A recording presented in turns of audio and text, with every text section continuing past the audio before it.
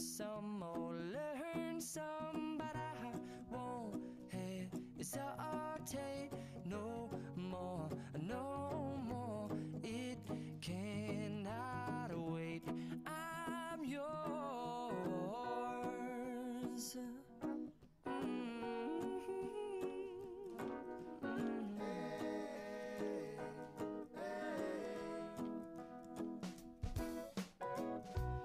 Open up your mind and see like me.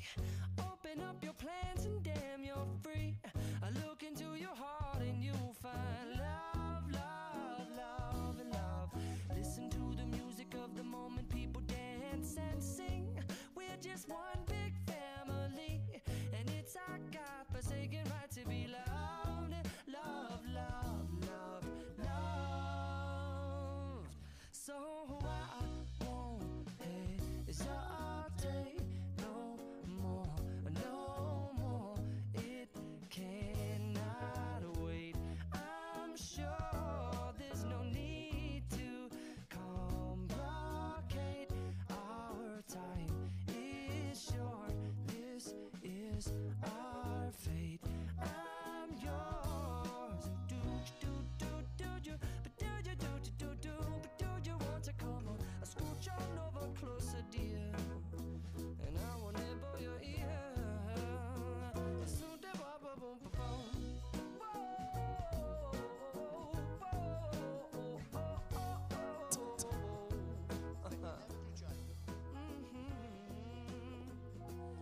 I've been spending way too long checking my tongue in the mirror and bending over backwards just to try to see it clearer, but my breath fogged up the glass, and so I drew a new face and I laughed. I guess what I'll be saying is there ain't no better reason to rid yourself of vanities and just go with the seasons. It's what we aim to do. Our name is our virtue, but I won't. Пані та панове, шановні гості, доброго ранку, вітаємо всіх вас. Ми за хвилину. Dear ladies and gentlemen, in just a minute we are going to start. Please, all those our esteemed guests who have registered already, please come closer to the stage in order for us, just to save your time, for you not to stand up, not to leave the room. We have to be really very organized, like is the way with the Ukrainians. In a minute we are going to start, dear friends. Thank you. So this is our fate. I'm yours.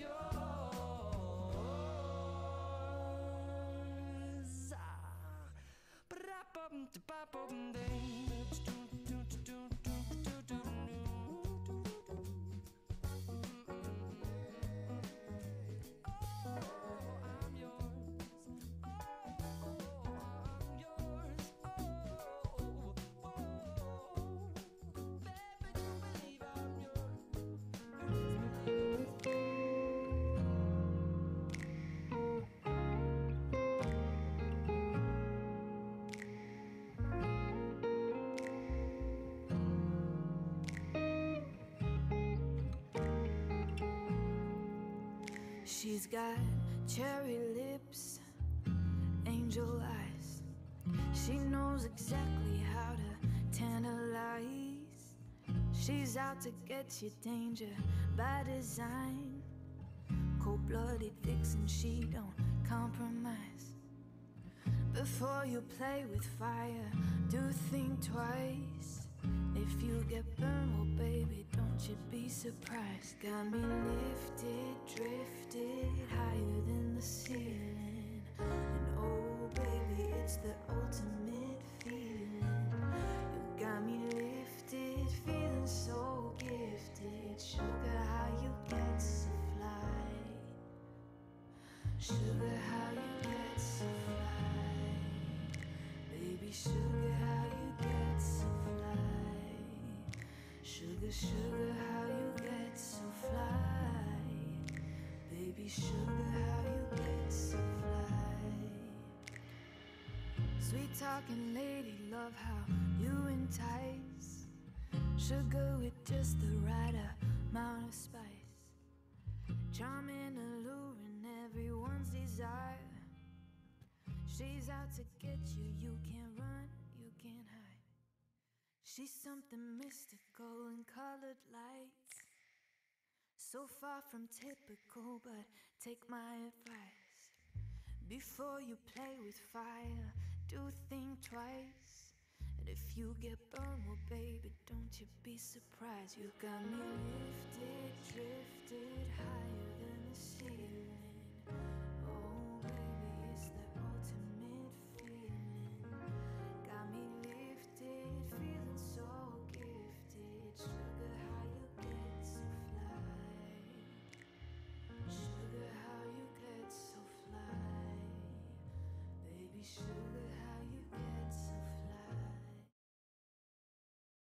Сьогодні ми часто говоримо про майбутню перемогу. Говоримо Today we are talking a lot and very often about the victory, but what will be next? What will be when we are going to pay this huge price with the lives of thousands of lives of Ukraine? We already have known such times and victories which actually were to defend our own state, but for some reason everything was different, the different way, other way around.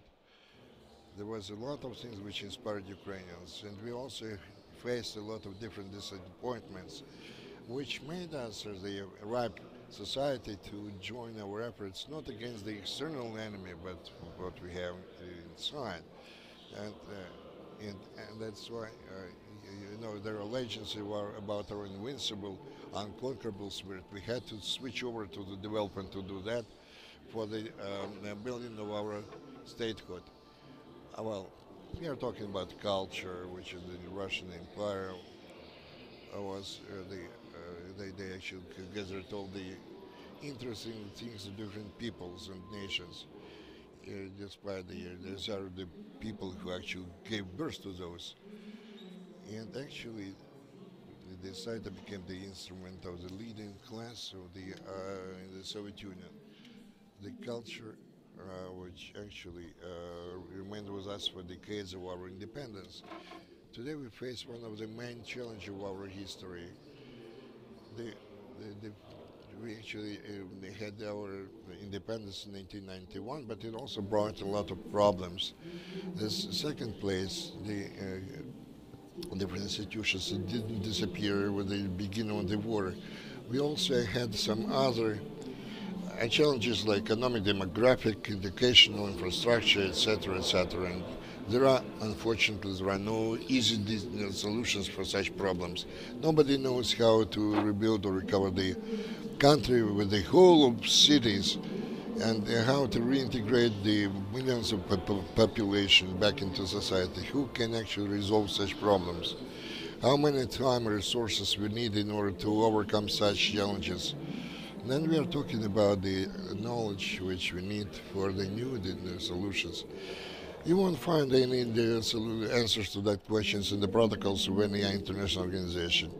Neither nor the resolutions of the government or the presidential decrees will answer those questions. At the same time, the rethinking of the role of culture becomes one of the most important of all the issues, because on this depends the existence of us as a political nation. The national identity, which was formed in the times of resistance and struggle through our spirit and dignity, has to be adopted, integrated during the times of recovery and development. And culture has to preserve this and make everything kind of the layer in the conscience of the new people. How can we remain united after our victory? What should we do in order to have the people targeted or people centrated approach? How we should not lose our real victory. And the most important issue: do we realize that there will be no other chance for us? This is the fight for our own country, which can become the last one for our nation. And if we do not exert a lot of efforts right away, if we do not approach our victory being ripe and mature, and if we do not take care of all the transformational processes after the victory, we are going to lose these most important wars. The warring culture is one of the most serious things that nobody can call it a different way. And we have to do. There are no ready answers to those questions, but we have this common a platform for the discussion of all those issues, and this will give the start to the shapes of the future, victory, recovery, and modernization of Ukraine.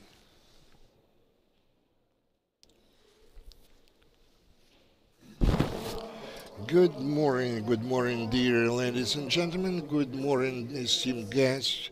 I would like to welcome all the Kyivites who, after a regular, let's say, troublesome night, have gathered here in the Mystetskyi Arsenal, in the artistic arsenal, to participate in this event. Let's give a round of applause to everyone. This is one of the cases when the guests of the city and Kyivites get together here. This is the forum civil society, the shapes of the future, victory, recovery, and modernization of Ukraine. And the video which we actually have seen actually spoke for itself. What challenges we face today, what we have to overcome in order to recover our country. And the major aim of our forum is to coordinate and concentrate our efforts of everybody, to coordinate the actions of the civil society, the state institutions, the local governance bodies, communities, and the people who are not indifferent to when we have to get the victory. And of course we suffer the losses, both at the front among our defenders and also among our civilian population, adult and teenagers, those who actually died or were killed for the independence of our country. Let's have a moment of silence in order to pay tribute to the memory of those who fell during this unjust war.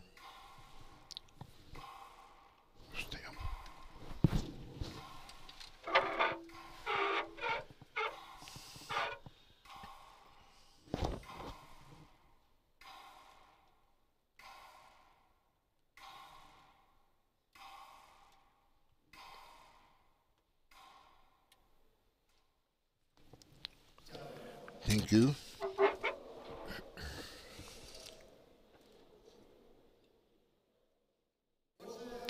So, the theme of the forum, shapes of the future, victory, recovery, and modernization of Ukraine, suggests itself that we have three vectors of development which we have to follow, and based on which we are going to build the future of our country. The first vector is all the activities that bring the victory closer, because without victory, all further steps lose their meaning. This includes support for the international coalition, advocacy for weapons and financial support, countering Russian hybrid aggression, international institutions and academia, support for the armed forces of Ukraine, fair trials, just trials of war criminals, punishment of the aggressor, and compensation for the victims. The first vector is very important. The second vector is the early restoration of those areas which need immediate support. We are talking about the assistance to IDPs, humanitarian aid, social cohesion, rebuilding of infrastructure, and civil society's control over all those things. Rehabilitation and emergency psychological assistance to the population, including veterans. And the third vector is modernization. These are let's say we are talking about the changes and reforms. We would like to have some miracle, the rapid development, but definitely behind all this we have the reforms which we have to translate into life, and this is really very important thing. A few words about the prehistory of our forum, because forum has already 12-year history, and I believe that the regular attendees actually know that. In the end of each year, we had the Civil Society Forum, which summed up the year elapsed and actually outlined the trends for the development of the civil society for the next year. The co-fathers of the forum and the civil organization, international donors, coordinator of the forum is Ukrainian NGO isar.ednannia unity. This forum is a different history. We are going to talk about the challenges of our time. We are going to talk first of all about history, then about recovery and modernization of our country. In any case, we concentrate our efforts on the role or focus on the role of the civil society, which is the driver of all the process in this country. And the experience shows that it's a reliable partner of the state, which actually is very important in the critical situations, for example, the one which we are living through now. Well, actually, today in the offline we have registered 3,000 guests. I believe we have to underscore that 3,000 people in online. This is no wonder because the forum, this is the place for the meeting of everybody with everyone else, who are the participants, Ukrainian, let's say, beneficiaries, the business companies, media and donor organizations. Definitely, this is going to further strengthen the civil society sector and will concentrate all our efforts for our victory. But this is a very good chance to meet each other, to get acquainted with each other, to shake hands and find the close-minders, or let's say like-minders. We have the very important guests today. It's my pleasure to introduce them, and I'm going to give them a few minutes for the welcoming speech. Let's give the applause to them. The James Hope, USAID, Ukraine. Mr. James, you have the floor.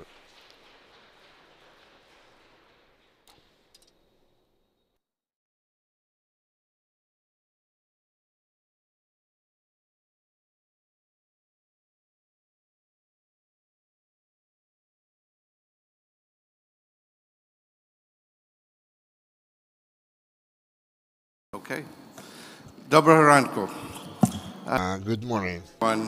What an amazing and inspirational sight to see this long hallway filled with hundreds, if not more, of Ukraine's representatives from civil society, from government, from the international community, from the business community, all coming together for this incredibly important event. I'm honored to join, honored to be with you, and to help kick off what is become a very important and traditional event here in Ukraine to recognize the important role of civil society. So the Civil Society Forum is truly one of the most important events of the year for civil society, but not just for civil society, for all of us. And I would like to give a special thank you to the Ednannia team and their partners and their colleagues for organizing this event in what we can all admit are some very challenging times. The forum is an important and critical opportunity to come together to outline a path forward for Ukraine's successful recovery and continued development. Ukrainian civil society has led the way on this, led discussions on recovery and reconstruction since the beginning of Russia's brutal and full-scale war against Ukraine. Discussions started right away in April 2022 in Warsaw at the Ukraine Recovery Conference in Lugano and Ednannia's Civil Society Development Forum last December. It's important that civil society continue this participation, continue this proactive advocacy, and to participate in next month's Ukraine Recovery Conference in London as well. So I would really like to commend everyone in this room and everyone online from civil society for your bravery, for your dedication, for your relentless passion in helping Ukrainian society stand strong over the past 15 months. You provide a strong backbone, the pillar, the foundation, underpinning Ukraine's government, military, and civilian population.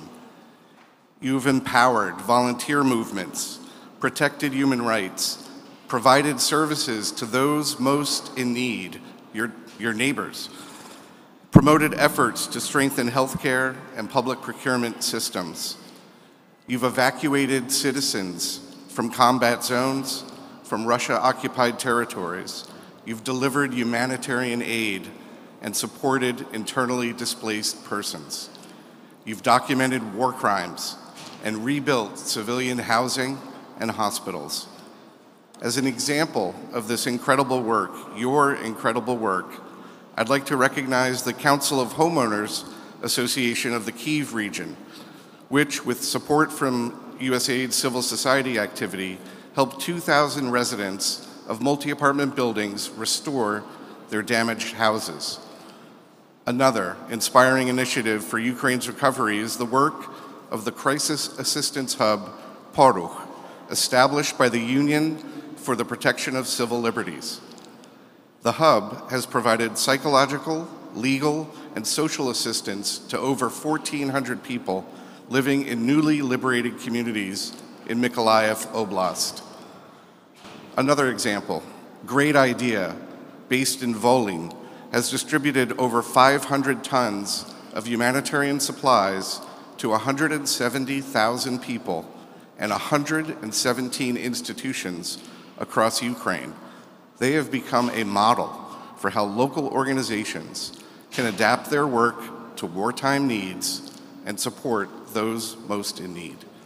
These are just a few examples, 3 of hundreds of thousands of your work, of your strength, of your impact. So together, Ukrainian civil society has truly defended the country's sovereignty and independence. And now, that role, that energy, that passion is critical as we look forward in time. Ukrainian civil society will continue to serve as a driver for Ukraine's recovery and sustained development as a democratic and prosperous society integrated into its Euro-Atlantic institutions, promoting national and local democratic reforms, advocating for Ukraine's needs in the international arena, developing recovery plans that reflect the needs of the citizens as well as the state. This is a big challenge. This is an unprecedented opportunity for civil society to significantly expand its contribution to the nation's strength and resistance. You can do it. Ukraine has become a model for the world. I see that every time I go home. In my hometown in Texas, there are Ukrainian flags everywhere, in front of people's homes, on doors, on their cars, everywhere. Flags, awareness of the sacrifice that Ukraine is making, and it is inspiring for all of us, for here, as well as all of us and our friends and family and colleagues at home. We are very enthusiastic about civil society. We hope to see them in London at the Ukraine Recovery Conference in just a few weeks, because a civil society united with the public and private sectors can make the recovery process faster, stronger, and more sustainable. The United States is proud to empower and support Ukrainian civil society partners as you assist your fellow citizens and help the country stand strong and resilient. We will continue that support as we stand with you and stand with Ukraine. I wish you all the best in this important event today. Thank you for the opportunity. Дуже дякую, and slava Ukraini. Героям слава! Thank you very much. Glory to Ukraine, glory to the heroes. James Hall. Thank you, James. We'd like to outline that USAID does a lot for the development of our country. For 12 years, they have been supporting this forum. They also, in addition to that, they invest a lot of money into medicine, in culture, development of the free and independent mass media. Thank you for your work. Thank you for your Ukrainian patriotism. We are going to continue. May I welcome on this stage the chargé d'affaires in Ukraine, Nicolas Sibona.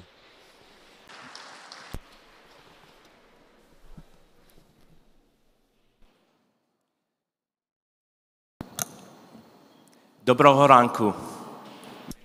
Good morning. I'm very happy to be here. For me to represent the European Union at the opening of this important and timely event. I want to thank Ednannia and its partners and staff for bringing us here today. You have put together a truly impressive agenda of key issues on Ukraine's future. For the European Union, cooperation with civil society is a key priority. We firmly believe that civil society has an important role in shaping the future of Ukraine. Ukraine is now in a situation that is as challenging as it can get, and we cannot forget the dire situation in many parts of the country. Fighting is still ongoing, caused by the unprovoked, full-scale war that Russia has launched against this country. Innocent people are losing their lives, their livelihood, their homes, their loved ones. Despite these challenges, Ukrainian civil society has proven itself once again, all throughout the full-scale war of aggression. You have shown force, commitment, and resilience while facing an unprecedented challenge. It is remarkable that none of the EU-funded projects implemented by civil society organizations in Ukraine had to be suspended.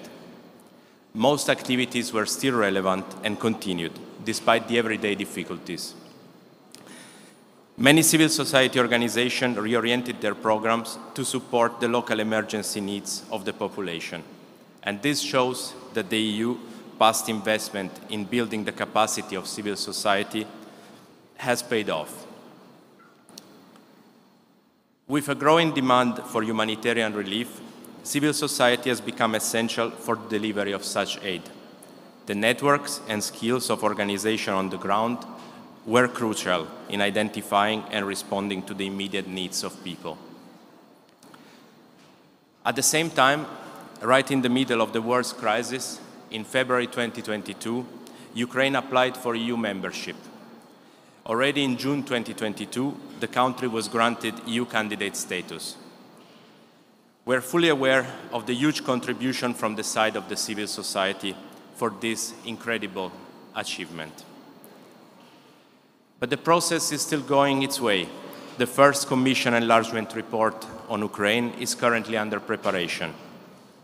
And I want already to thank all the organizations that have contributed with their submissions to this report.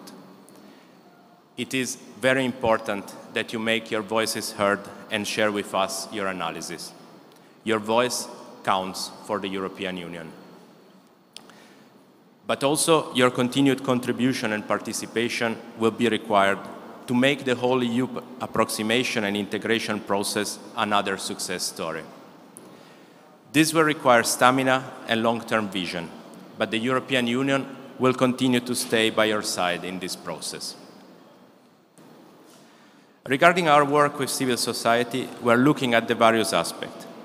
A good environment for civil society to carry out its activities is a fundamental precondition for democracy. But also a strong cooperation between civil society organizations and public institutions will be key for the EU integration process. We are aware that the continued crisis has left its mark also on the civil society organizations, but we will continue to build capacity and resilience and empower civil society actors to continue to be credible and productive partners in the development of Ukraine. With this in mind, and while we continue to support Ukraine to win this war and provide humanitarian support to the population, we look forward to further Ukraine integration and help manage the recovery of the country. The London conference is around the corner, and the meeting today is providing an excellent space for civil society to prepare for this big event. Ukraine's civil society is vibrant and playing an active role in the promotion and oversight of reforms. Your expertise on key sector reforms make you a valuable partner for the government and an important actor for local service provision. With this, you are also a key partner for the European Union in our work of support to Ukraine. You can see the value that we attribute to the civil society also in the scope of our financial involvement. In 2022, we had more than 50 grant projects ongoing, mostly implemented by civil society organizations in Ukraine. Our financial input amounted to 60 million euros, and we are planning to maintain our substantial support to civil society also in the future. Events like today provide an excellent opportunity to exchange and for Ukraine's continued path of European integration and for a future of liberty and prosperity. Для Європи та для України. Дякую. Thank you. Nicola Cibona, Charge Affairs, EU delegation in Ukraine. Thank you very much, Nicola. And thank you, EU delegation and EU in general. It's hard to overestimate the role of EU and the impact of EU, because we believe pretty much that pretty soon we'll become full-fledged member of the EU, and the role of EU is very much important in this development. We continue on, and the round of applause for Anka Feithhusen, Her Excellency, Ambassador of Germany in Ukraine. The floor is yours. Good morning. I am very much impressed that I can see you here offline after this uneasy night. And I just wanted to say, as many diplomatic missions and German embassy, we are with you, and we are going to stay with you. Good morning.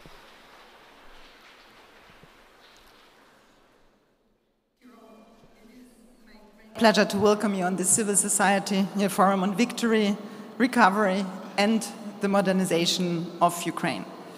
I'm sure that all of us here have at least one thing in common, and that is the fact that we care about Ukraine's future. It is great to see that so many of you have come together in presence and online to discuss how civil society can help to shape the future and how to modernize this country.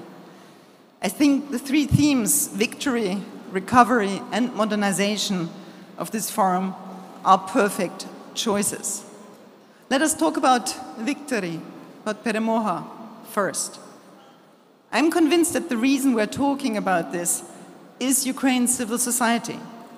When Russia attacked Ukraine, their assumption seems to have been that Ukrainians would just stand by and passively accept occupation. That was a big mistake. All of Ukraine, not just the army, all of you rose to the challenge to defend your country and support each other. Civil society played a key role in coping with and repelling the enemy's attacks. You made sure Ukrainian society remains resilient when Russia tried and tries to terrorize civilians into submission. That effort has put us into a position where we can and do think about victory. Civil society is the backbone that makes Ukraine's victory possible. You have come up with extremely innovative ways to help your country's defense, and I'm sure you can come up with more during discussions today. In this war, which has dominated all of our lives for over a year now, victory sometimes seems so near and yet so far. And it continues, sometimes it seems very far, like this morning after all these sleepless nights in May, because the everyday struggle, sometimes just to stay awake, takes up all our energy. However, many of you are already engaged in the recovery of Ukraine. Thinking and engaging in recovery efforts is a great sign that you believe in the future of your country. It is a vital stepping stone towards a better European post-war future. However, you need to take these steps together and in the right direction. It is important that local initiatives and local government make sure they are heard when it comes to recovery and rebuilding. Ukraine needs to be rebuilt with and by its civil society, not for it, or even worse, without it. So let's come to my last point and the most important reason why I'm so glad to see you holding this forum today. It will give you the precious time and space to look up from the immediate and medium-term future and to think big, to think much further ahead than we often do. Today is about the country you want Ukraine to be. As much as this war is the most awful, undeserved thing that could happen to Ukraine, I would like to see you turn it into an opportunity to rebuild an even better, more modern European Ukraine where all Ukrainians can prosper. Now is the time to think about that future, to plan and to take the right decisions. Ukrainians and Ukrainian civil society have shown what you're capable of. However, a modernized country will not just happen automatically. There are distinct challenges that you need to overcome on that path. Some of them predate the war, building public and private institutions free of corruption so that people will have trust in them, empowering local communities through decentralization, for example. Others will be new: how to integrate at least 1 million veterans, how to reintegrate compatriots that have suffered from Russian occupation. And then there are those challenges we all share globally: how to deal with and prevent climate change, how to live more sustainably, and how to create a society free of discrimination with opportunities for all. It is clear there will be a lot to talk about today. This is why I do not want to take up more of your time. I wish you fruitful discussions. I hope they will be the starting point for concrete actions in the coming months and years. Be brave and dare to plan for a better future, even if it means questioning things the way they are now. I'm certain you will succeed. Thank you very much. Дуже дякую. Слава Україні. Glory to Ukraine. Thank you very much. Glory to heroes. And Anke and Hosen, Your Excellency, Ambassador of Germany. Thank you, Germany, for all your support. And you know the impact of Germany, and Germany is very influential in European Union. And thank you for all the help from Germany, and including that we are going to win pretty soon. Christoforos Politis, Deputy Head, UNDP office in Ukraine.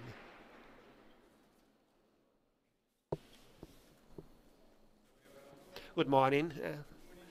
And it's truly a pleasure for UNDP to be once again supporting such an important event. And while I do not want to reiterate or echo many of the ideas and statements that were presented by my colleagues, I want to root our positioning, but also our support, in 3 key principles.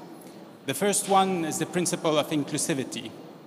And it is important as we move towards London, towards the new iteration of the Ukraine Recovery Conference, to have a fully inclusive approach to recovery and to have a fully thought through and strong role for the civil society and all actors. It has to be a multi-stakeholder approach where civil society, the communities themselves, and we have heard the ambassador earlier stress and focus on decentralization, and I would like to echo the importance of decentralization, an inclusive, decentralized participatory model.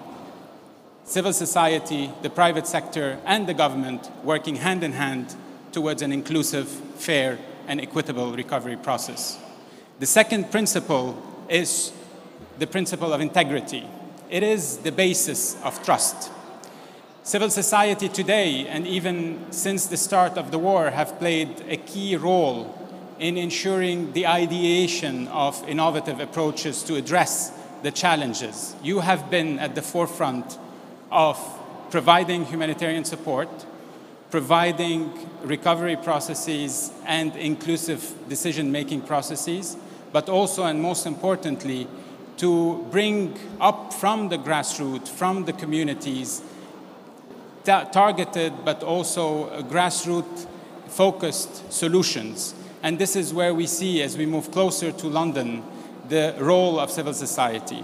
And the third one is really looking at your role as a watchdog, as your role in the ideation process, in the design process of the various solutions, in the implementation and co-implementation at all levels of governance, be it at central and local level, but also your role as a watchdog, your role as working on the equilibrium of a democratic process that Ukraine is so much rooted in. And this is where we believe civil society, similarly to many actors in the public sphere and also the private sphere when we talk about private sector investment and private sector engagement, is a key balancing element when it comes to an inclusive recovery process. We at UNDP have been very proud, and the UN system, to be very much closely coordinating and cooperating with all of you, with many of you. And I was myself very pleased to see many familiar faces and partners here present. We see civil society as a central actor in the recovery process, and we want to continue supporting each and every NGO, CBO, CSO in this regard, in advocating for the needs and rights of vulnerable groups, in promoting participation and inclusive governance practices and processes, and in ensuring this watchdog function, as I was referring to earlier. We are very proud to be supporting homegrown initiatives, and I want to refer, similarly to my colleagues earlier, to an initiative that has been supported by UNDP, Vidnova, if some of you have heard about it, which is an initiative very close to our heart because it came from the youth themselves. It is an underpinning element of volunteerism, of youth engagement, where the youth are coming into the recovery space and the reconstruction space, and you will see some of them with their helmets, constructing closely and jointly with the local communities, with those affected, the new Ukraine. But it is an initiative that underpins a very important element as well, which is strengthening the social fabric, bringing closer and together all parts of the communities, all parts of Ukraine. And this is where UNDP and the UN system, and I believe I would even expand to the international community, we all stand together with Ukraine and Ukrainians as we cement even further the national structures and the social fabric. And this is one of the initiatives that comes and stems from you. And I want to thank the Ministry of Youth and Sports in this regard for the partnership. On this point, I want to wish all of you a very solid discussions, but also innovative ideation as you move closer to Ukraine and as you strengthen further your role as an advocator and an advocacy strong element of the whole recovery process and reconstruction of Ukraine. Дуже дякую. Thank you very much, Christoforos Politis, and thank you very much for supporting our youth, especially in this full-fledged invasion period. Thank you very much for your support, and let's continue on.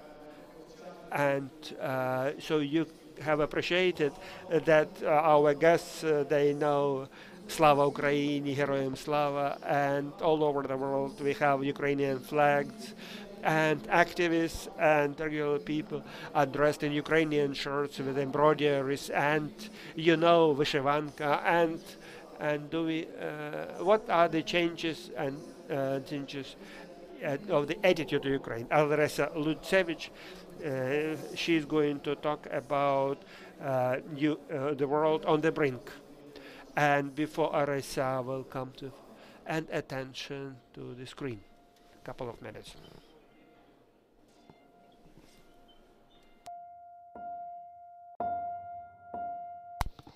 What we are prepared for, what we are being prepared for.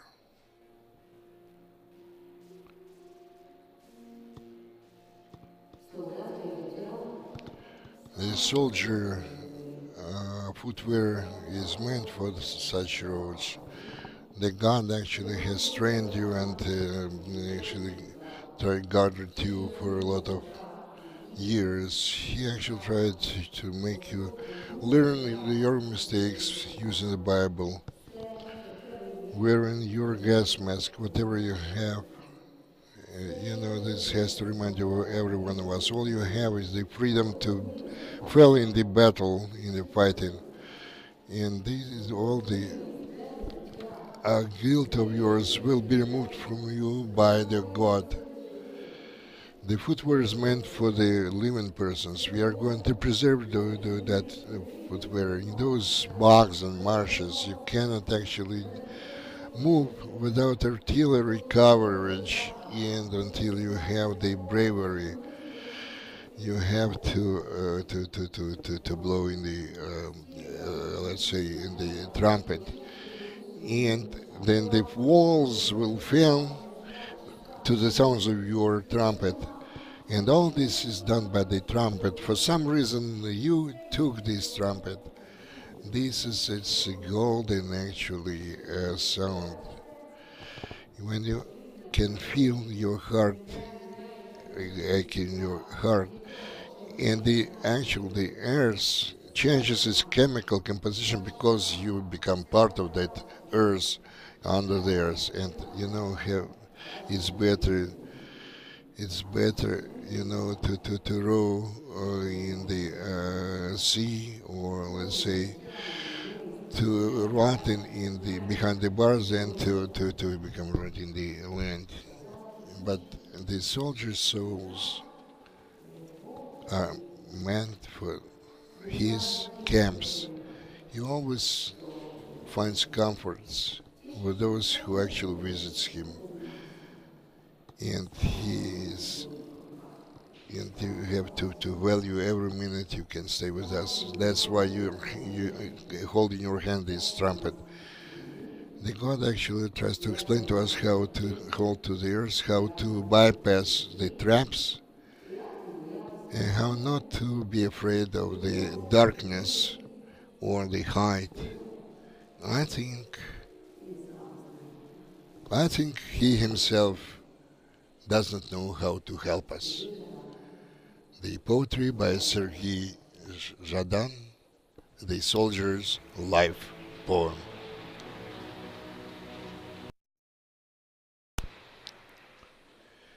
The world on the brink, the significance of Ukrainian victory.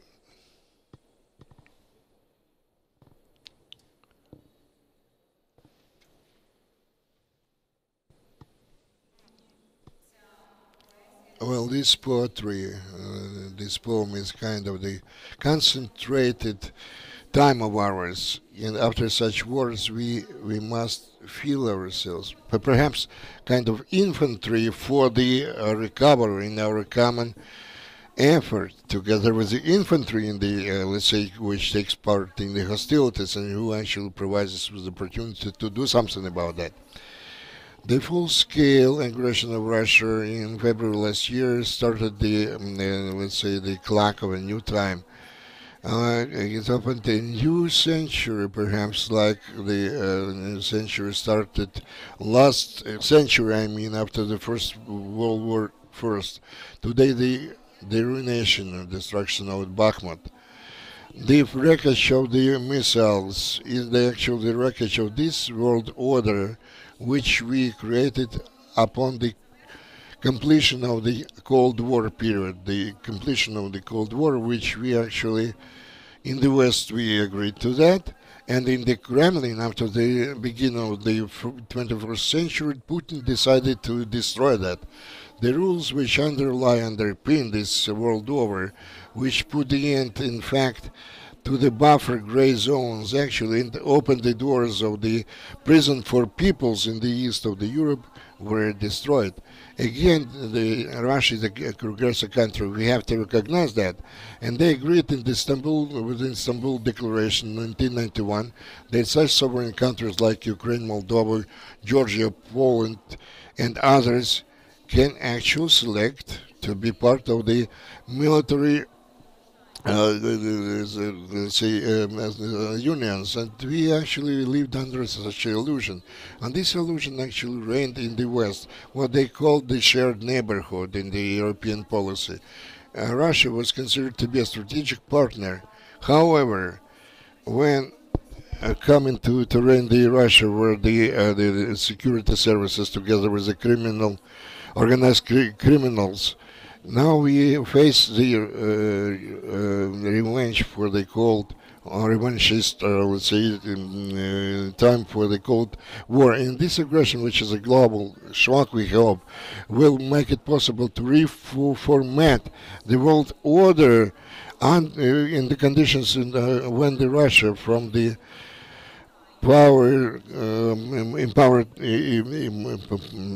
poverty-stricken country, they would like to find their place under the sun.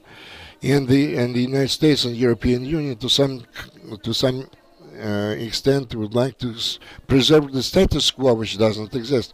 We live under very difficult conditions. We do not know whether we can find any solution to those challenges. And those challenges actually embrace all our spheres of life. We are talking about the security challenge. And for example, when the confidence or the trust in the future is diluted, we are talking about the time when the technologies, the artificial intellect, AI, are going to destroy the workstations or jobs. The climatic challenge, when the climatic changes will make the force thousands upon thousands of people to resettle. We are talking about the time of reorientation of the world market from the fossil sources to new technologies. This is economic also challenge, because what we've built until today was based on the rule of law, and the price for that will be very high, because Russia actually violated over 400 international treaties and agreements when they attacked Ukraine. And this aggression of Russia against Ukraine, we haven't had in this world such kind of a war, when the nuclear country, nuclear nation, wages war against another country which actually rejected or gave away its own nuclear weapons. We are talking about technological war of UAVs, of drones, which we have to try to save our lives in different shelters. And the philosophers say that we have to live our lives looking ahead of us in the future, but we can understand that only when we can cast our glance backward. And sometimes we do not have enough time for reflection, for you, for the donors, for Ukrainian government. I'm talking about all of you. We have to understand that Ukraine is a frontier where we can find a new world balance, where we can have common responses and common approaches. But this can become possible, I believe, only under one condition: when the world recognizes that this is not only the challenge for Ukraine, this is not just a regional conflict, this is the challenge to the whole world. We have a chance to reformat and prepare all of us for a new century. But I believe, we have not reached yet the turning point. How we cope with this task when I actually communicate with the Western partners, those who form the policy regarding Ukraine. I believe that we are doing something a very mediocre way. For the first time, I believe we as Ukraine, as a state, we are not alone. We have partners who stand shoulder to shoulder with us and who are ready together with us to defend Ukrainian independence. But what happens today is not enough. In fact, we actually destroyed the plan of Putin. I believe he was talking truth when he said the special military operation, but then he switched to the plan of war and mobilizing the whole society for this war. That's why it's definitely the European Union allocated through the European Instrument of Peace $2.5 billion for defense of Ukraine. This is unprecedented case. But if you're talking about the challenges we face, our country faces and Europe faces, they're not enough. What they're doing are very important, but it's not enough. We still lack the mechanisms which can be used by us today. We still use what we had in the last century in peaceful times in order to try to win a victory during the war. Ukraine shocked the world, and the world helps us only because we ourselves help ourselves. And when there were first blasts, bombs or missiles in Kyiv, a BBC journalist called me, and he said, "This is the end of Ukraine." I told him, "This is the beginning of the end of Putin." He thought that we do not have the common language of that person because he didn't understand what I was talking about. But this is a fundamental frame which still forms the difficulty. I'm talking about the difficulty to find a common language with our Western partners. There is some progress. They believe more and more that we can become victorious. But do they believe that we can put an end to the imperial and revanchist regime of Putin? I think not completely. Definitely what we managed to achieve, we started to open those mental horizons of the West, because on the one hand, owing to the leadership of the President Zelensky, who managed to concentrate the direct attention to Ukraine, and who not only the politicians but only let's say the people from the street in United Kingdom, in France, believe they are amazed at the men and the courage and bravery of our president. Here we can compare that with kind of the let's say a dwarf, let's say fighting the giant. But we actually are the force of the country which started to be to have an adult approach to what has to be done. We have to thank each other out loud for the fact that we actually we managed to overcome the difficulties and withstand those first difficult period of war. I'm often asked in the West what would be the end of that. I cannot find a clear answer to what would be the end of all this. But Václav Havel's words helped me in that. He said that there is a big difference between optimism and hope.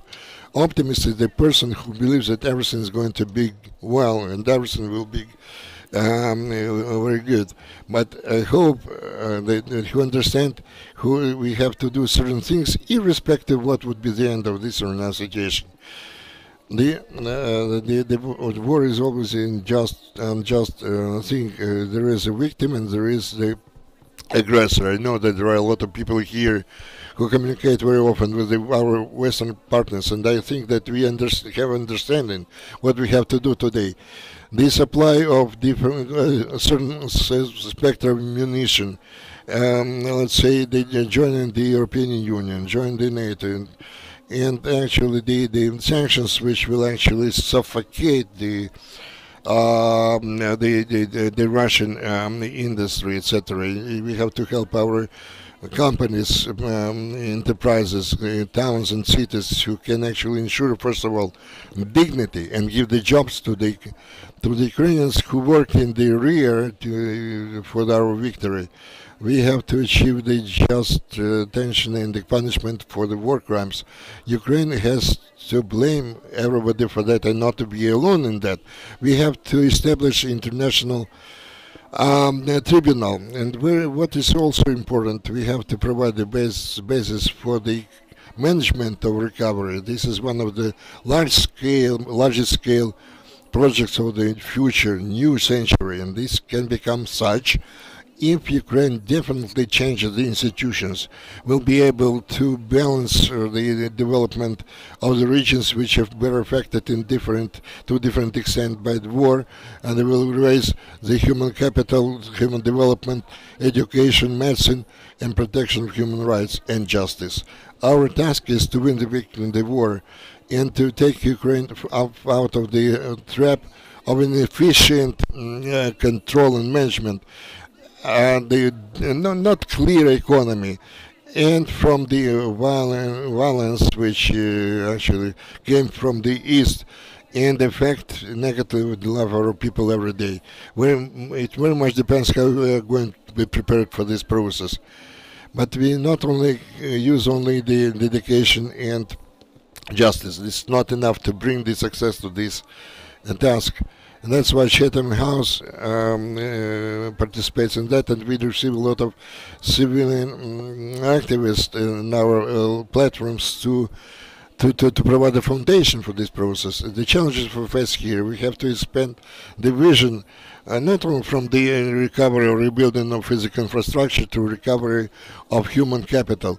Understanding, generally speaking, the impact of this war on the society, because we still lack information of the data. We cannot clearly understand Well, irrespective of all the calculations and the estimation of the damage done, we have to analyze the needs for this recovery and reconstruction. Number three, the vision of the internal planning. And I believe this is one of the most difficult tasks, how to actually to join this bottom-up with the central planning of implementation and selection of recovery projects. There is a state strategy of regional development, which are going to bring back to life, and this is actually a very important document which become the foundation for all of that. And then integration into EU, which has the European cohesion policy, which is the key investment policy which can, let's put it this way, be used by Ukraine for its recovery. We have the six-step foundation for recovery, recovery foundation, etc., etc. We still lack the clear understanding how we are going to realize the financial investment through those foundations. This is a big question, and here you have to have the initiative, and your voice have to be heard much louder. I mean, we already mentioned the involvement in the localities. I don't want to abuse your time talking about that. I just want to say that we pay a big price, to preserve this nation as a flourishing nation in the European continent. There is a kind of saying that Ukraine never misses a chance to miss a chance. I would like this saying to belong to the past forever, and we can take this chance and use this chance for the future by 100%. This is not the sum of what has been in the past. It's something which we would like to become. Ukraine knows what it is going to become: free, modern, strong, and contemporary nation. But we wish very much that not the Russian aggression be the determinant in a new century, but Ukrainian victory, the common victory with the democratic world. We now live through this time in different way. 2 minutes which take you to reach the shelter, or several hours you have to wait in the operation, let's say, a room waiting for the end of the surgical operation. Of course, this kind of different perception of the time in the shelters, in the trenches, for the wounded or for the IDPs, those who live today in Paris or in Tokyo. There was not the barrier on our way to synchronize our watches, our clocks, and move ahead in the same direction with the same speed. Because so far we have not really synchronized 100% our time with our potential partners. With your stamina, with your creativity, your courage, you create and give us the chance to have the common time. And actually you provide the answer, what is Ukrainian victory? To me personally, to many of those who I know, brings additional, let's say, inspiration. So I really wish you to keep up with that level of energy, and may I wish you the success in your endeavors, and glory to Ukraine, glory to the heroes. Thank you, Race, and we believe that your speech in London in June this year will contain the information which you can draw from this forum, from its result. Dear ladies and gentlemen, we also are going to have some different activities during our forum. Please pay attention to this schematic localities, and please do not forget to register if you have not done that yet.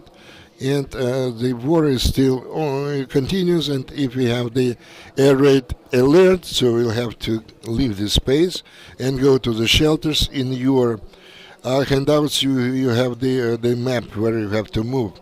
For those who are watching it online, so we have discussions in 4 different halls. So we are going to have a live broadcasting. It's Forum Ednannia UA, and discussion space 1 and space 2.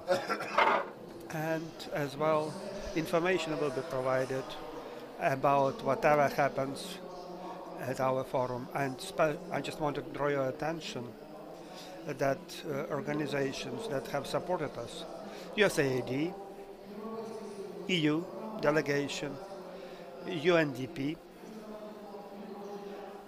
Renaissance Foundation, Partnership for Strong Ukraine, UK, Canada, US, Finland, Switzerland, Sweden funded, NDI, European Endowment for Democracy, Doluchai's NGO, Stuart Mott Foundation, US Embassy in Ukraine, a Marshall Fund from Germany, and media support from Hromadske Television and Foundation Social Innovations that have developed these video clips to make sure this forum is will be well remembered.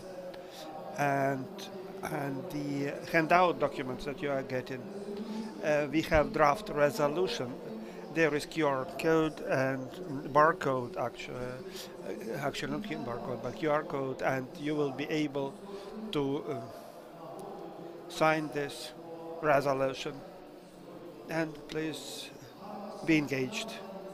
And so discussions are starting in accordance with the schedule, and everything will start on time. I wish you a fruitful day. Thank you.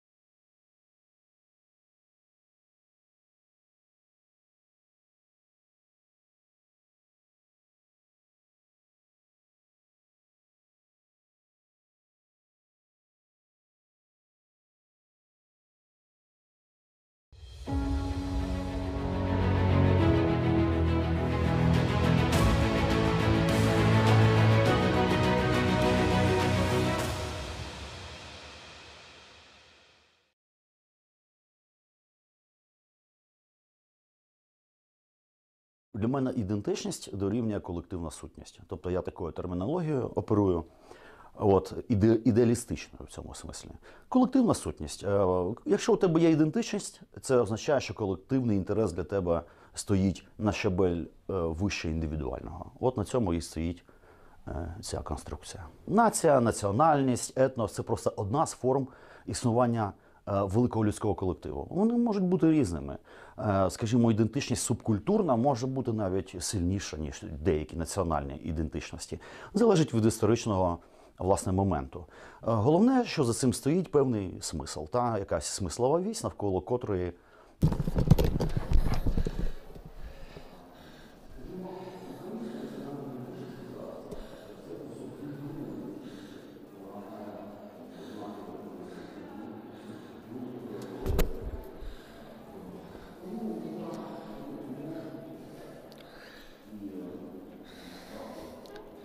In reality, Ukrainian identity,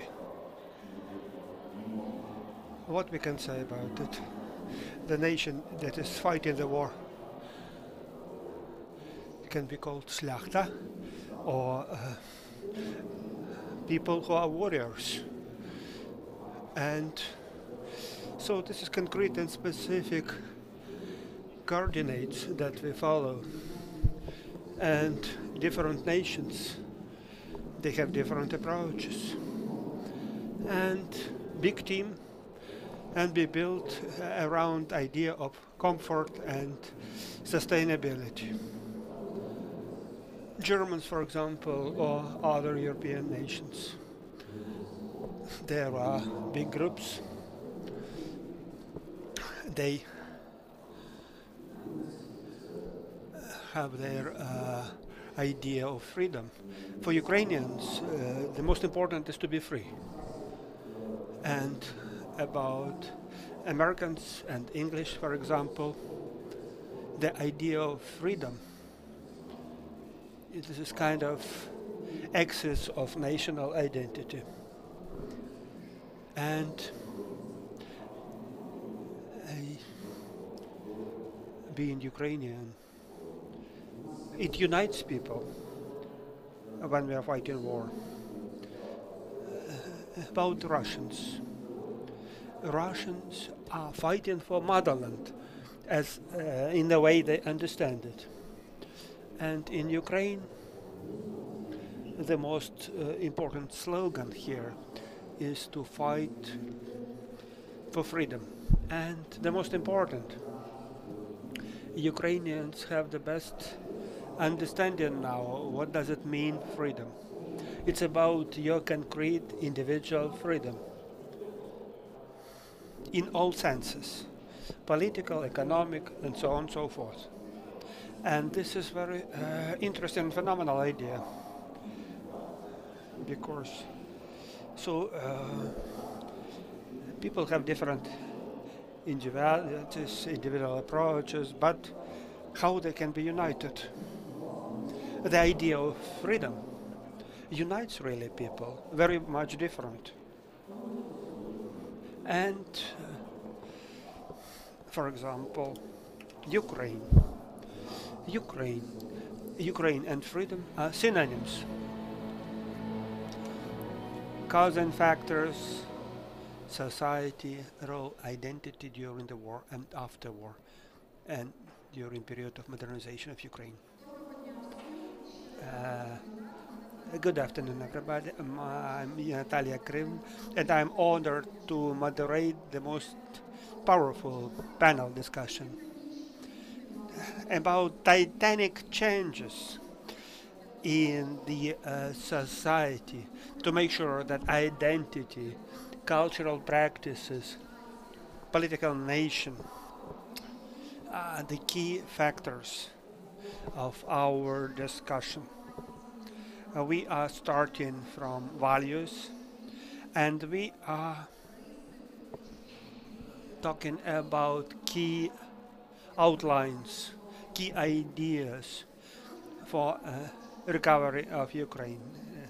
I would like to introduce the speakers, and I'm honored to know these people and esteemed participants in our panel discussion. And this panel discussion have been organized with the facilitation of Partnership for Strong Ukraine.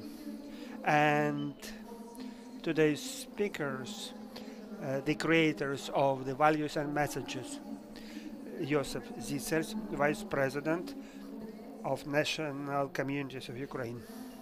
Dissident, smart person, proved that it's worth fighting for values. Alevtina Kakidze, Ukrainian artist and Ukrainian UN ambassador on tolerance in Ukraine. Alim Aliyev, Deputy CEO, Ukrainian Institute, Ukrainian PEN, and founder of the literature project Krymsky Injir, and Anna Pogrebna, Deputy Director of these premises, and Denis Blashinsky, co-founder of Social Foundation, founder from country to Ukraine. Everything starts from values, because as Yaroslav Ritsak says that you can add values as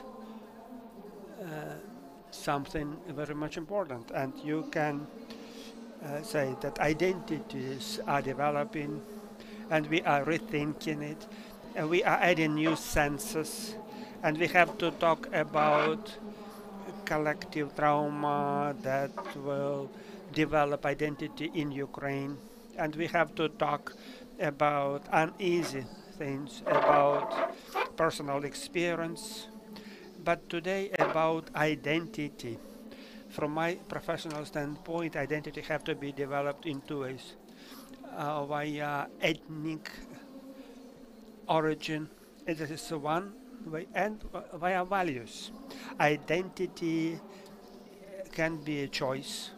You want to become some part of certain community, and you have to rethink about your past, about the present, and developing into the future, sharing the values and visions of the future, about the visions of the future and the importance of it. And the first question to all the panel members: what does it mean, identity, from your standpoint, and why identity is so important, and why more attention to identity, focusing attention on this will create hope for quality development in the future, for the recovery and rehabilitation in the future. And Joseph, if you can, dear colleagues, please, timing is important. 3-4 minutes, max 5. Good afternoon, all the participants. I am interested in, I started being interested in identity. It started more than 20 years ago.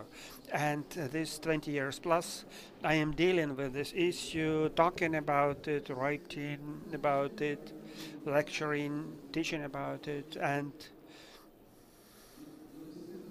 so it's, I can share it with you within a short period of time. The definition of identity, really, those who are dealing with this issue, they have their own definition. There is some understanding, common understanding. What is my understanding of identity? Identity, these are features, certain features that individual or group of individuals are considering themselves or relating themselves to a certain group or community. That's the basic definition for me, and it helps me to understand a lot when we are talking about our life. I am not imposing my vision, but I would like to offer you to look from distant point. What else? How important is this issue? Last 30 years, probably 30 years and even more, identity becomes very important subject matter for historians, social psychologists, anthropologists, and so on and so forth. Gradually, it becomes one of the most important issues in today's world. At different forums and conferences and workshops, identity is part of the name of the forum, of the slogan of the forum. When we are thinking about identity, we understand in case there are different features and different qualities, and we have different qualities in different dimensions. We are living in the forest of identities. What kind of identities? We can name some identities, and you can continue on. We have gender identity. A man, a male or female, and that's identity that exists. Nobody doubts about it. Half man, half male, half female in the mankind, among humans. And this is certain identity already. And we have other identities that are closer to us, religious, for example.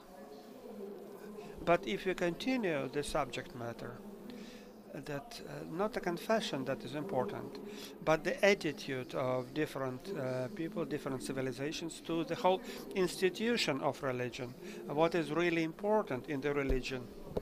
Those who live in Europe, for example, or living in Africa and Asia, in Americas, the level of identity that not everybody is using, for example, ethnic identity. There is civil identity.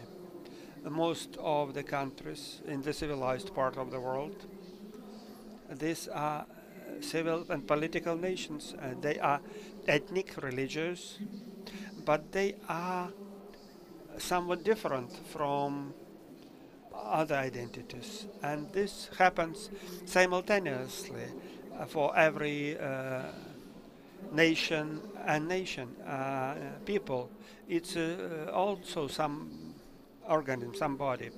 It's a living body, a living organism.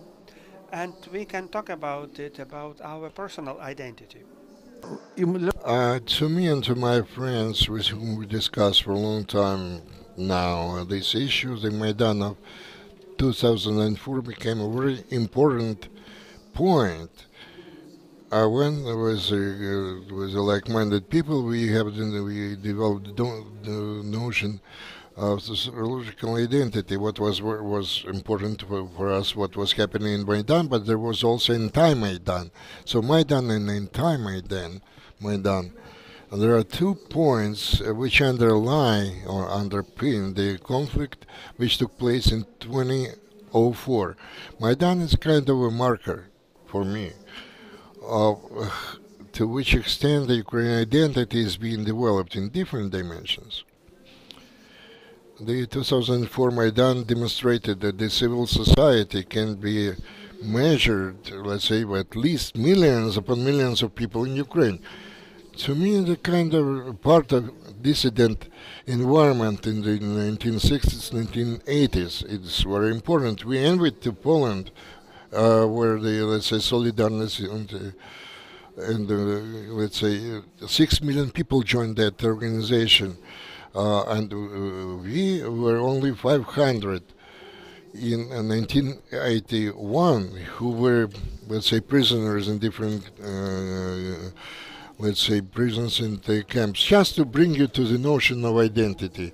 This is a kind of presumption on my part. This is kind of model. Any model is kind of conventional, conditional, because not all the people in the same civilization have the same identity. We're talking about the dominant. And then we can say that Ukraine, in today's dimension, because it hasn't been a state for hundreds of years, Ukraine for at least 400 years found itself between two powerful centers of identity, conditional speaking, European one and Asian one. And those two centers impacted Ukraine in such a way for 400 years that we can definitely say that Ukrainians do not have one and the same European identity. It's kind of broken, but broken in an improper way. You know, you have to have some, let's say, singularity, I would say the unity to break it. But the same happened in Maidan of 2004. That was a kind of collision of two different identities, and this is illustrated by Maidans in 2004 and 2014. Well, I understand that I already exhausted my time, but I just tried to explain my vision of the consequences of this social identity, the war which have been living through for the 10th year, especially for the last year.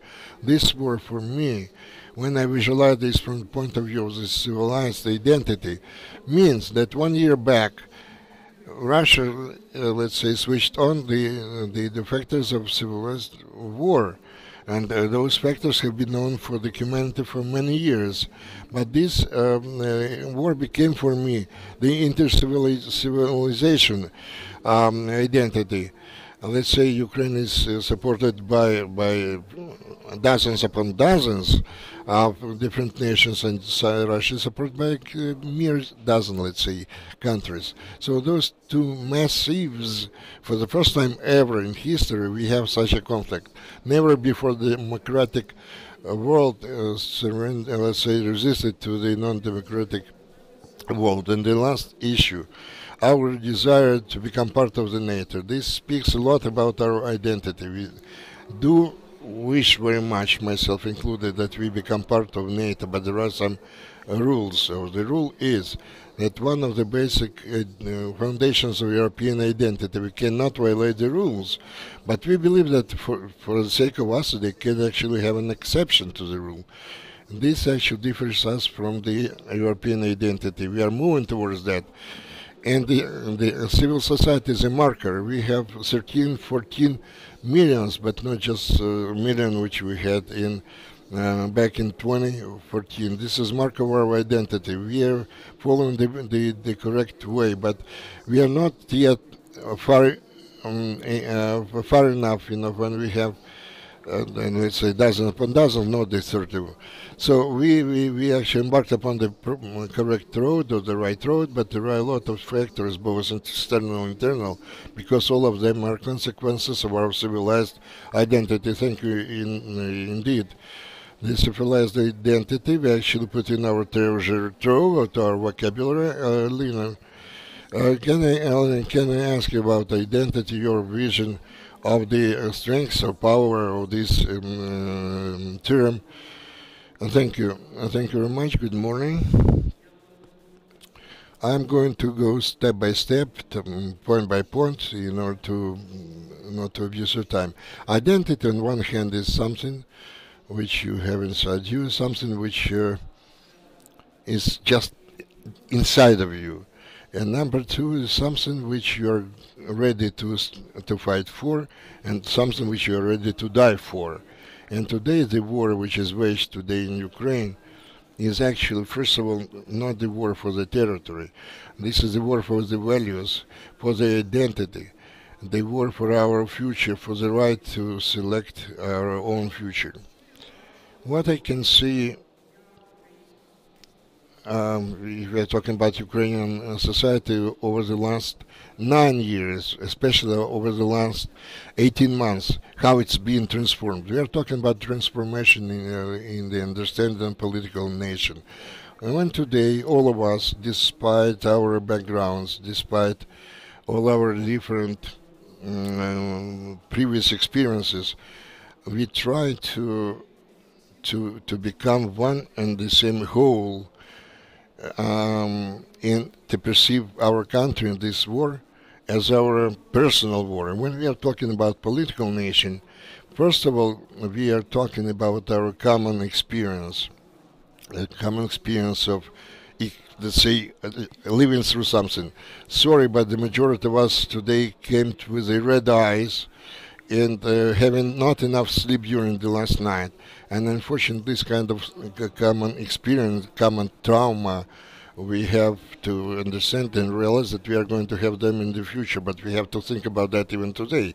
Number two, when we are talking about political nation, we are talking about actually responsibility for the society, for the environment, for the territory, and the understanding of the rules.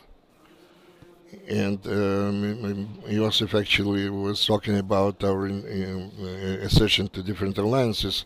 This is the system of the values and the rules and regulations which are prepared to adopt to be part of that. And the rules which are generated by the Ukrainian society are accepted by the people of different backgrounds. Number three, when we are talking about political identity, we are talking about our belonging to the, let's say, to the community, in the understanding that today, well, irrespective whether you're a Muslim or a Judaic person or a Greek or a gay or vegetarian, I'm struggling for something of my own, for my own land.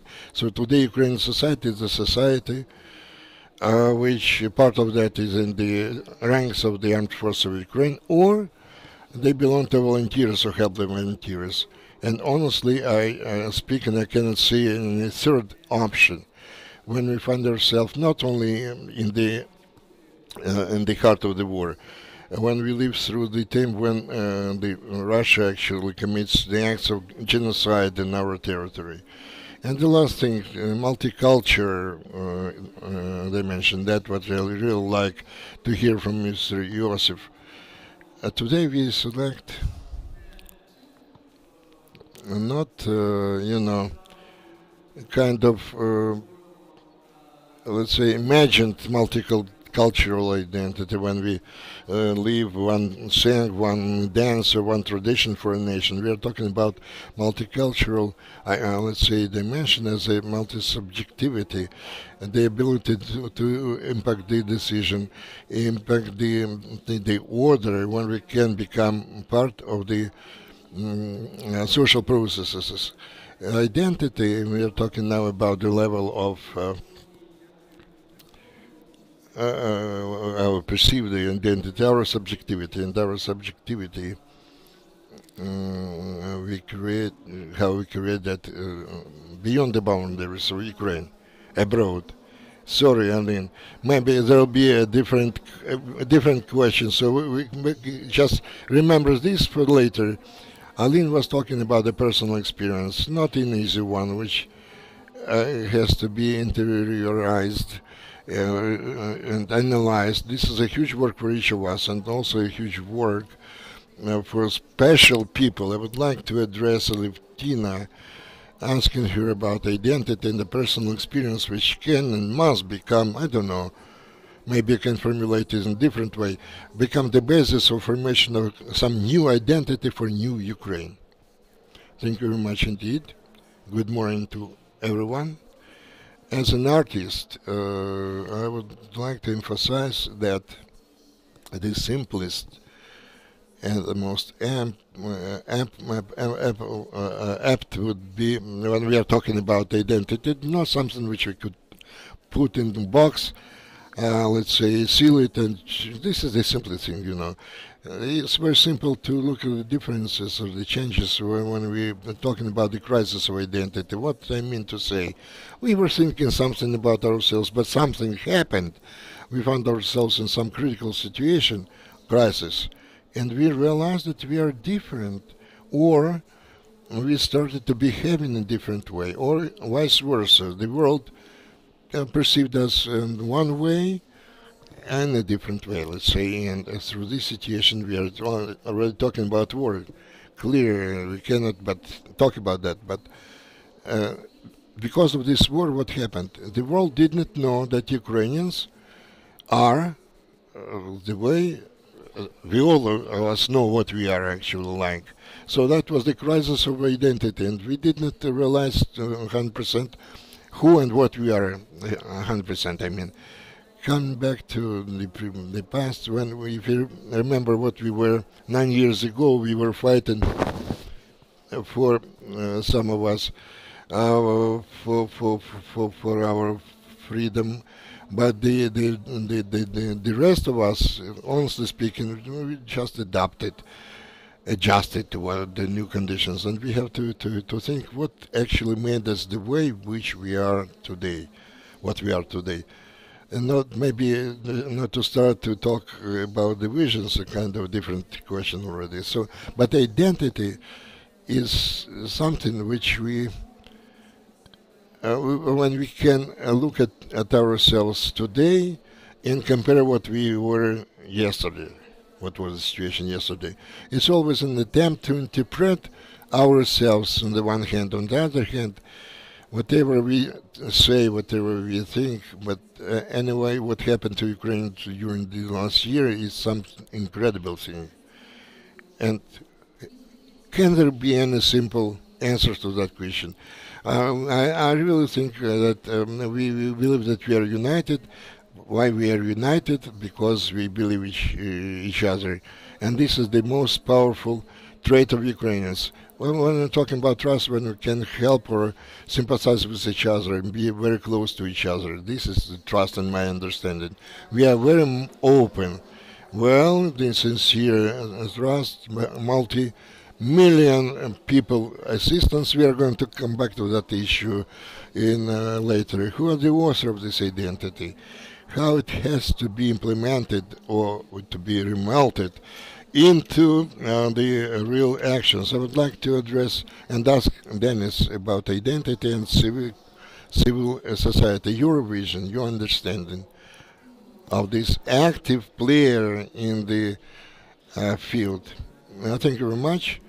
I would like to talk about two very important contexts.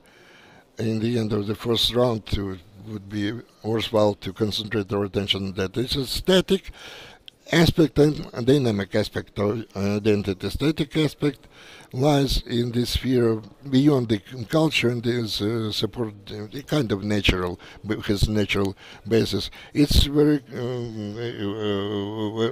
much indented in culture, but anyway, if you're talking about our customs, nature, geometry, or anything else, the parameters which we will find ourselves first of all, or for the first time, and we're coming through different changes. And another aspect, dynamic one, which is associated with the aspect of culture, our permanent dialogue, what's going on around us.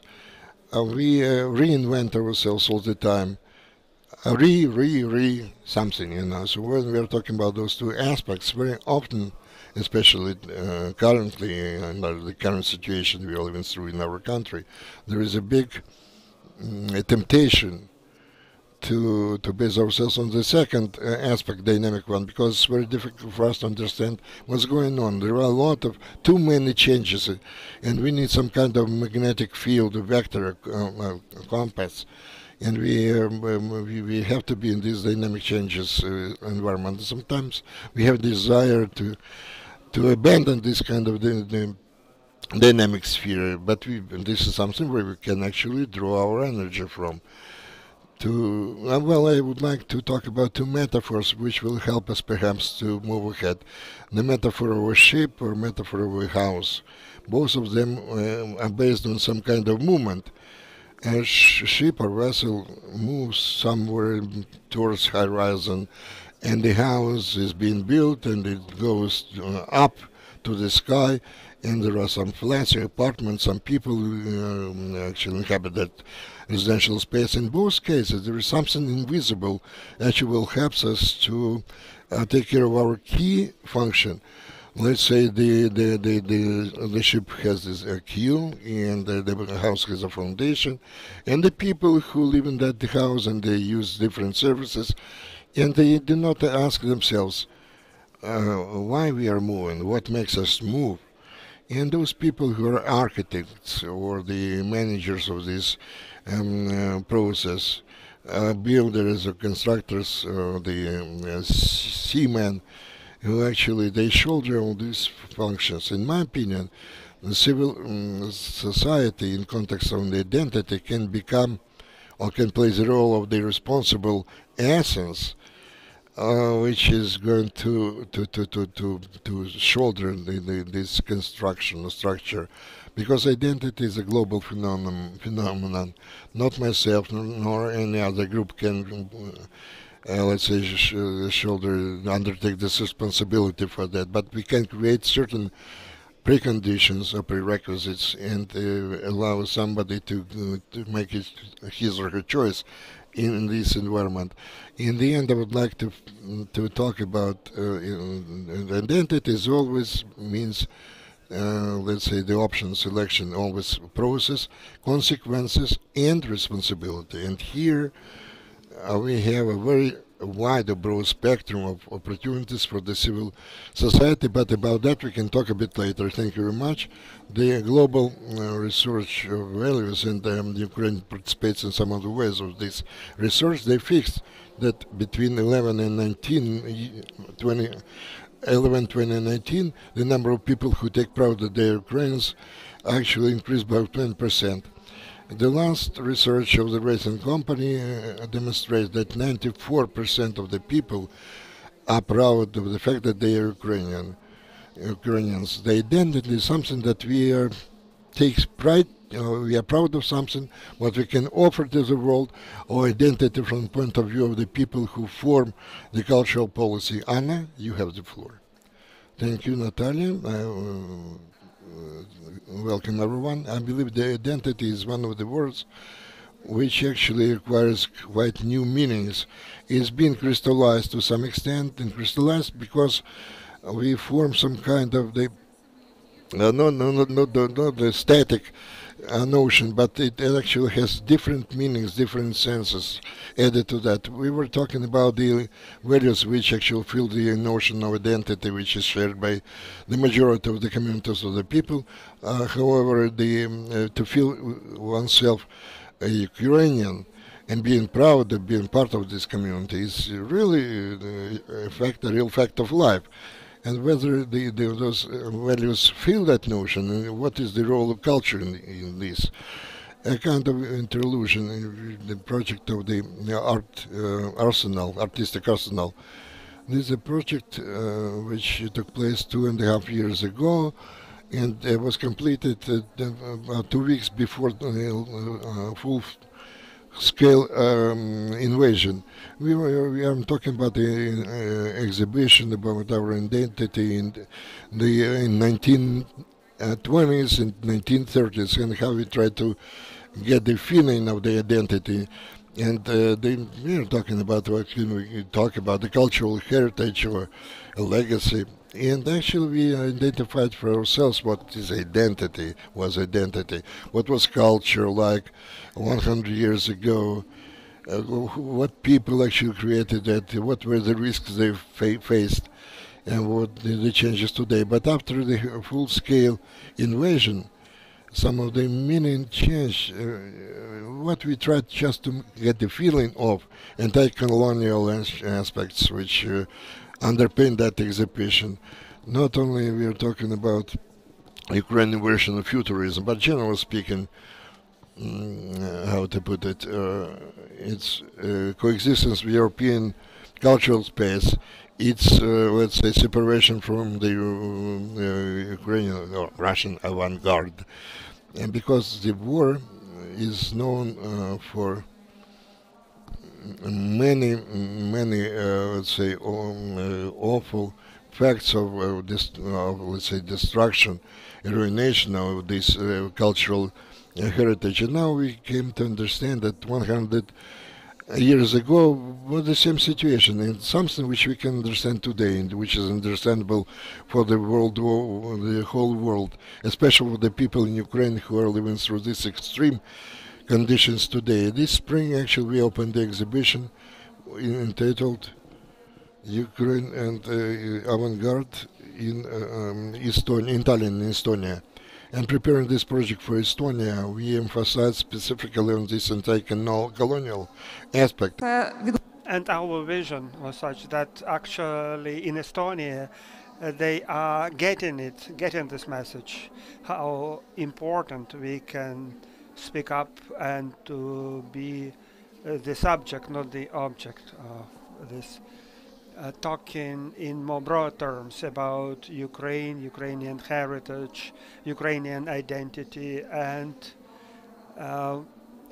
whatever happened 100 years ago, people who are creating culture in 20s and 30s of the last century, and how they have how Russia appropriated it, how they get rid of these people, and actually it reminds whatever happens now. For example, in Kharkiv, it was how the building that have been all people there were killed in last century, and now this building have been destroyed during this war. And this is the history of crime that repeats and repeats again, and the story about resilience of people who are working in these conditions. They create possibilities to use it and to continue this heritage. And this focus of attention really very much needed when we are talking about Ukraine, outside Ukraine, pre-colonial focus, and talking about our roots, and it echoes in the hearts of Ukrainians. In this exhibition in Estonia, people who moved from Ukraine after the start of the war, and these Ukrainians are paying a lot of attention to it. They are finding the senses, they relate to it, and the experience they share already. And this discussion is very much needed outside Ukraine and inside Ukraine as well, with Ukrainians who relate with this identity, and they are making this choice now. Thank you from the bottom of my heart. It's worth thanking isar.ednannia and our international partners that we have this opportunity to have this session. I'd like to thank Mystetskyi Arsenal. We were not able to sleep night, but a lot of people are here, and this tells us that we want to see each other. We want to find and share the support. We want to feel that we are together, that we are thinking about it. We are moving forward. We are developing concepts. We have different visions and positions.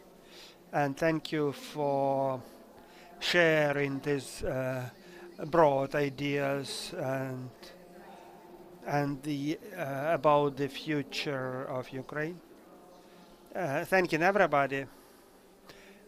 And we are having the second circle of our discussion, and Joseph starts again.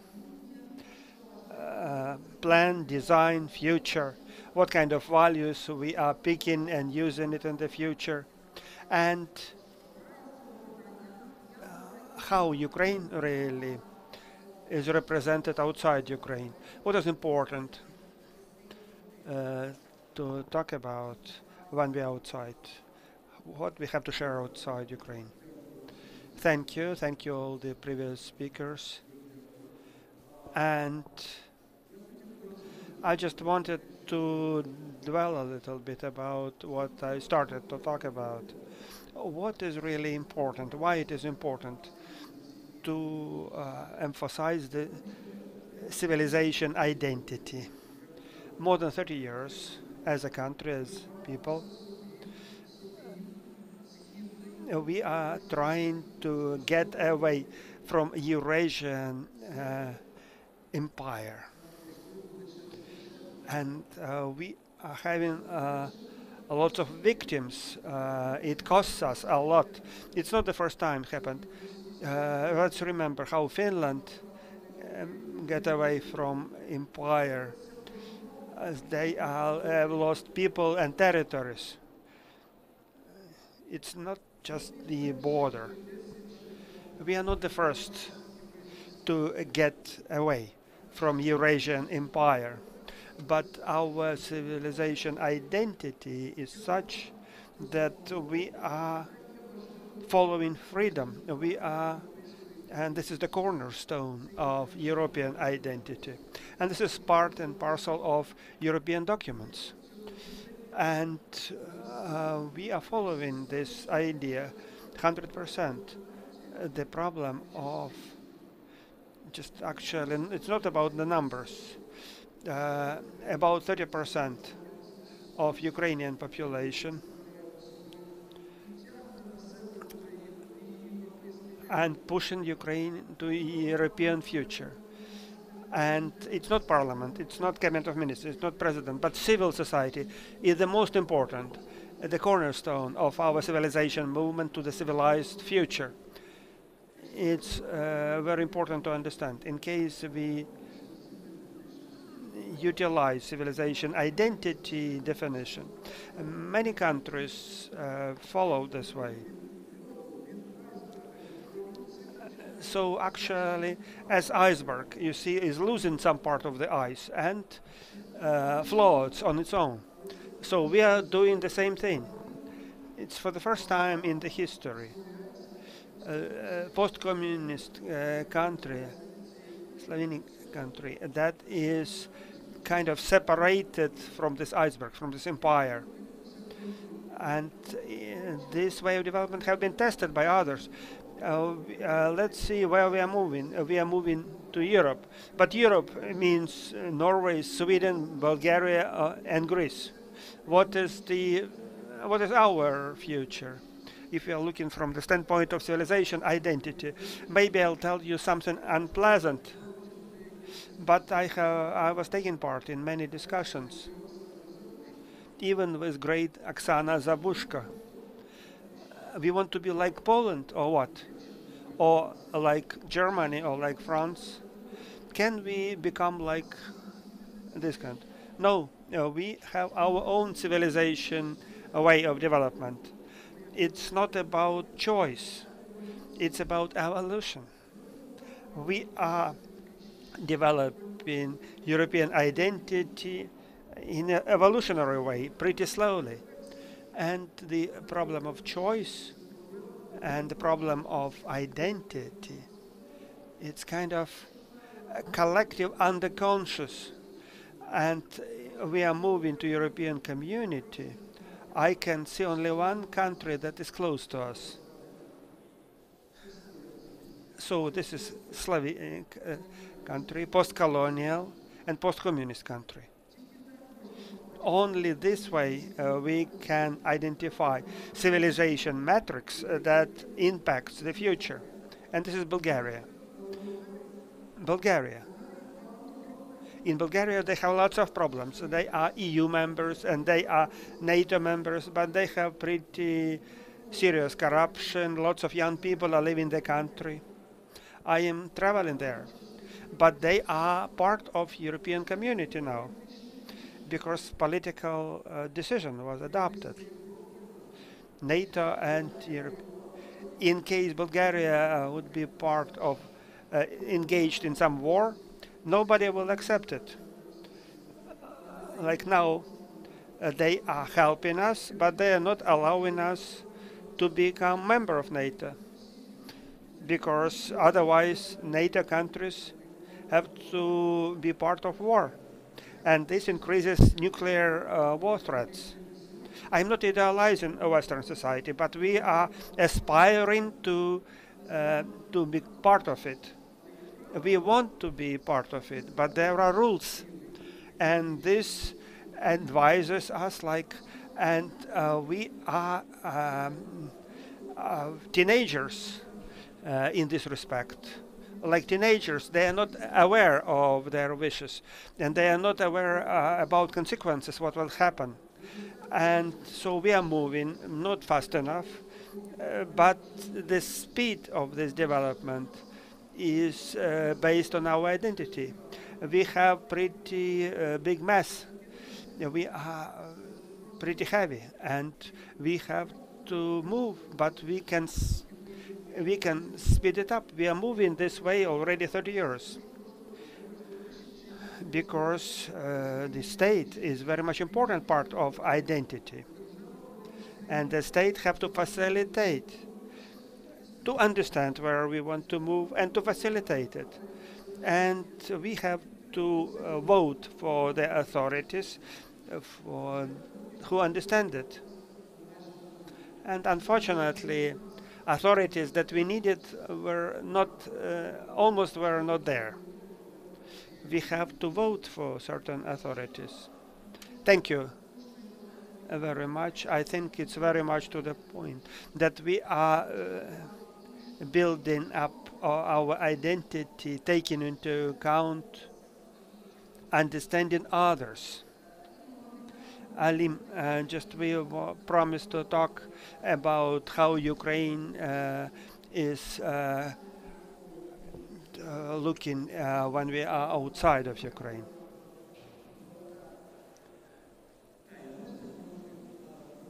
I would talk about the internal and external dimension, transforming identity, whatever happens with us, and how we are perceived abroad. And as of today, whatever we are doing right now, we are getting back to our old names, forgotten, ruined, destroyed. And really, that's what we are doing inside the country and outside as well. When we have the communization process in the Western museums, we are that Kazimir Malevich and other Ukrainian artists are back to Ukraine. They were treated as Soviet or Russians or whatever. And second, about the shift in perception. For a pretty long time, we like to consider ourselves as victims. And pretty often we were considered like a victim. But the victim is the object that is imposed on. Somebody influences the victim. Not victim is influencing others. But within the last 1.5 months, it's the shift just ended as brave people. We are called abroad, and they're quoting about us, and this we are becoming a really important subject. It's not possible to adopt decision about Ukraine without engagement of Ukraine. And what happens in the society? From one standpoint, internally, we are doing decolonization, decommunization as well. But it's very important to understand about and remember about the occupied territories that are temporarily occupied, and these territories are colonized in a new way. From one standpoint, we are getting rid from colony, but from another standpoint, these occupied territories are under Russian colonization, and that's a very important process. Getting rid of empire, de-imperialization. It's a syndrome when we have a nice date. Next to Simferopol, there is a town that is called Nice Date. And it's based on the story that Catherine II was meeting with some military lover or whatever. She was having a nice date. And And this is all about identity, how we are perceived, what kind of culture we follow, and how we are representing our own culture. And this is also about becoming the subject of development. Denis, we talked about civil society. Maybe it's worth talking about partnership, state and civil society. What is your vision about prospects of such relationships? Maybe we are only getting the first signs of the civil society. I just wanted to tell a short story, 1 minute only. I think we are too deep. We are too deep. We want to stick to some regular situations, a regular life. Let's imagine apartment or house, Khrushchev-style apartment, small apartment, lots of books there, and there is a dusted book, lots of dust there. It's almost impossible to read. It's a book about football, everything about football, excellent theories, but nobody was reading it for a long time. And unexpectedly, ball hits this apartment, breaking the window. This book falls down on the floor, and there is no dust. And the question is, who is having more football, the little boy that smashed the window, or this old book about football? And this is a pretty practical issue when it comes from theory to implementation of projects and programs. It immediately comes to dialogue. And from one standpoint, really, this book is about football, about rules of the game, about teams and so on. But this boy practices football. He is hitting the ball in some way, kicking it, but he is playing football right now. And the relationship of the state and civil society, pretty often it's contradiction. What the state is supposed to do and what the civil society is supposed to do. And we are entrapped by this potential mismatch. But in reality, lots of things match. And I am concerned about it because the state should create more spaces to create more opportunities, and the civil society should be able to play on this game, to understand what works, what does not work, where you can make mistake and how to take these mistakes into account. And that's why I think that civil society and the state, they are lacking new skills in audio. When we are listening to each other, we have to implement right here and right now in our labs of practical activity. And that's very important when we are talking back about pretty theoretical layers.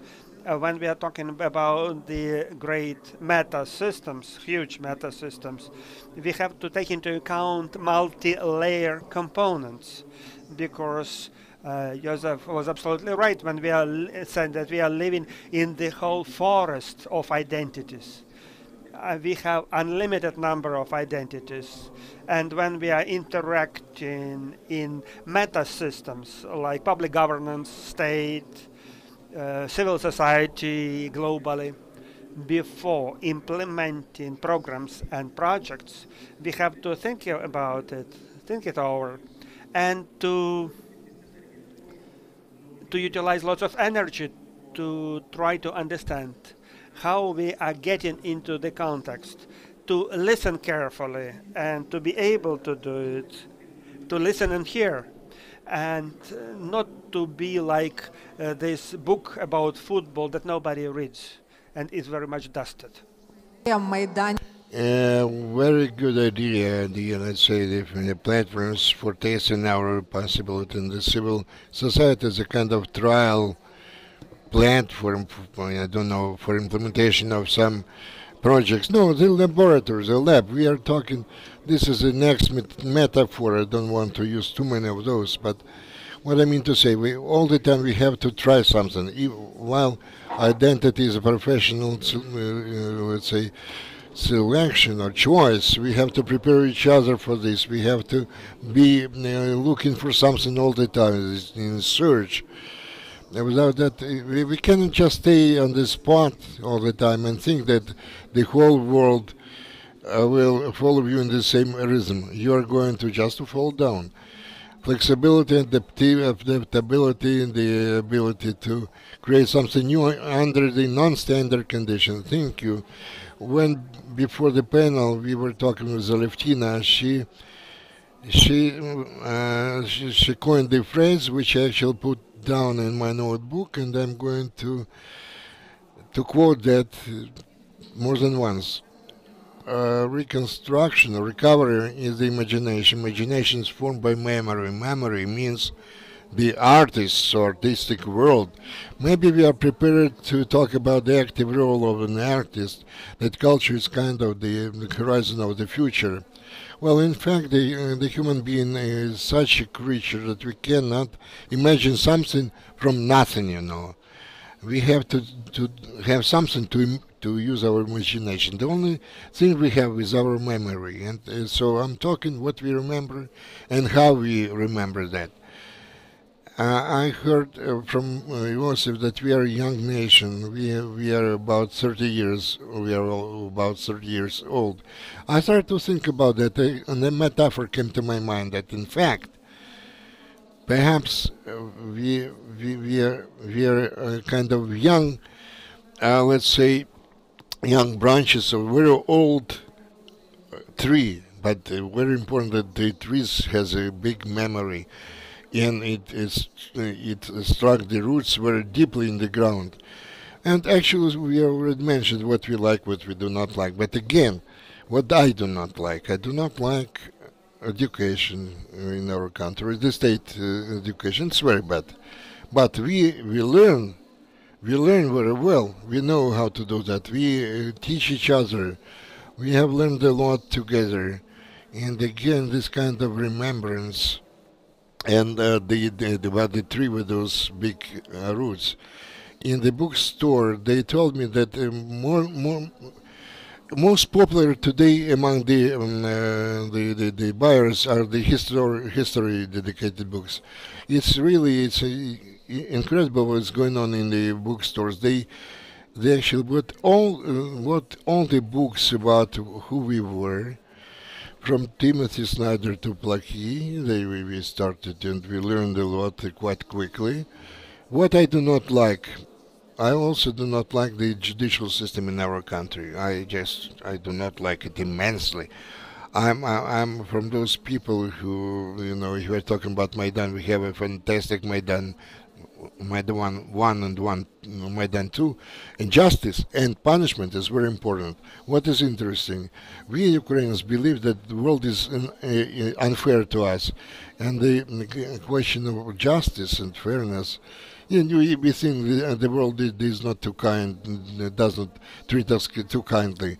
But we also have to understand and do something what we demand from others or require from the rest of the world. If you are an adolescent or teenager, if you are a young nation, and indeed it's very difficult to respect the rules, but Ukrainians are also those people who started to look at those rules and think how they do they meet do they correspond to today's realities? For some years I was towards envoy from UN, and actually I heard a lot of criticisms from my neighbors to seemingly this very respectful and respected organization. And Bruno Latour, who I communicated sitting in the basement, I thought that when I meet him, what I'm going to tell him, especially taking into consideration how I criticized him. He is incredible, let's say, authority for the creative people. Unfortunately, he deceased recently. But what I'm talking about, that we are learning very quickly. And I think that somebody mentioned that we are very inventive and we try to move very quickly and quickly change. And speaking in principle, we have to remember about ourselves, these two. What I really like what you mentioned, that identity is somewhere here, and the choice is a vision, and we have to select it, to choose it. And I believe this kind of you unite what we remember, the best we remember about ourselves, and make it the vision which we would like, trying to find ourselves. Thank you very much. The role of the artist in forming the vision, I believe, is very powerful. And not a simple question for you. In Ukraine, perhaps it's everybody's knowledge. If no, may I remind you that in Ukraine there is no existing strategy of humanitarian space or development of the development of culture. The development of culture, the subject of discussion must be and become the subject of implementation. You, as a represent one of the most powerful institutions. What do you think about cultural policies and politics as a connection between multicultural or civilized identity and cultural identity and maybe the future, our representation abroad? What have we to do? What we have to introduce in our strategy and culture? What things? Well, actually, I warn you that the question won't be easy. Well, this is not an easy question. In fact, this has been the subject of discussion for the last 8-9 years. Back in 2015, they tried to develop the strategy of this policy. And, of course, definitely we need this today. We need the participation, generally speaking, of those authors who actually create the culture in this process. I don't know, I'm not an expert in cultural policy. I don't know how or to which extent we can, what we can do with the involvement of different, not authors, but actors who work in different regions in order to form this vision, specifically now. But what I see, what we have to do now, we need to stimulate and support the creation of culture per se. For this process never stop in parallel with the development of policy, because definitely it is important, but we understand this is a process which is a durable one. It requires some time. It requires the vision of the future, and indeed this is really a process. But in addition to this process, in parallel to that, we shouldn't stop the practical steps for the for the creation of culture must be permanent. If we suspend or terminate this process, this will have some negative, very negative effects or consequences. If we are talking about the loss of cultural legacy or cultural heritage, we are not talking about the buildings or structures only. We are talking about the people who are not going to come back to the same institution they used to work in, or they will stop to create something they used to create. So the continuation of this process is really important.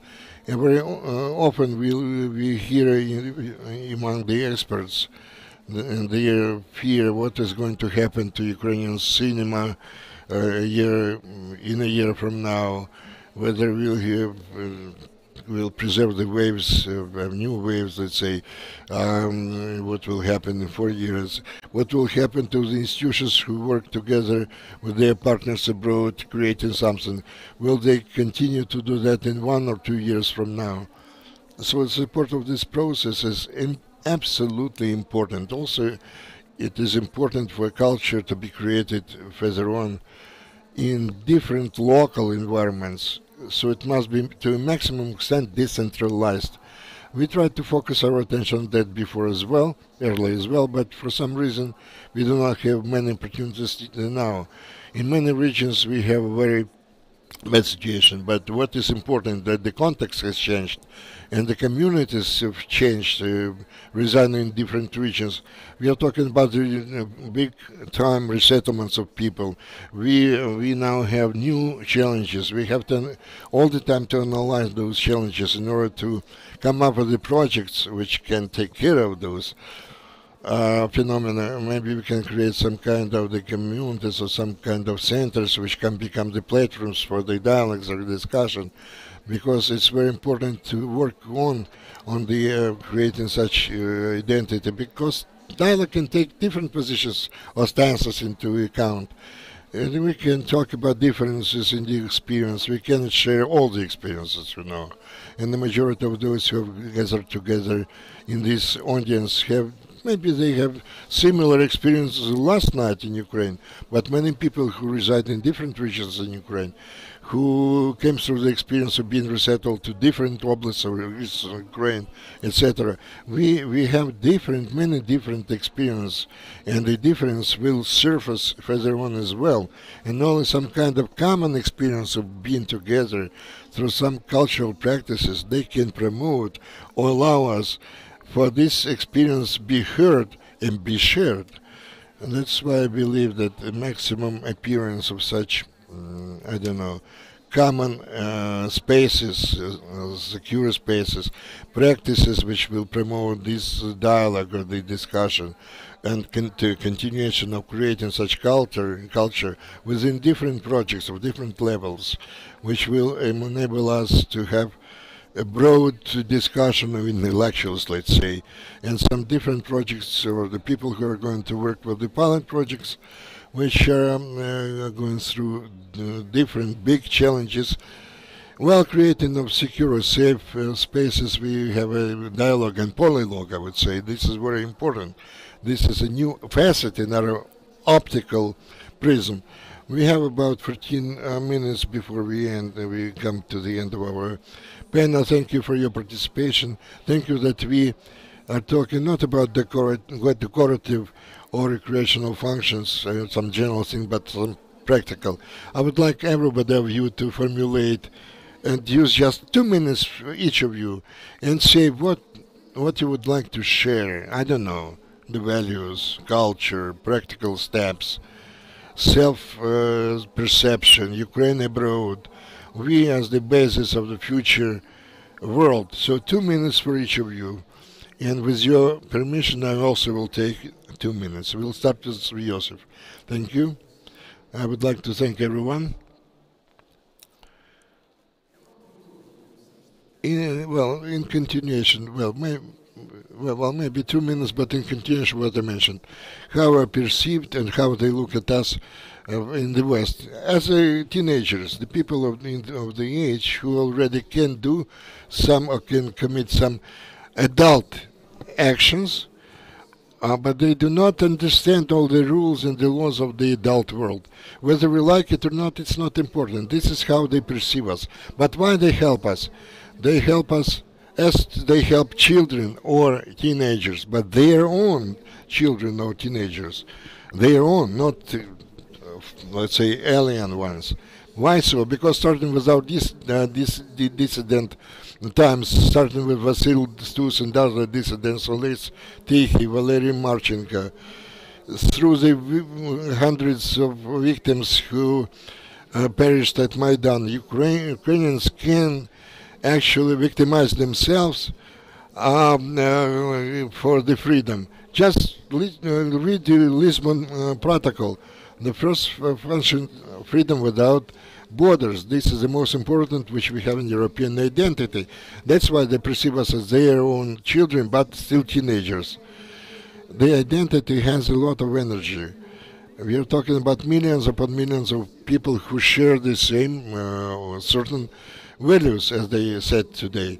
The fact that Ukrainians today stopped the Russian enemy, this is a result of the huge energy of our new civilized identity, and we have to understand that. 30 years back, we did not have such energy level. This is the result of our energy for the last 30 years. And this identity, since it has a huge energy, it protects itself. We protect our new identity and defend our new identity at the front lines today. But you have to understand that those who have a different identity also defend their own identity. That's why under the conditions of civilized identity is not interference into the identity of one another. That actually they try to make us change our identity. That's why we consume this big energy, but we cannot do anything but different. This is our determination to follow our way on our path to the future. That's why the Russia, after they tried diplomatic, economic, some propaganda means trying to they're trying to come to the moment when they started this war. This war was we could not avoid that war because we did not want to live within an empire. And that's why we should not be the 30% civil society, but 75-80%. What is called national consensus. We are moving towards that. We still have to negotiate a lot of a big pass, but without that we cannot do anything. Thank you, Joseph. National consensus. I would give you a round of applause. You have 2 minutes. I take 1 minute. I really like that during the war we are dreaming about peace, the way we are going to become. This is a very brave and dare attitude. I can congratulate all of you with this. Thank you. Aline, I absolutely agree that we have to think about what we are going to be after our victory, after the war. And this is a kind of test on the post-war context. What we were talking, the perception and the adoption of new rules and perception of each other as a friend, not a foe. A kind of friend for, and the ability to measure the traumas. It's obvious we have different traumas, historical traumas. Let's say famine, great famine, genocide. When the war brings new traumas, we do not have to correlate them with each other. We have to help each other to heal those traumas and wounds. And the last thesis of mine, the civil society and the state. Well, one my feet is in the state, the institution working out of the Ministry of Foreign Affairs, and my another foot is in the NGOs, with NGOs, in the NGO space. So now, if we're talking about this policy, this is critically important abroad when we have the policy of one common voice. The same when we're talking about today's war, when we face maximum threat from Russia, we inside this country can build an efficient society only provided the state and the civil society are going to be partners and not to think about each other as the competitor. And we have to think and learn how to trust each other. This is very important. Thank you, Aline. Anya, you have the floor. Thank you. I already told my partners and colleagues in the morning that last year I took part in the same forum which was organized in Warsaw every year. That was a different experience. That was a different country. That was the end of April 2022. We had not that numerous audience. Not many people could attend that forum. But today, I have an incredible, let's say, feelings. 1 year back, one year later, we can actually hold this forum in Kyiv, in Artistic Arsenal, and much more people have an opportunity to attend and to participate in this, and that we stand a chance to consider and discuss different things in our vision of the future, because last year forum was dedicated to the recovery. However strange it could sound in April last year, but it was very important to start in those days, and it's important to continue this topic today. I would like to thank everybody present here, and I hope that we'll have other opportunities for such discussions. It's very important to have such platforms for discussions, to have platforms which we can meet with reps of different sectors, civil society, private sector, let's say the lawyers, the cultural figures, other organizations, institutions. That's why I would like once again to thank everyone. Denis, floor is yours. And I just wanted to live in the world that you can really transfer the experience, to share it.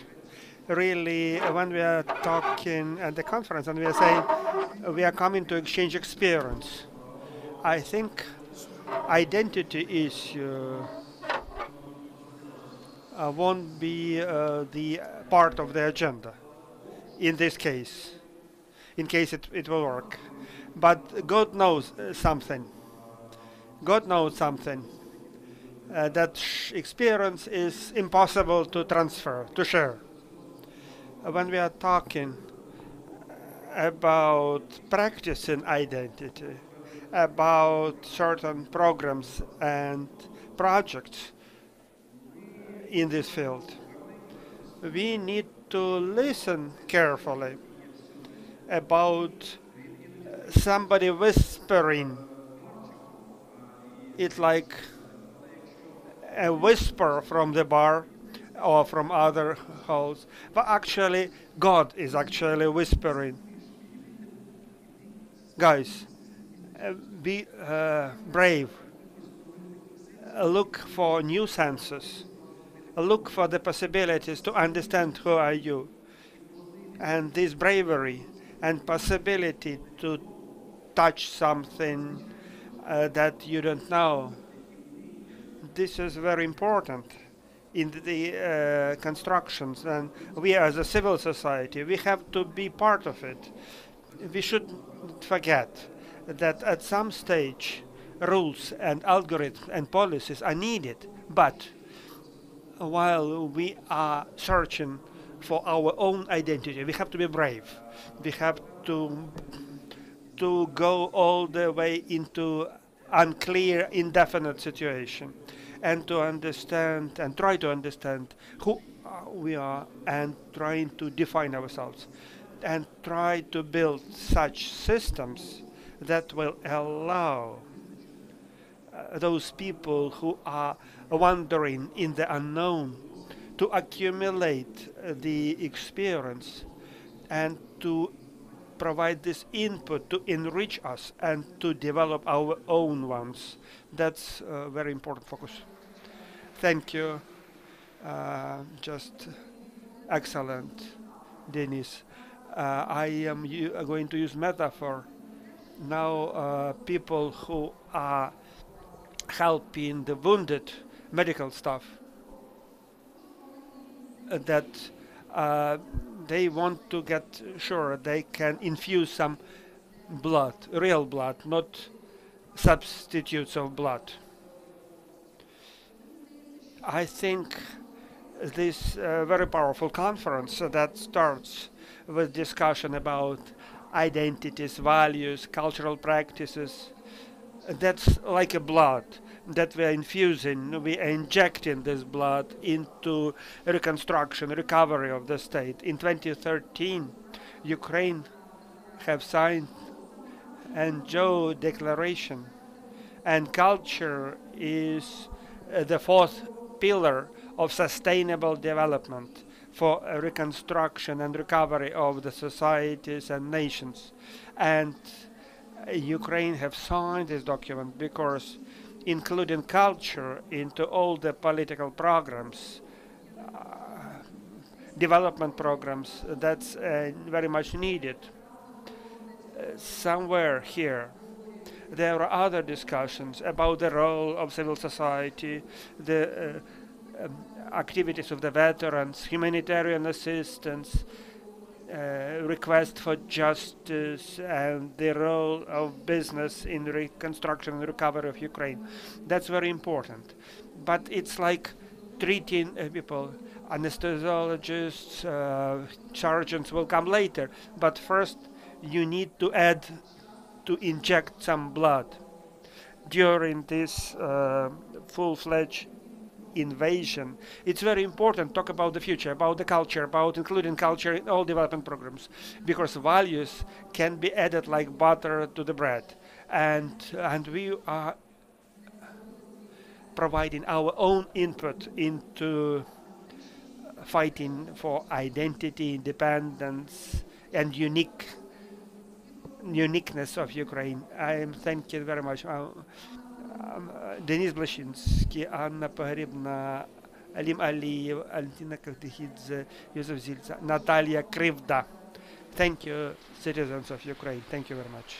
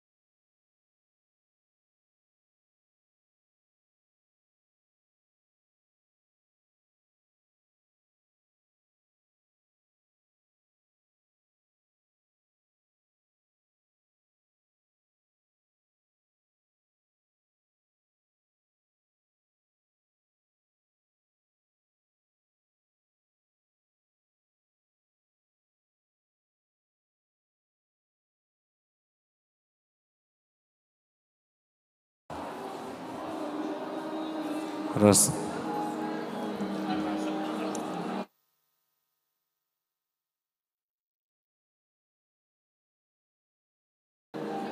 Один.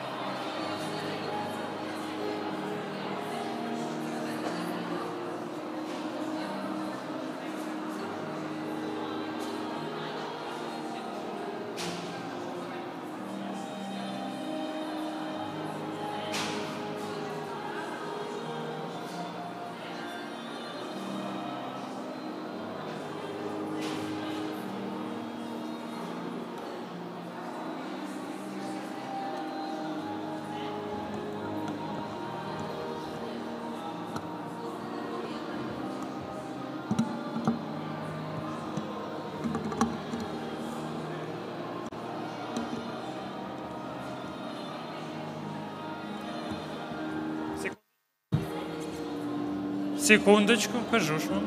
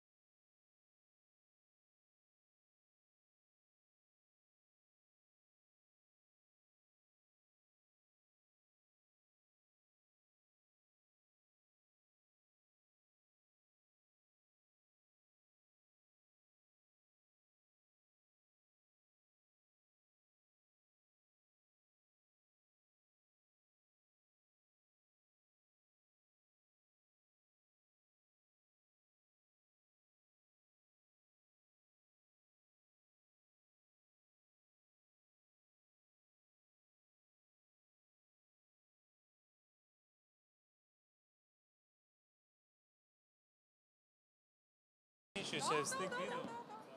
Перша презентація.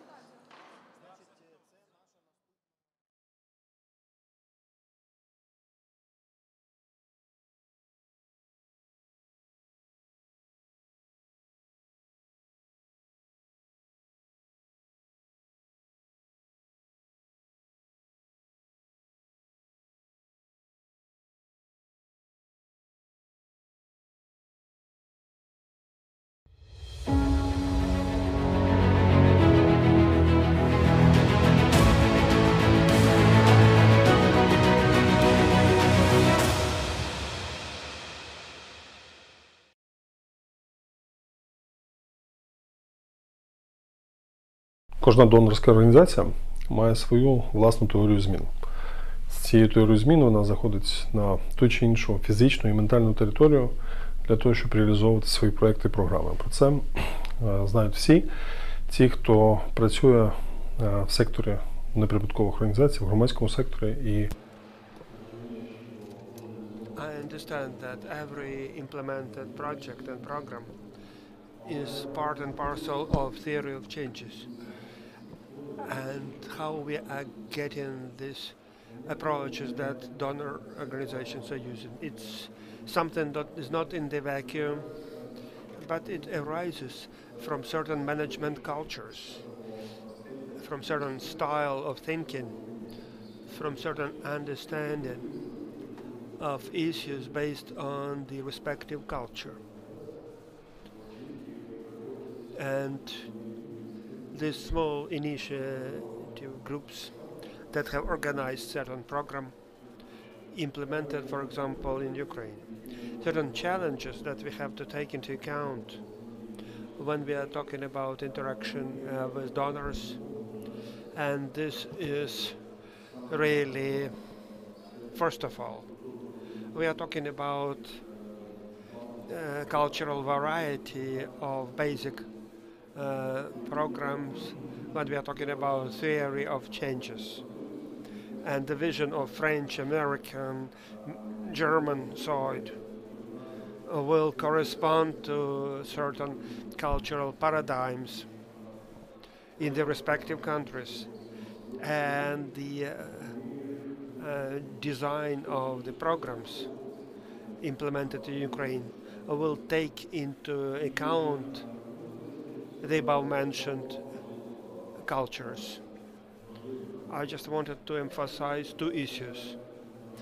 First, understanding of the donor community that certain territories are penetrated by different cultures. And these representatives of different cultures are working within the scope of entirely different culture.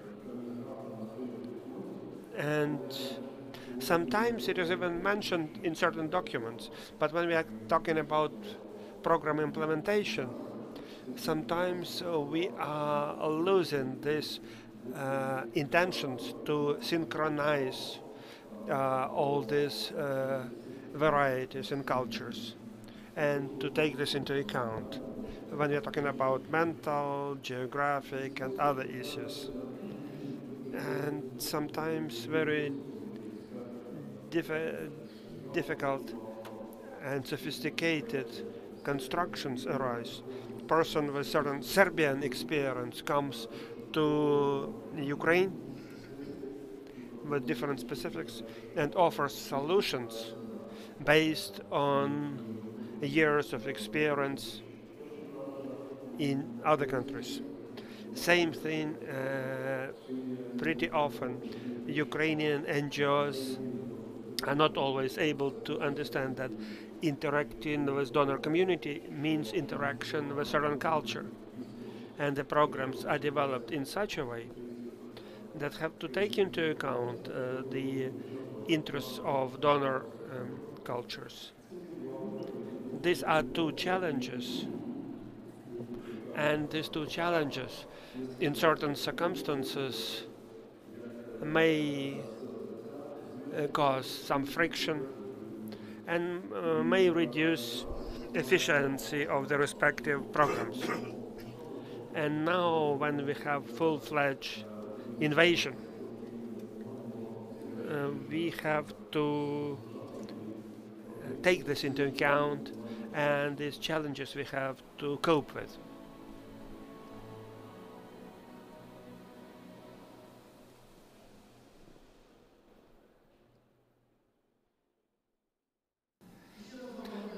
Good afternoon. And when we are talking about shapes of the future, and I hope you follow all the groups and all the locations, and everything will be implemented. We have registered more than about 3,000 participants, and it looks like we have even more people than have been registered. And next panel is financing and cooperation for recovery and modernization.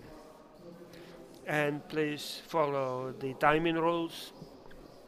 And the first Ukrainian Rapid Response Fund, IREX, Victoria Klimchuk-Dlugach. Good afternoon, dear friends. In case you are not sleeping for 3 days in a row, probably you will be able to understand in case I am not going to speak in a regular way, in case I'll make some mistakes. It's not an icebreaker for us to remember. It's necessary to remember that our heroic armed forces are protecting us from the aggressor. And I'll talk about my program now. Our program is called Ukrainian Rapid Response Fund, IREX, with the support of US State Department, and we have lots of experience, and our program is the youngest program, established 3 weeks after full-fledged invasion to respond to challenges after full-fledged invasion and to develop capacities of Ukrainian government, civil society, and civil population. So, after a year of experience, and we are partners with 19 governmental institutions. In every oblast of Ukraine, we are engaged in certain activities. 15,000 participants in our events. And for this forum, thanks for inviting us to attend it. We are extending the competition with respect to grants, and we have provided 24 grants, and we are planning more projects related to challenges of war. We have 4 objectives. When you read it, the conditions for this competition, it sounds vague, not clear, too many words, and so on. I'll dwell a little bit more in detail of what we want to accomplish. Very important that, especially for this forum, we have extended the deadline until June 4th. All the organizations are able to join us, and we can provide consulting about it. Effective means to NGOs to relieve them in these conditions of war. And you can see a person from emergency response forces, and we are providing to them equipment to save lives. That's cutting steel and cement construction. And after receiving this equipment, they helped people who survived in armed store in Kremenchuk. if you cooperate with just medical personnel or these people who respond to emergency situations. This is cooperation that saves lives.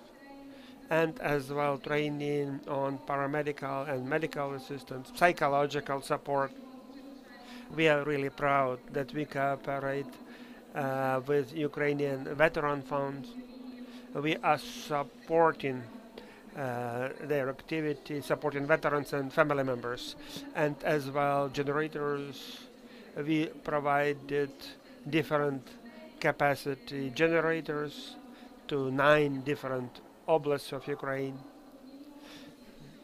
What is our understanding? Generators were very topical in the winter time, but not topical now, not very important now. Maybe it will be important in the next winter time. And about NGOs and CSOs, we have supported already. And planning and coordination with the governmental institutions, civil society, and international donors.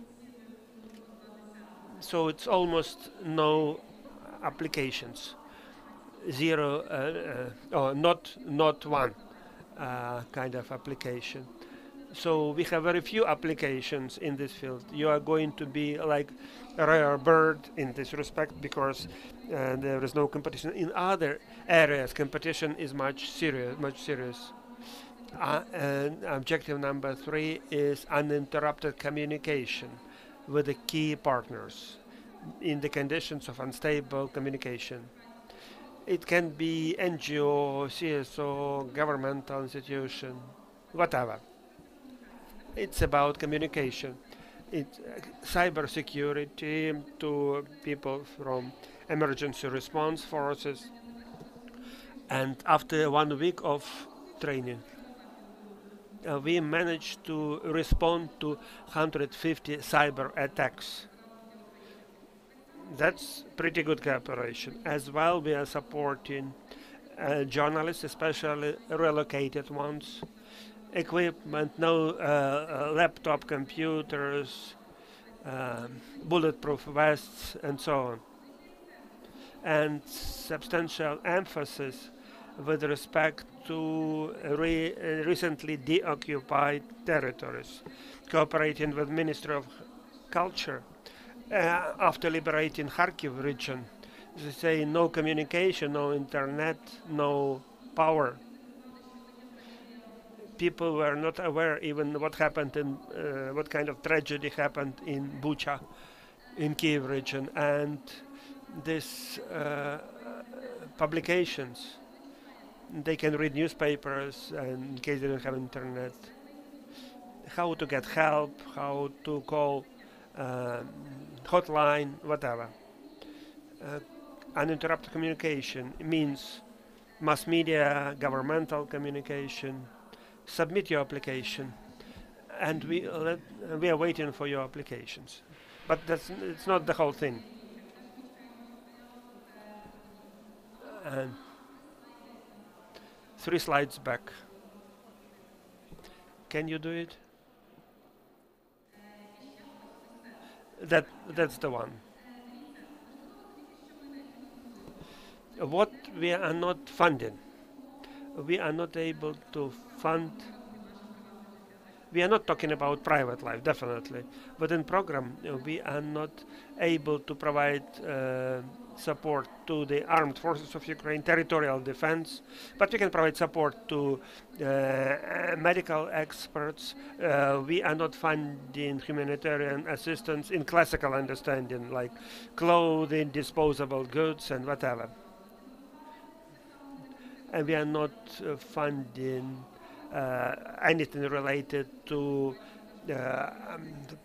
positions in the government that have to be voted for, individual support, and research and development works as well. And we are still receiving applications until the 4th of June. The objective of our fund is rapid response to the challenges that we face during the war. And from another standpoint, sustainable work of the institutions and support to our just resilience. And in case your project is long-term, you have prospects like 6 months at least. We can't plan for a longer period of time. Please appeal to us. We are responding, we have rapid response, but this does not mean that should be applicable to. We have had a lot of partners. We are grateful to them. One of the ministers, we actually provide them one of the first with Starlinks. Also, we support such things as you can imagine. This is related to goal 3, which is called communication. And the word did not disappear anywhere. And its challenges, nor their challenges. Maybe my colleagues will reconfirm that they approach, they deal with more durable, stable projects, trying to look into the future, and they addressing the challenges of the future. Of course, I'm a Ukrainian and I stayed in Ukraine all this time. I understand that we cannot plan for more than one day ahead of us, but we approximately understand what we are going to have in store for us. I mean, so we hope that you're going to submit your applications and fill out the forms. I don't think that it differs a lot from different other forms. So please, here's the QR code. We already have 150 applications. If I'm not mistaken, we are going to consider all of those, and we are looking forward to receive them from you. Most important that your ideas are for the benefit of Ukraine, so I would like to thank you and hope that I did not abuse your time too much. Victoria, thank you. Victoria Klimchuk-Dlugach, thank you. And this is going to pass to our next speaker. We are going to continue. Next is the UNDP. The floor is given to Marina Denisova, expert in small grants administration. Marina, you have the floor. Welcome.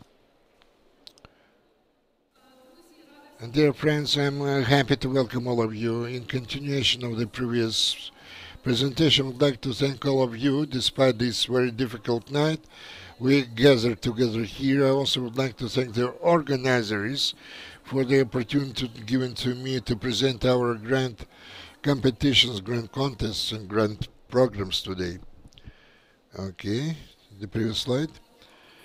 Well, speaking in principle, I'm not going to talk a lot about the UNDP program. This is a well-known program anyway, and we support various sectors. I would like to switch over immediately to the essence to tell you what grant competitions or contests we have today.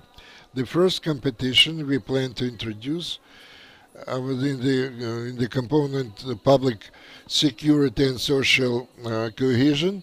First of all, I would like to draw attention to our target oblasts or regions in Ukraine, not all of those. We have 11 target areas in Ukraine, and we focus our attention on the communities which are close to the battlefields: Dnipropetrovsk, Poltava, Chernihiv, Kherson, Zaporizhia, Mykolaiv, Transcarpathia, Zakarpattia, Chernivtsi, and Kharkivsky Oblast. We have to support Donetsk and Lugansk Oblast as well, but unfortunately many people we have resettled, and the organizations have resettled. And in the western parts of Ukraine, we have two regions, Chernivtsi and Transcarpathia, where we concentrate our work with IDPs. In our competition tender announcement, we are going to come up with our major activities in those regions. Now I would like to tell you the key areas of our activities. You can see those in the slide. First of all, we plan to support the youth and volunteer initiatives. And the projects here are aimed at better involvement of youth in the recovery of the country and decision making at different levels, local, regional and national. Also, I would like to mention the fundraising challenge project, which makes provision for the support of the youth organizations.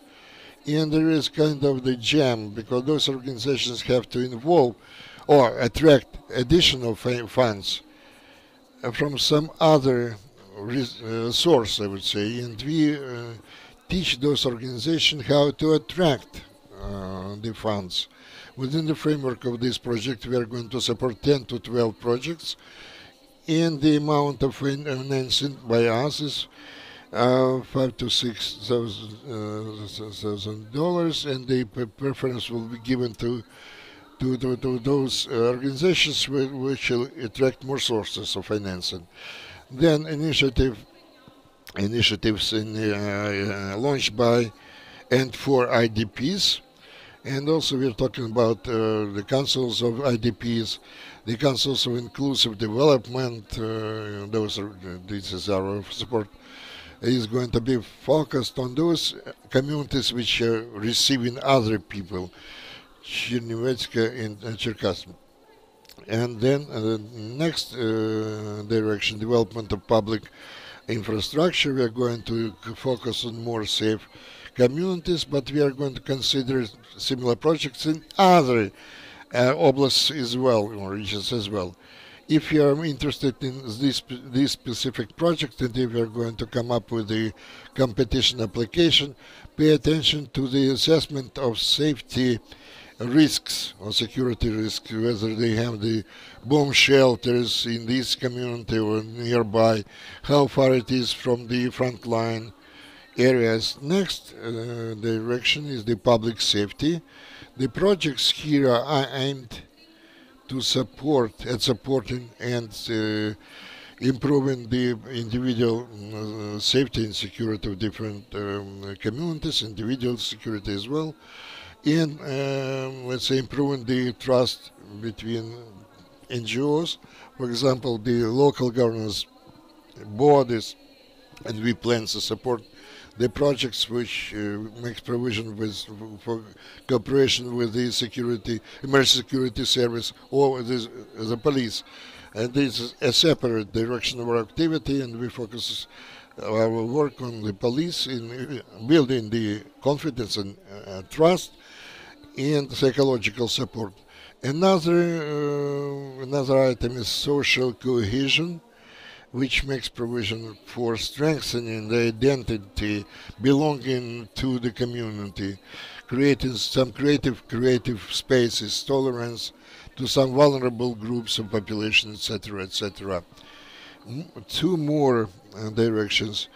Let's say access to justice and support to veteran organizations. Access to justice means providing legal consultations, let's say, where we do not have the legal services. For example, the work with advocacy, if you're talking about compensation for the lost let's say, property or lost deterioration of health, etc., etc., and support for veteran organizations, small projects for veteran organizations. For example, the veteran for youth, the veteran for the community, etc. In all those directions, the total amount of grant pool is $1,325,000 US. Let's say the size of the budget of a grant project differs from $5,000 to $15,000. Depending on the experience of organization and the, let's say, the feeling of the project. If the organization is not experienced, you can expect $5,000, and more experience more than $15,000. The duration of the project up to 9 months, and the requirement is official registration of the let's say, of the charitable organization, non-governmental organization, official registration in target regions. We also have 2 more competitions which are already underway, and we, let's say, we consider or review those appeals every 2 months. One of them is strengthening the capacity of CSOs and youth initiatives. You can see what kind of sub-directions we have. Let's say strengthen the youth initiative, promoting innovation in sustainable recovery approaches with an emphasis on community-based solutions at all levels. Let's say promoting transparency at all levels, accountability, strengthening social cohesion by promoting active participation of IDPs and host communities in the life of their community, supporting citizen participation in the development of recovery plans. Here the amount of grant may be between 20 to 30,000 US dollars, in some cases even up to $60,000. The duration of the project up to 12 months. There are no target oblasts, so we can, any region can submit their applications, and we on monthly basis can, let's say, review the applications.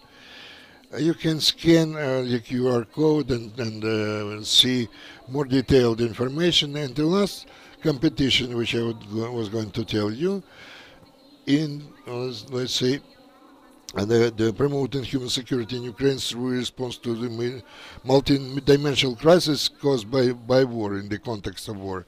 You can see the let's say the amount of the grant is up to $70,000. The duration is up to October 15th. We are going to receive the application from all the regions and the reviewing on a monthly basis, which is required official registration of a public organization or charitable organization. You can find more information on the UNDP Ukraine website, also on the Facebook page of UNDP. We are going to let's say, to use the resource center GURT and the public space, but I recommend it, to subscribe to social networks, to just to be tuned to more of our announcements about the competitions which are underway or which are going to be launched in the near future. But we have a big number of new competitions, so I recommend you to be tuned to those and follow the new information. After presentation of other donors, we'll be waiting for you near the desk with our logotypes, and we can tell you more information, give you more information about our competitions. Thank you very much for your information. Thank you, Marina. Thank you. We continue. We have a presentation of donors. We have the USAID presentation next, the better results and efficiency. Vladimir Kupri, expert for involvement of public at large or NGOs. The Dobre program welcomes you. Dobre, everything will be good in this program. I would like to present our program, the support which the Dobre program can provide to the civil society organizations. We are supported by USAID. We operate in 10 oblasts of Ukraine. As you can see in the map, we cover with our work, our activities, 100 territorial communities. Let's put it this way, from the small to the medium-sized communities. During 9 last years, we provided support to the territorial communities in the development of the economic activities in their territories. Also, we work with the public at large, and we help to activate the youth work in the community.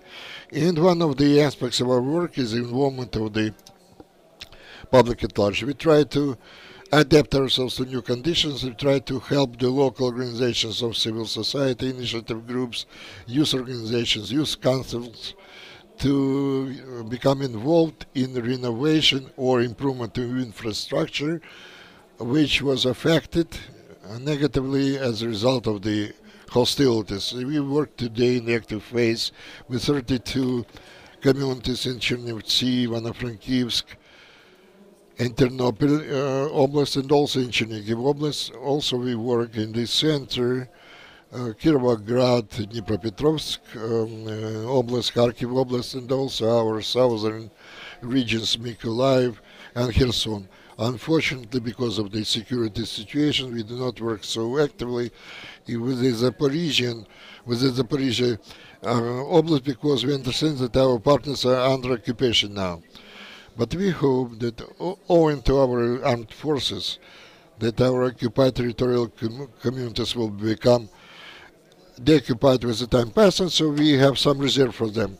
So coming back to the support of our program initiatives of civil society, we introduced a specific approach. We work in those oblasts and selecting our partners. Our partners are the regional organizations of civil society who can work with territorial communities. Today, conditional speaking, we work in the western, northern, and eastern oblasts, but in June we are going to announce the selection of the civil society organizations to work in Mykolaiv, Kherson, and Kharkiv oblasts. The requirements is they have to be experienced, they understand the specifics of work in territorial communities, how to involve the community population, and how to work with the youth. Within the framework of this work, for example, for the local communities, we introduced the mini grant program. In other words, organization of the civil society, they can receive the financial support through the mechanism mini grants in order to work with the recovery, renovation of social cohesion of the community. So we expect that these small local organizations will be able, will better understand the needs of the above-mentioned communities and be involved in our support for the renovation or recovery for those communities which were affected by negative consequences or effects of the hostilities. Also, we're trying to activate the work with youth. We have the mechanisms to support the youth project. The amount of up to $10,000. This project will be aimed, first of all, at developing the infrastructure of youth work, youth activities. That's why within territorial communities in the announced oblasts in Mykolaiv, Kherson, and Kharkiv oblasts, we also plan to introduce this mechanism, since in other regions we already are doing that, and local youth organizations can also become involved in implementing such projects and receive the support from the Dobre program. That's all. So please follow our announcements, and we are going to announce the selection of our regional partners to work in 3 oblasts: Mykolaiv, Kherson, and Kharkiv. Thank you. Volodymyr Kopry. Thank you very much, Volodymyr. I'm going to show everyone where is our okay, the fund partnership for a resilient Ukraine. The floor is given to Mr. Nathan Smith. Mr. Smith, you are welcome.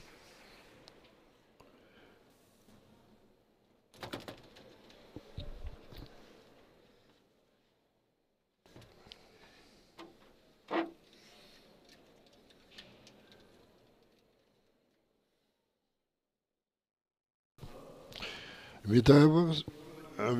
І дякую за запрошення.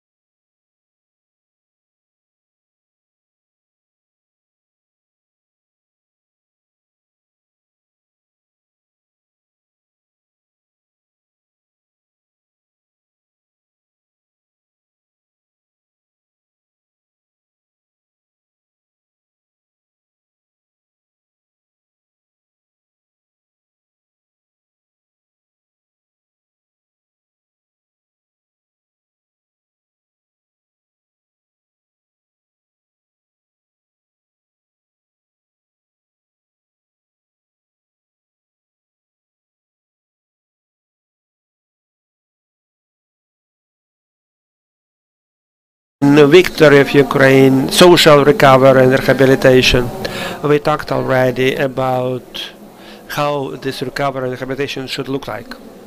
Should be accountable, transparent, responsible, and we should move forward.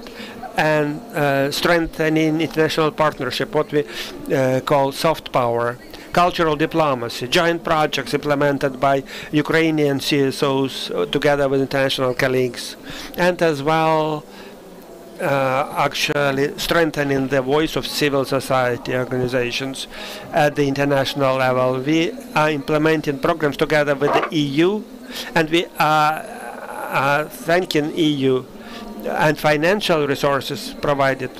It's called European Renaissance, and in this program we have consolidated competitions have happened already, and we are going to have, and the aim and objective is to facilitate inclusive, accountable, green and smart recovery and rehabilitation of Ukraine focused on human beings, on people.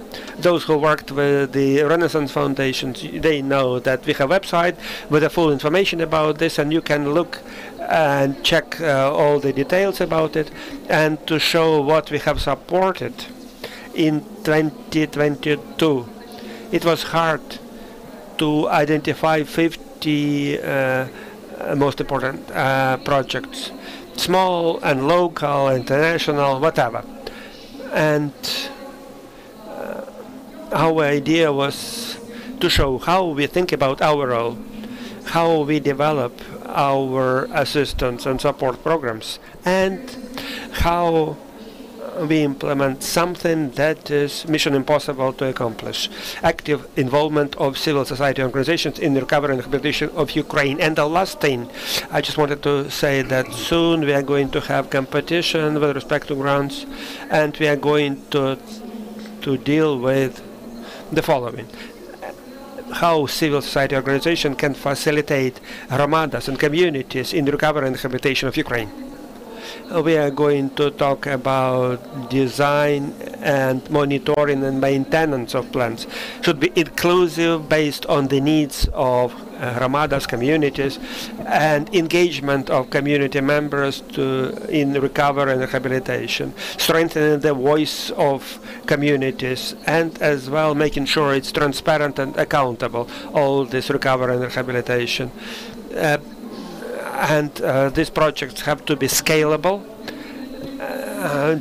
It should be kind of active operational model, taking into account all the knowledges, and whatever does not need any further support, we can do more substantial activities to develop cooperation of different communities, and to look at these projects as concrete and specific cases. Some of the cases we have supported already, and other donors have supported, are presented in one of the session area in other panel. We are not able to organize it in different timings, but those who are present here and those who are not here, but those who are part and parcel of civil society, and to making sure that we are transparent in recovery and rehabilitation and rebuilding of the communities. Check our websites. Just wanted to show the website with our address, waiting for your we are ready for your cooperation with you, and I'll be glad to respond to your questions. Ukraine will win, and we are going to take part in it. Thank you. Інна Підлузька. Інна, дякую Inna вам. Підлузька, thank you, Inna. Проєкт зміцнення The project громадської of довіри. strengthening of public UCBI trust, 4, слово має старший менеджер з розвитку проєкту. 4. Ігор The floor is given Просимо to вас. Igor Vishniak, the senior manager on project development. Igor, you have the floor. Good afternoon to everyone. Glory to Ukraine. Today I'm going to present the project for confidence building initiative Ukraine. Its acronym is UCBI. This program initiative was initiated and launched in Ukraine in 2014. According to the changing context of the issues and the problems with the Ukrainian society faced, the program changed the strategic tasks and also its geographic opportunities. We started to work in the east of Ukraine, and then slowly, gradually, we expanded the sphere of our activities. Confidence building initiative with the USAID program for development of the transitional initiatives.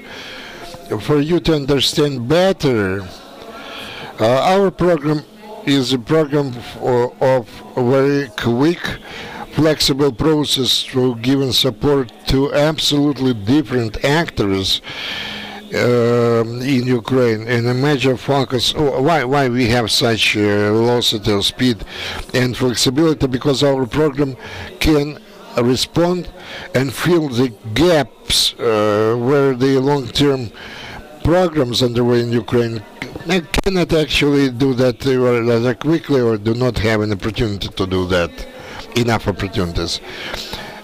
Shortly about iterations of our program today.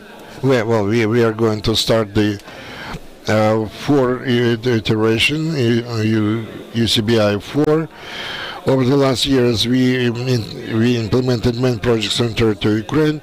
You can see the information about UCBI 3 on this slide, some of our achievements, for you to understand how quick or flexible can be the process of providing support to our partners. After February 24th, 2022, everybody tried to be actively involved, and we take special pride that we could support the civil society organizations starting already on March 5 last year. We started one of the first initiatives to support within the framework of our program. Those are territories where UCBI 3 program was active. We introduced the processes, different projects and programs. Currently, our focus geographic spheres are the close to front line and liberated territories, and the priority areas of our work are 3 different parts, big parts. You can see that those on the slide. I'm not going to read them out loud. They are represented rather broadly, and not just for the sake of expansion, but in order for our process as a flexible process of supporting different actors of different classes and sizes, so that they can do and be active in different spheres. We have a rich experience of dealing with the civil society organization, with the cultural, artistic initiatives for international assistance to Ukraine, let's say expanding the international solidarity with Ukraine. And part of our work is to work with the mass media and with the strategic communications, and utilities and local networks and media who function in Ukraine. Well, it's clear that in our program we are going to focus our attention on the liberated areas or close to the frontline territories, and we are going to work on the let's say local and regional level, and we'll try to find the opportunity to work on the occupied territories, which we do hope will be soon deoccupied. Thank you very much for your attention. I invite everybody to come to our desks, and we can continue our work. Thank you for your attention. Thank you, Igor. We continue our work. Ukrainian Veteran Foundation. The floor is given to the First Deputy Executive Director, Ruslana Velichko-Trifanyuk. Good afternoon. May we put my presentation on the screen, please? Or video? You can do that? What about presentation? I just wanted to start with rather warm video to show to you the wife of a veteran who used to live to reside in the city of Mariupol. Mariupol, they came under shelling together with the 2-year-old son. They managed to leave the city. They evacuated their business, or to be more, or rather, the remnants of that business to Lusk. So the Ukrainian Veteran Foundation, as a state institution, provided them with some financial support. They purchased the first sewing machine, and they have a very big sewing workshop today, where they provide, they sew the outfits for our fighters. So our objective to make the strong people even more stronger. We started our work as a state institution in 2022. Starting from October, we work with the financial support of the NGOs who work with veterans. Last year we had only 2 programs, 53 winners in business, and 49 millions in contractual value. This year we are going to have 9 programs, about 200 million hryvnia, which are going to use in certain way. We already finished the first program. We had 47 applications submitted. We had 10 winners, and we continue the selection of the public organization or NGOs who work with veterans. So I would like to show to you what spheres of support our veterans are involved in. First of all, we're talking about the food industry, and spheres of the industrial complexes, different industrial complexes. Starting October 2022, our foundation supported 206 projects. This is not a proper figure. We already paid about 40 million hryvnia. We also support the NGOs, and I would like to emphasize in more detail on that. For example, we are talking about children camps. Let's say and those organizations who work with the veteran children of veterans. Also, we support the NGOs and public organizations who work with veterans who now have disability as a result of the war hostilities. On these pictures, you can see the lessons in art therapy. This is quite a good story, because those pictures actually, not drawings or pictures, this NGO actually sells, and they raised the funds to purchase more than 1 vehicle for the military. So seemingly, what kind of picture we're talking about, but abroad it is valued rather high. Now I would like to draw attention to the following. All the state institutions who deal with the state veteran policy. Why I would like to draw attention to that of the civil society, first of all, because it seems to me that in the civil society it would be worthwhile to take care of all those things which you can read on the slide. Specifically, you can influence all those things, and take into consideration that approximately by the end of the armed conflict, we'll have about 5 million belonging to the category of the members of the families of those of the fallen soldiers or veterans, and the Institute of Demography provided us with the data that we have 28 million persons who reside here. This is a big figure. It's 17% from the total number of the persons living or citizens living in Ukraine. So the NGOs and the civil society have to understand today that 17% of the people will now go through this hell. And it seems to me that you specifically will find what to do in those things. We, as a Ukrainian veteran foundation, we take care of different research and analysis, comprehensive research about the needs of veterans. You can see here what services actually veterans and their members were satisfied with which activities.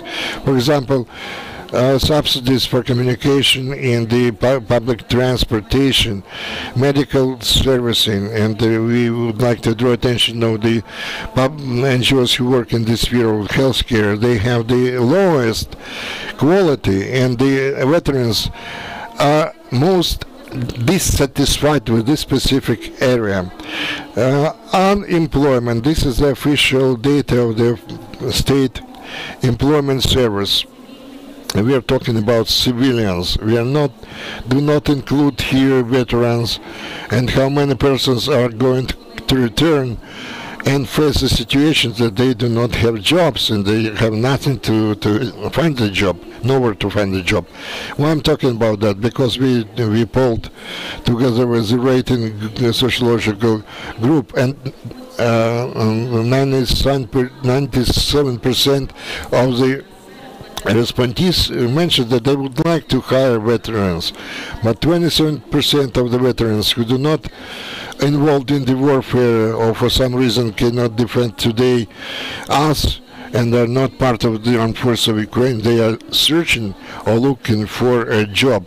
So this figure, which is true, the figure which I mentioned and the real figure, there is difference between them. We'll have the situation when the veterans come back and they will have to be employed, and this will be a big challenge for the whole country of ours.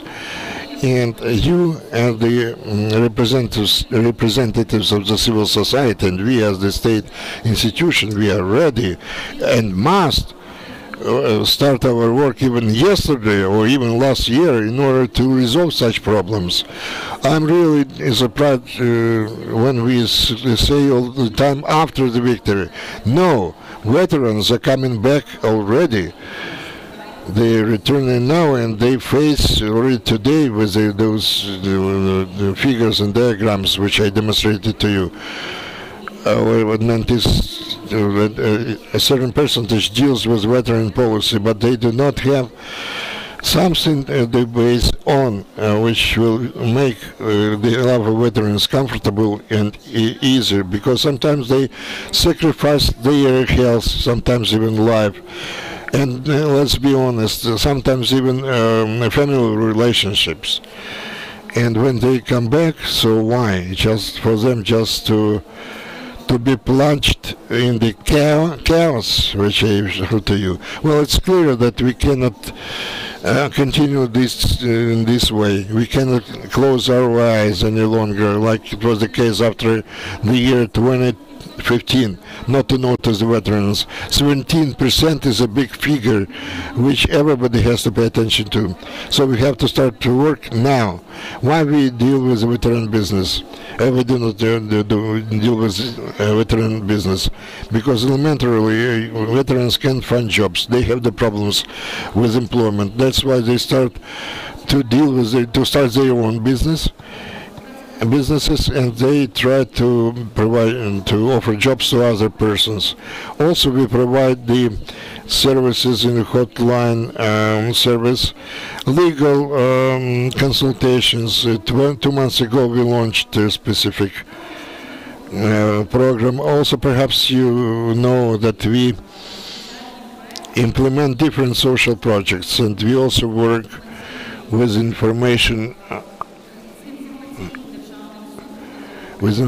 state follow-up, so that our society become a bit closer to the problem of veterans, for them to start to understand veterans, to avoid stigmatization regarding veterans. So the veterans should not, or the family members of veterans, they understand that when the veteran fights for our independence, he is required by the state, and when he is killed or he dies, nobody cares about their families. So we work for the veterans, and I call upon you to pay attention to this category, to those problems, because it is the civil society together with the institution must work shoulder to shoulder, and all of us together we have to pay tribute and pay our debt to the veterans for the fact that they sacrificed their lives, their comfort, their future, and very often even their families. Thank you very much. Ruslana, thank you. Ukrainian Startup Foundation, the floor is given to the manager of the grant programs, Elvira Komarnitska. You are welcome. The floor is yours. Good afternoon to everyone. I would like to thank very much for the invitation sent to me to participate in this forum. I'm going to start my presentation about Ukrainian startups. For those who already is acquainted with our activity, maybe it would be interesting for you to know about the actual opportunities we offer today. For those who do not know us, it would be again interesting for you to know something about that. Very shortly about our foundation, the Ukrainian Foundation of Startups. This is the state-run foundation, the only one in Ukraine, which was established with the purpose of innovation of our country at the early stages. Startups of those projects which are at the stage of the idea generation or its early development and require funding or financing in order to launch their project or to scale up at the global markets. We work under the Ministry of Digital Transformation of Ukraine, and we can provide financial support and non-financial support to startup. Here are the our key activities, the synergy of our activities. I'm going to talk about in more details about each of those in order to explain to you this rather complex, seemingly, diagram. So, our grant support for over 3 years of our work, we supported 302 startups, Ukrainian startups, which were officially registered in Ukraine, to the tune of $8 million of United States. We are talking about grant support. Let's say which you don't have to pay back. It's very important for us that our funds are used for a special target. The key specificity of our foundation that we work in an absolutely automated mode through the single web portal. And we can submit the application, and the supervisory board actually approves of that and using the electronic key in order to finish the job. We do not have any communication with the startups or the project which we support, but operational. We ensure all the necessary activity. The major program support in $325,000 in case the project is in the stage of idea. So we have the like-minded persons team. A project which you would like to implement, you have to fill out the application online. You can document it with a legal. And after that, independent experts are assessing your application, and very important that all the experts within the fund, when they are assessing any application, and we have more than 100 independent experts, and they are all volunteers. Everybody who is wishing, in case they have some expert skills in this field, they have access to innovative projects, and they can assess it, and this a good opportunity that is working full-time. Expert assessing the application, and then the pitch days are organized, and the best are getting grant funding. Every second startup, according to our monitoring activity, received additional investments, and many projects are well known as per bionics, producing prosthetic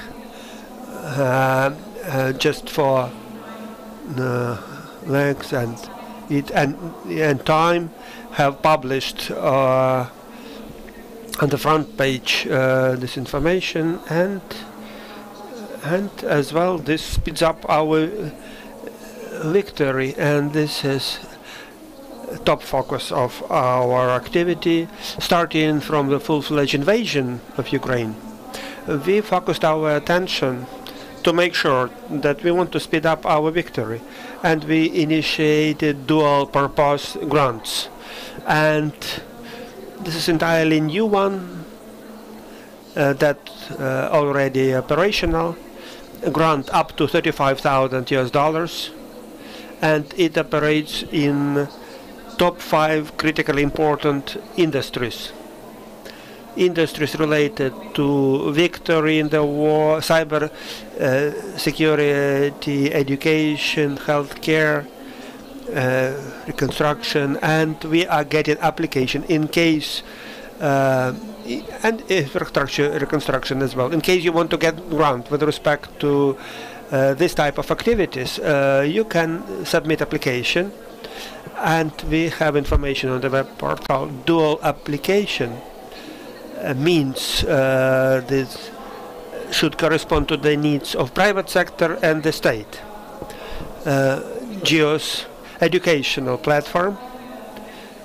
This is online educational platform for children of the school age that can be used for children that are now on the temporary occupied territories or physically unable to attend schools. And the same platform can be used after our victory and be used for children that are temporarily living abroad. And we are focused on innovation vouchers, and that's a possibility to become part of the official delegation from Ukraine, or to become part of the delegation to represent our country at the exhibitions and shows abroad. Exhibitions in Europe and US as well. In June we are starting UK, London Tech Week.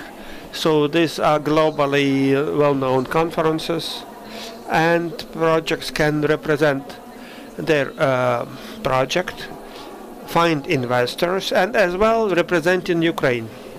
So official stand from Ukraine, a web summit in Lisboa in Portugal, and 24 startups representing their own projects.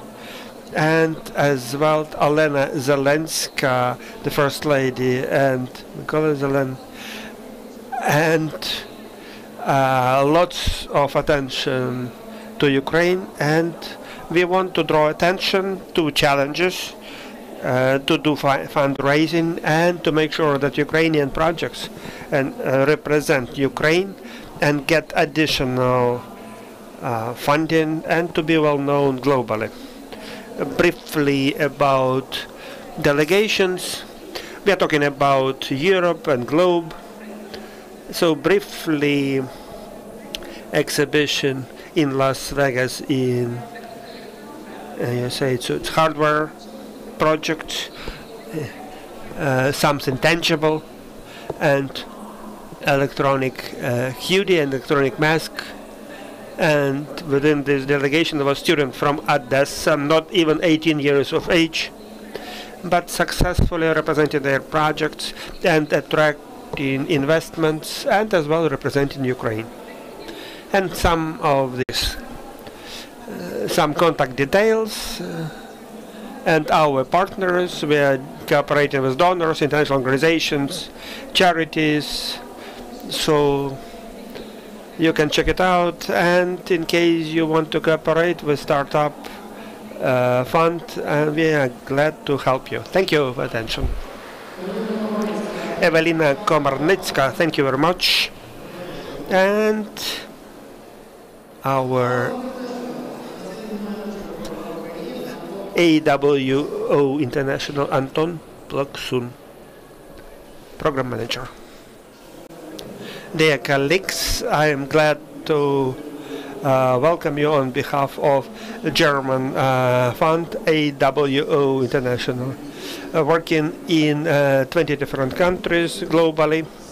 In Ukraine, we started operating since March 22, and focus of our attention was recovery and rehabilitation in Bucha and Irpin, and helping Ukrainian IDPs in Ukraine and abroad. Now, focus of our attention is different. We are funding projects aimed at recovery and rehabilitation of the damaged infrastructure, and as well improving the quality of services.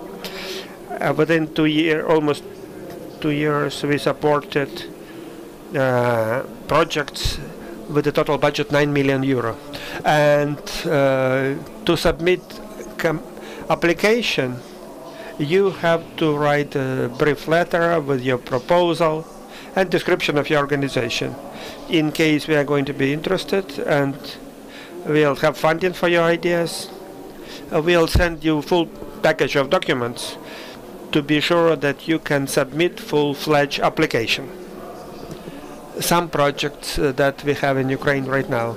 In Chernihiv region, we are supporting creation and establishment of modern digital centers on the basis of the destroyed schools.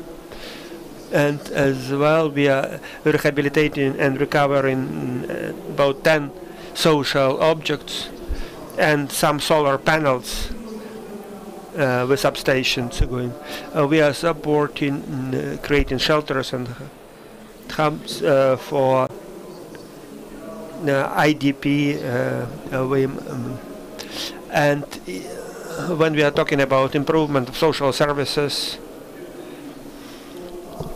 please submit your application and we'll provide you feedback and tell you about our future cooperation. Thank you, and I'll be able to respond to your questions personally. Thank you. Thank you, Anton. And now European Fund for Democracy, Natalia Kochun.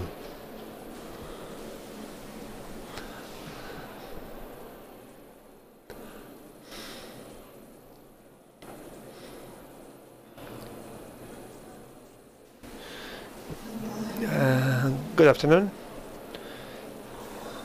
Our organization is EED. You probably know about it, so I'll be very brief about European Fund for Democracy, Endowment for Democracy, European Endowment for Democracy. It is called, established by EU and EU members to facilitate democratization and supporting sustainable development, neighborhood programs, and so on. Within 10-year period, European Endowment for Democracy just recreated the network. EED have supported in 22 almost 100 initiatives, total funding 3.2 million euro. Right now we are implementing about more than 100 projects. Most of the projects related to social rehabilitation of Ukraine. We are talking about promoting pro-democracy reforms, green agenda, digitalization of services, especially for vulnerable population, engaging women, and so on and so forth. We are having the position that civil society should be engaged at all the stages and all the sectors in rehabilitation and recovery of Ukraine. How we are different? We are flexible in our support activities. We don't have competition. We have not identified subject matter priorities. We are aiming at the needs of the society. We are not providing humanitarian support, and infrastructure projects are not supported as well.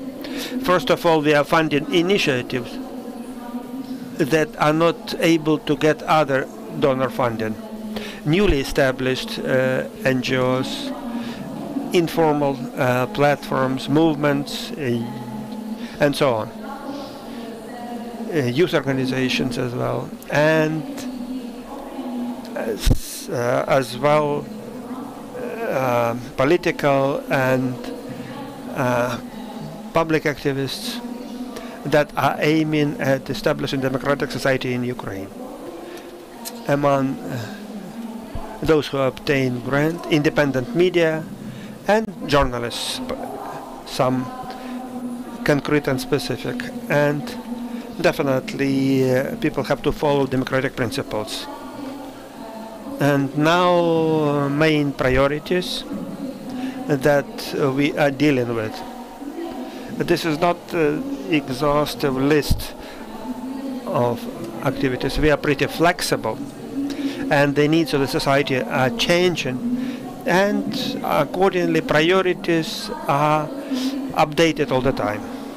Anti-corruption, definitely, independent media, engaging civilians, and engaging women, engaging young people,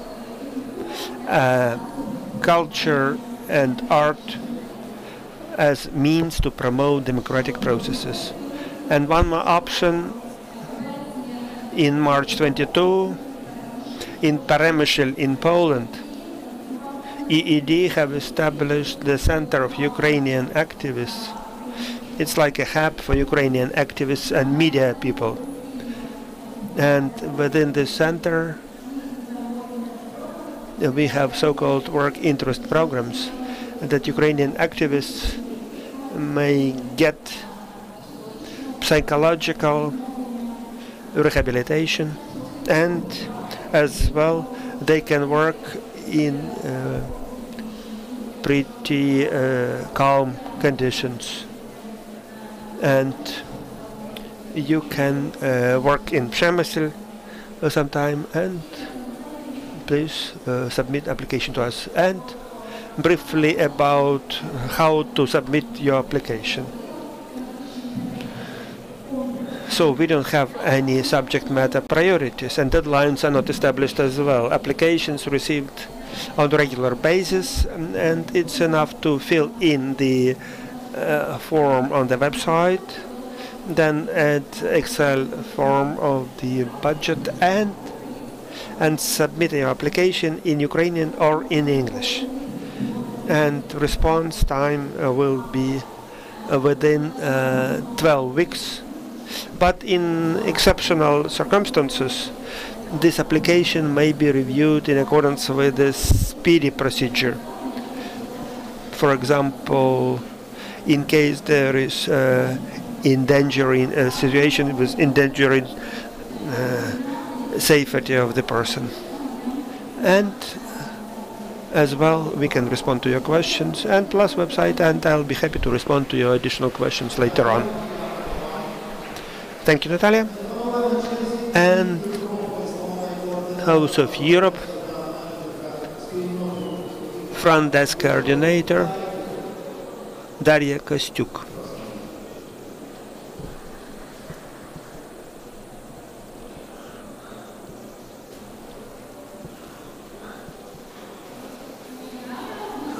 Thank you for inviting me here. House of Europe is EU program for purposes of supporting creative and professional development. Just actually it's EU and our colleagues from UK. And we are cooperating with the cultural institutions in Europe. There are 4 sectors: culture and creative industry, education and young people, media, and social entrepreneurship. And we are offering actually more than 20 programs. So there are online labs, grants, and discussions and workshops that are happening within our program. But full-fledged invasion caused rethinking from our side, and we adapted our activity. Starting March 22, we have initiated emergency war response program, allocating €1.5 million, and we managed to support 36 museums to evacuate or to safeguard their collections and business survival kit, and we helped startups with the consultations. Together with Netflix, we have initiated financial support for movie professionals, and we supported them with amount €1,000. And as well, we have provided financial support for purposes of this program, and we have supported initiatives of the NGOs and CSO with respect to documenting war crimes of Russia, including buying laptops for teachers from Mariupol, and as well those who received grants before the war, and 50 those who have received grants, and they used it for evacuation purposes, humanitarian assistance, and as well scholarship support for people, and we have initiatives in the areas close to the front line. We have supported with purchase 3,400 protective stuff for volunteers, just protective garments, and actually it's bulletproof vests and medical equipment. And when there was no power and problem with power outage, and we were buying power banks, and all the way to EcoFlow stations, and as well we have organized a hackathon. 1,606 participants were taking part in this event, and as well we have developed expert lectures within the special project Educational Boost, looking for the way how to engage in this, how during the war, and we engaged 1,112 educational. What is no less important, we constantly try to gather different opportunities from EU and Great Britain. We already published 1,300 opportunities at our web resources, but we do not stop at that. We continue our work further on, and we already started the spring-summer wave of grants. We plan let's say the studies with Netflix from both Ukrainian publishers and publishers from EU and Great Britain. Those very good laboratories for sectors of culture and education, for cultural transformation. A laboratory within the framework of which we have a lot of different workshops. And we are talking about international cooperation grants and the big infrastructure grant closer to the autumn. We plan to have the creative business survival kit for startups, for creative and educational startups, grants for personal projects for all the 4 sectors which I announced before. Also the grants for the preservation of cultural heritage, conferences and other events which we are going to announce at our sites, in our social networks. So stay tuned to our news in the social network, so you can actually scan QR code and join us in our Instagram and Facebook, or subscribe to our newsletters or leaflets. We can talk a lot about the Euro, but it's better if you have this small booklet, Change Maths. It was published this year. We are talking about all the graduates of the House of Europe, the majority of those at least. The people who, despite all the air raid alerts, continue their work, continue to change this Ukrainian civil society for the better. You'll find very well-known figures in this civil sector or new names which you have never heard before. I call upon you after the presentation, should you wish to do so. Come up to us and just live through this book, which is bilingual, Ukrainian and English. If you live through the pages of this small edition, you'll find your potential partners, and which will give you an opportunity to launch some project with them and change the situation for the better. So this brings me to the end of my presentation. Should you have any questions, just approach us at our stand, and we'll try to answer all your requests or questions. Thank you very much for your attention. Thank you, Daria. Dear ladies and gentlemen, one more presentation among the donor programs. The floor is given to Natalia Klimova, a manager of grant programs of the isar.ednannia.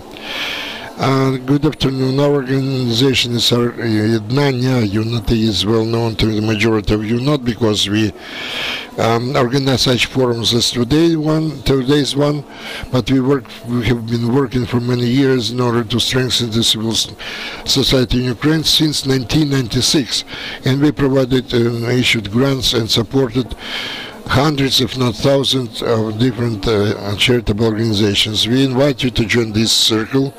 We operate through, let's say we provide the grants to the NGOs or to the public or the charitable organizations, but if your volunteer initiative would like to join us, so please approach us. We know how to do that, and we will help you. For many years we have the program of development of civil society, which is called Marketplace. I hope that many of you heard about that. Within the framework of this platform, any public or charitable organization can get funds for their own education or skills upgrading. You can actually download this information. We do all our efforts within the format of financial support, issuance of grants through the open grant contests or competitions. In order not to abuse your time too much, I'll be very short and quick. I would like to immediately say that our conditions, or our, let's say, terms and conditions of the competition, they are subject to changes, so please stay tuned to our announcement, to our news. New grant competitions which we are going to announce, they will appear on our web pages. So what we have today, strengthening the opportunity, the capability of the let's say CSO to become leaders in the process of renovation, recovery and development of the organizations. The second the competition is create the house of civil society. We invite experienced organizations which in their respective regions or communities would like to become the centers to support the education and development for other charitable organizations. So if you are interested in that, so please apply and we are going to support you. Next competition is the grants for organizational development. So apply to make your organization more influential and developed. So we receive the applications every month on a monthly basis. So if you're interested, approach our desk, our stand, and myself and my colleagues will give you more details about that. Another unique competition is the grant to support research initiatives. If you're interested to carry out research in certain spheres, so you can see the topics on the screen, please address us, and we are going to help you for you to carry out the research not only as an organization but also on an individual basis. If you are part of some research center, research institution, you would like to carry out some research which would be useful to our country, so please address us or send applications to us. We receive the applications through online forum, so copy the QR code and come to us to our stand. Thank you very much, Natalia Klimova. Thank you. As you promised to do everything very quickly, you did that. So, dear ladies and gentlemen, the panel of the donor programs is over. And now we announce the break. And as our donors mentioned, they are waiting for you at their respective stands, and they are going to provide you with the answers to your questions. So please have some rest, have some snack, and we are looking forward to see you again in some time from now. Thank you.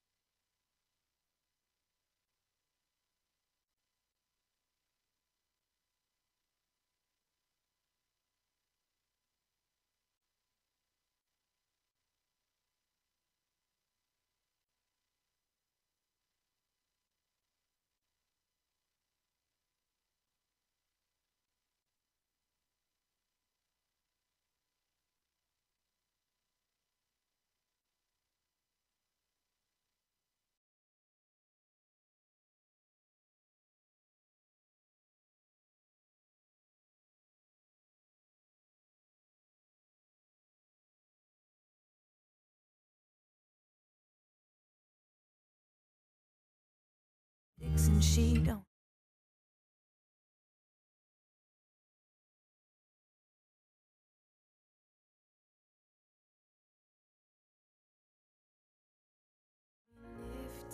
drifted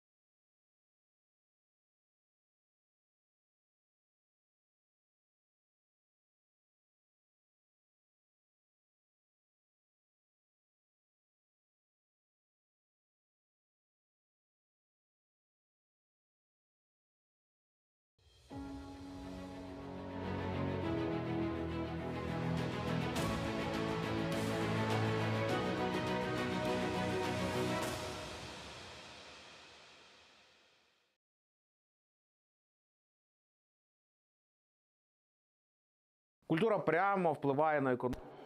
Culture directly affects economy and society, and every person can find what to do and to learn something and to join the market and become a successful person in the economy. It depends upon the person and cooperation between the people. And when we are talking, when we live this kind of traumatic society, we have to understand that many people believe that any system around them can be created by somebody else. And this actually creates some kind of hierarchical relationship. A farmer or landowner can actually say where other people have to build a shop or let's say or anything else. But we have to say goodbye to such an approach. And for that we need the understanding of the fact that each person can find the talent of something, giftedness and any kind in himself or herself. And this understand that every person deserves something great that he or she can become, or let's say somebody, a star of somebody, but he or she can become wonderful turner or wonderful teacher or entrepreneur. And this has to be understood and fostered.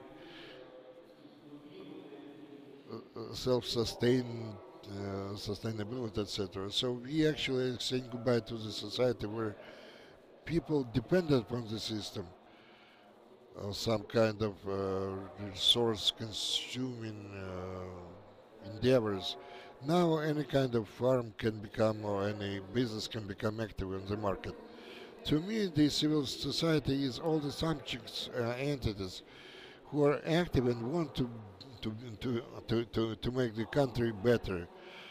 Grants is one thing, then the businessmen who would like to do something for the country are also members of the civil society, or journalists who are actually write or contribute to the local newspaper. They also can become members of the civil society. So they have to do everything for this society to become better, more of higher quality and multifaceted, which would become the foundation of this kind of, would put it this way, transformation of Ukrainian economy, because we are not yet transformed, but we failed to do a lot of reforms which had to be taken care of, and war one of the vectors which may force us to move in this direction.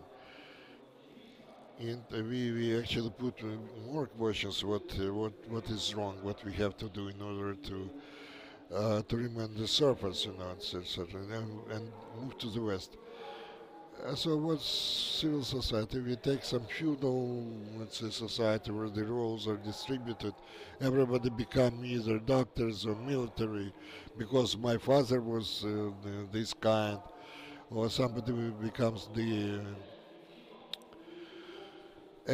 let's say MPs, the deputies, and they never think about something, because that. For example, for each plot of the territory he resides in, there is somebody who is responsible for that. And if he is afraid to lose some kind of authority, and there is a different society where everything is kind of boiling with energy, etc., and they try to create coalitions and the interaction in order to resolve on the urgent issues. And so I believe that this kind of multifaceted society must become, let's say, the foundation for the transformation, the level of community, the level of the region, or at the national level.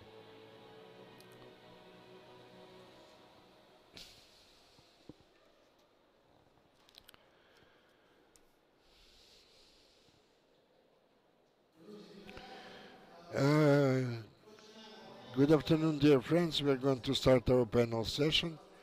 I'm going to introduce to you the panelists, Igor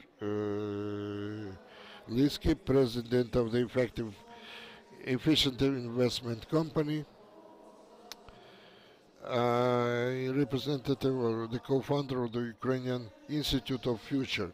Igor, can you tell me what's in your vision is the future of Ukraine? For example, in 2030, what has to radically change in Ukraine? What is your picture of that? You know, you started immediately a very interesting question. For me, the most important task during this war in the near future for Ukraine to become a real country, a real state. Because I'm deeply convinced that for 30 last years we actually simulated that this country, imitated this country. Everything was not real troops or army, not real, let's say, corps or other things. And now I have the feeling that the Ukrainian future can be bright. Yeah, it would be difficult, but most important, the bright one. It must be real. If the society will join the effort and start to understand what is the role of Ukraine, why Ukraine, and then we can make it real and successful. Olga Shapoval, Executive Director of the Kharkiv IT Cluster. Immediately question to you, Olga. Please tell me, IT persons, everybody say that you're thinking about the future, you're flying in the clouds, and do not think really about the country, about the pensioners or the problems. What is your idea of the future Ukraine? All of us are going to become IT persons or not? Well, I'm sure that first of all, not everybody will become IT engineer, and we did not need that. Everybody has to do what they can do. Speaking about Ukraine, first of all, we should think about the values, the freedom, the state, and if we understand that this is the foundation for economic opportunity and self-supporting nature, not to be dependent on some external factors, because we have a big potential inside of our country. And number three, and I'm sure that the people are the key capital. If we look at the people like as a capital, not as a resource, we constantly call up for that. For us, the resources, let's say land, some infrastructural, physical facilities, but people are our capital. And if we manage to build such a country, this country of the future will have the stable development for our children, because Ukraine is a country for our children. Thank you, Olga, very inspiring. Sergei Pozniak.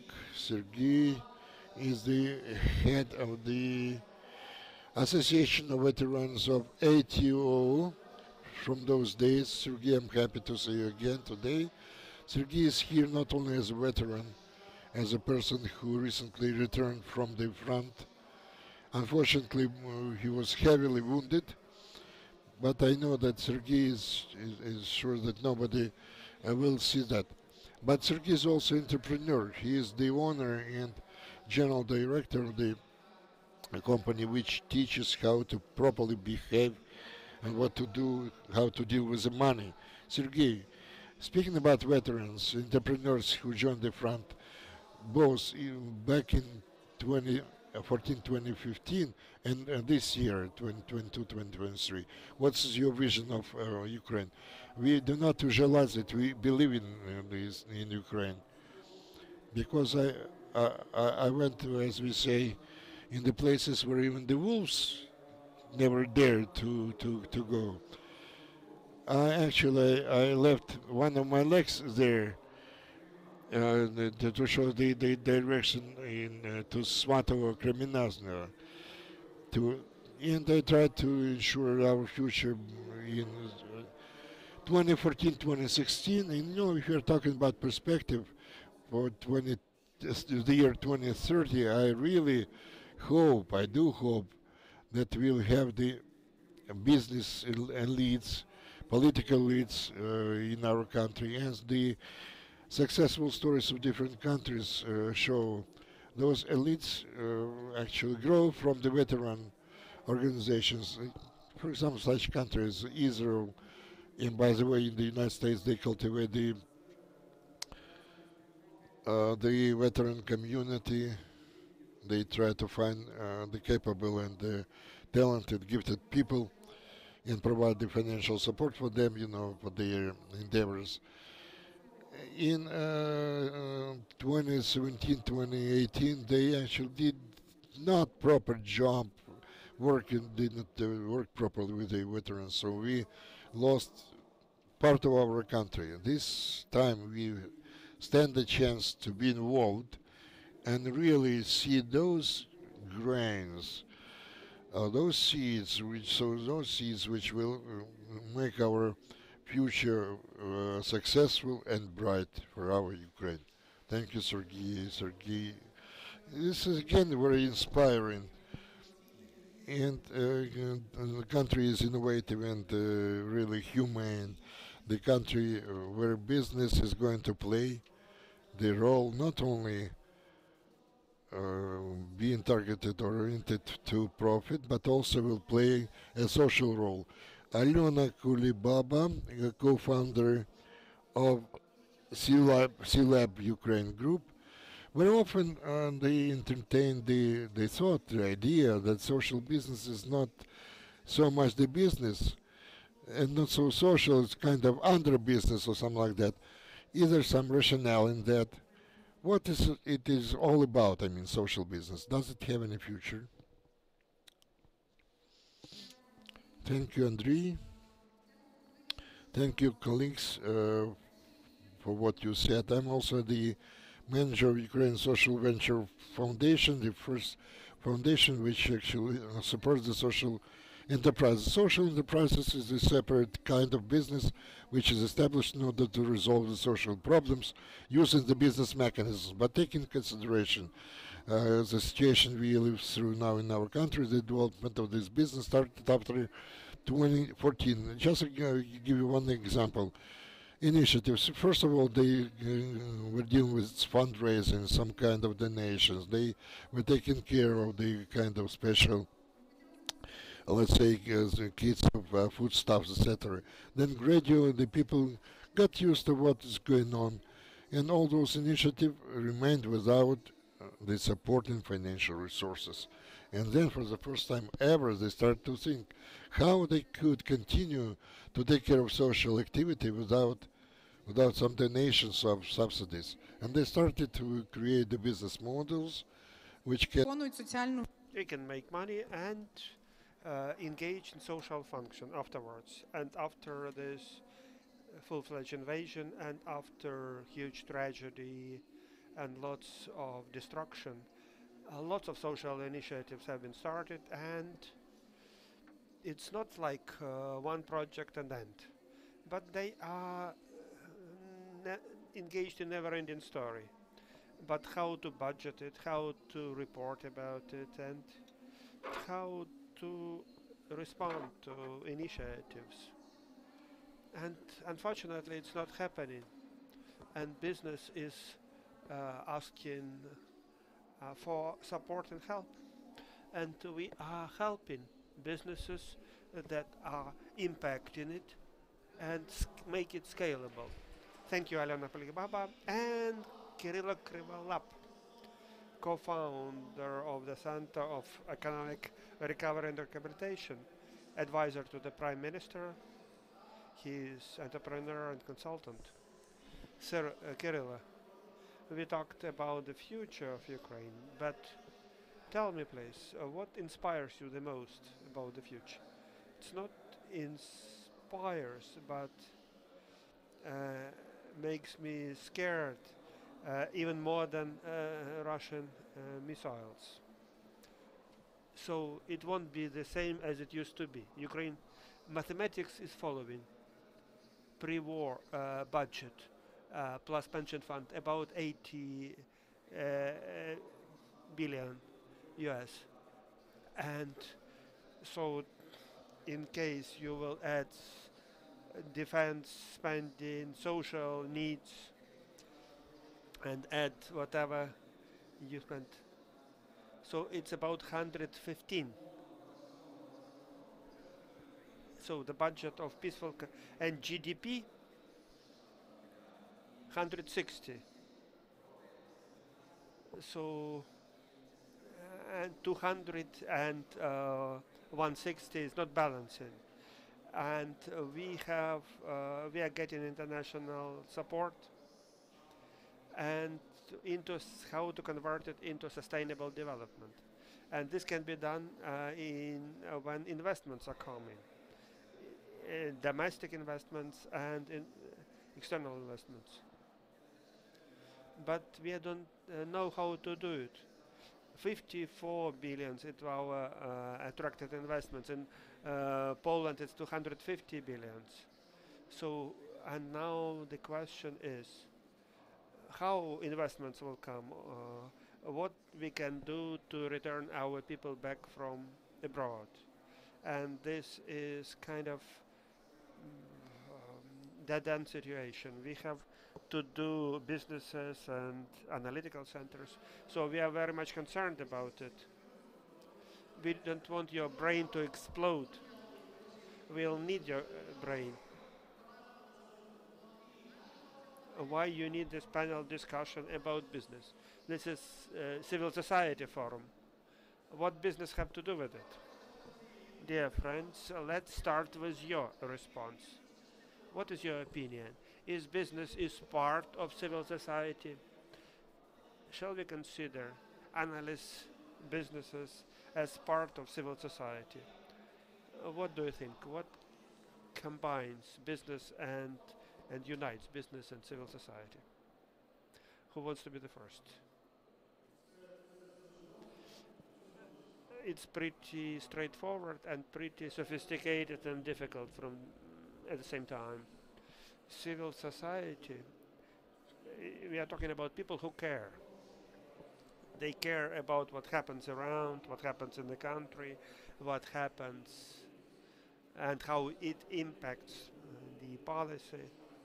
I am surprised when Ukrainian businesses are saying it's politics, government should not interfere with us. And I am always surprised. So in principle, entrepreneurs and businesses are creating jobs, implementing new ideas, innovations, building factories or whatever. So people who care, and something like that remained from former Soviet Union.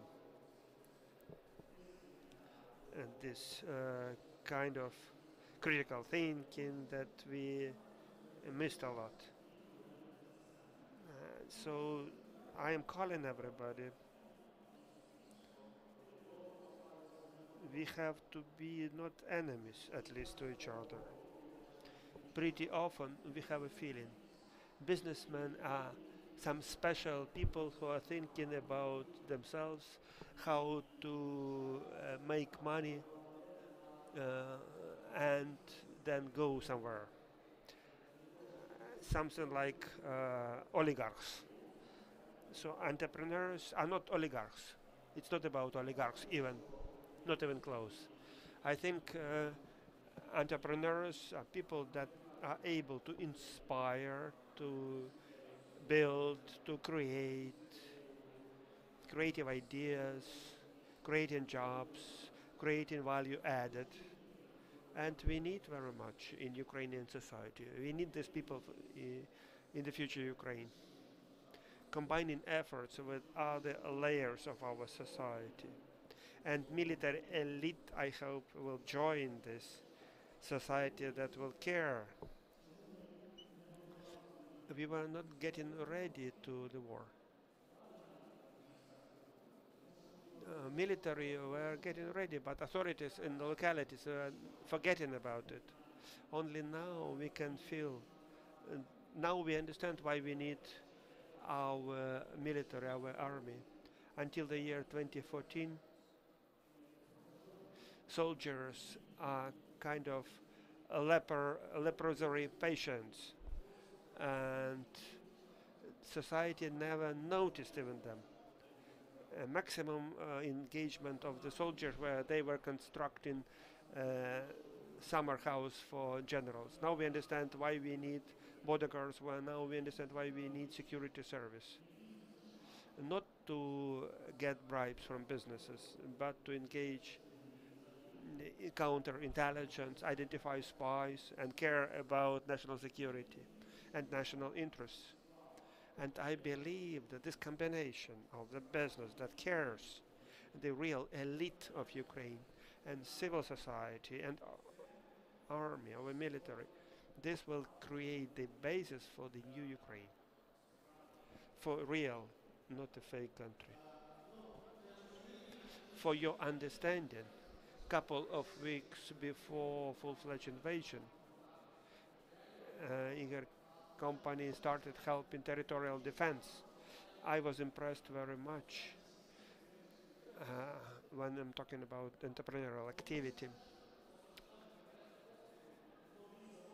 New plant that built Igor, it's on Zhytomyr road, on the way to Zhytomyr, from Kyiv to Zhytomyr. And the missile hit this plant. And what Igor did what we asked.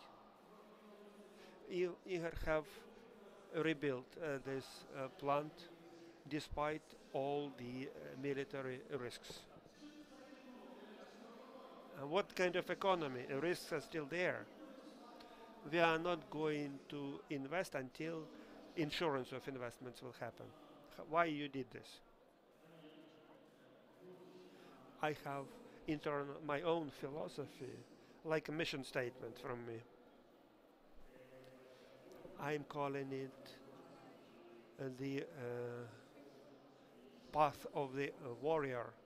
I am from Lugansk, sir. I have, in case you consider yourself either a victim or waiting for the better time, nothing will happen. So I think that Ukrainians should have the philosophy of warrior. And despite all the odds, we have to do our best. I think that's my important input into our victory. First of all, despite all the odds, despite all the enemies, to create, re-establish, recreate the plant, create from scratch all the jobs, to show, to be a model for other businesses, to show to these territories to the north from Zhytomyr. We believe in our armed forces that we are rebuilding the plant right now. And then life starts there. And then they are rebuilding some just storage facilities. They're inspired by us. They understand that life is there and taxes are paid here, and rehabilitation of Ukraine, recovery of Ukraine happens. It's about being patriot, orientation for the future. That's what civil society is doing. Thank you, Igor. Olga was the first to pick up mic. For your understanding, Kharkiv IT cluster. One of the thinking is like IT people are trying to get out of the country as fast as possible. They are very cosmopolitan. But as far as I know, one of the missions of Kharkiv IT cluster is to return to Kharkiv as fast as possible. Yeah, about it. Tell me, please, how Kharkiv IT cluster, what is the vision of future of Ukraine, and how IT people can help in creating new country? First of all, responding to your previous question about civil society, to me the response is that civil society, we are talking about people, and business, we are talking about people. If we are talking that there is some state, we make ourselves not responsible for everything that happens. But when you say I am part of civil society, this means I am taking the responsibility and I am trying to impact what is important to me. And then I am protecting my interests and I am combining efforts with other people. If we are talking about IT business, the average age of IT people 29, 30, and the owners of the companies in IT 35, 36. Why in IT clusters are so popular? We have Kharkiv and Lviv clusters, why established many years ago, when it was not that fancy and fashionable, and because we wanted to be practical, to have tools without being politicians, to impact and influence the country we are living in. And the quote from our well-known IT guys at the panel before the war about charity and civil society. I was asking why you need this, how you can be happy in the society that is consistent of unhappy people. In 21 we were doing study how much Kharkiv IT business spent on charities, helping military, whatever. People were not happy to share information. They say that you have to be quiet about good things. But we were asking them, and it was about $500 million hryvnia, 21. In 22, sometimes I'm quoting Bible. I am not a religious person, but in the Bible there are some smart thoughts, and your heart is where that's your wealth. And IT industry, not big businesses, but people from IT have spent for humanitarian purposes and military projects. Only Kharkiv have allocated 1 billion hryvnia. They were able to build the whole city with this money. And with the practical activities, you can support that. We are not only willing, it's not a slogan like promotional slogan, but at the same time we are facing the following, that business is doing something for purposes of, sometimes we are asked the question, why you need to do this? Are you going to be politicians? No. I'm saying no. We don't have any person who is willing to become politician. And really the role of the business is really to understand. We call it being socially responsible. But it's about responsibility in general. So it's kind of virus. And we are doing it all the time. Really, before our panel discussion, it was a explanation of civil society. We forgot to mention one thing. So about integrity and acting in a goodwill. And this is a key indicator for civil society. And really, when we are talking about Kharkiv cluster, it's about integrity and openness. Haters of your industry are saying, it's hard to believe that you are right because I am cheating all the time. And what you are doing, you are proving that integrity matters. And really, what is your vision about future of Kharkiv? Kharkiv will recover as it used to be, or it will be entirely different city, or you have not decided yet. What do you think about Kharkiv in the future? First of all, to me it used to be, and still is, obvious in 2014 and now, that not a single piece should not go out of Ukraine. And the mistake that was made in 2014, Crimea have been occupied. Yeah. So February 24th, after waking up, every person from Kharkiv, despite the fact that he was speaking Ukrainian or Russian, and and people who are living next to the border with Russia, they have their relatives in Russia, but nobody had any doubts that Kharkiv is really Ukraine. So without Ukraine, there is no Ukraine. Any kind of buffers or whatever is in the story about losing the state as a mother. And this is the country for my children, and I want to make sure that my kids should be happy. Before the war, we were doing study. We were surveying parents of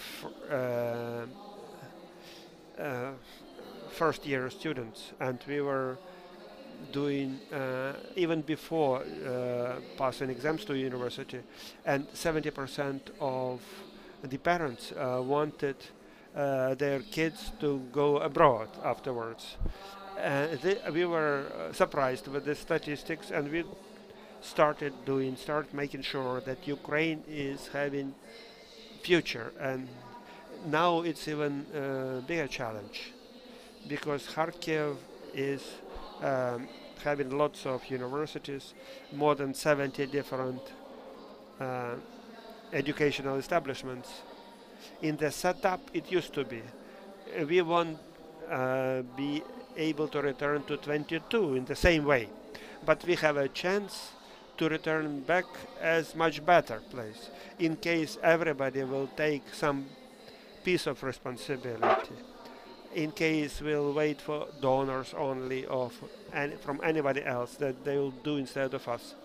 They can help only to make us more compatible. But from sustainability standpoint, we have to demonstrate how we are going to utilize this. And I'm supporting Kirill very much. We have to convert it in self-sustainable mechanisms that will do it. Our statistics that every IT guy creates 3.5 jobs. And IT people are working globally, and now every IT person creates 5 jobs. But every person active in the economy creates this. So Kharkiv is the center that for people who care, for active people, and in Kharkiv more than 1 million people, 1,100,000. In Kharkiv, not exactly the same people that used to be living before the war. Partially yes, partially no, but after war. I don't like this word, after war. We should start right now. We should not wait for after the war. What will happen after the war? Let's start now. And Kharkiv, to me, it's about something new.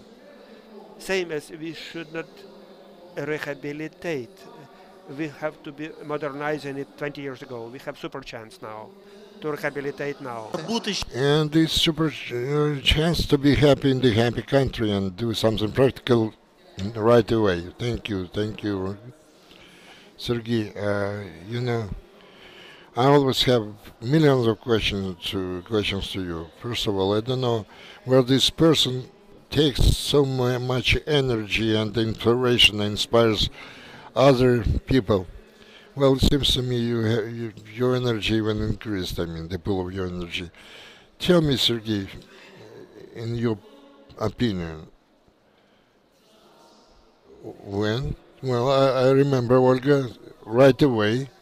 Well, the guys come back to join business to real work, but they return under the conditions when the law enforcement agencies, they actually destroy the business, when it's very difficult to reconstruct or rebuild the country per se.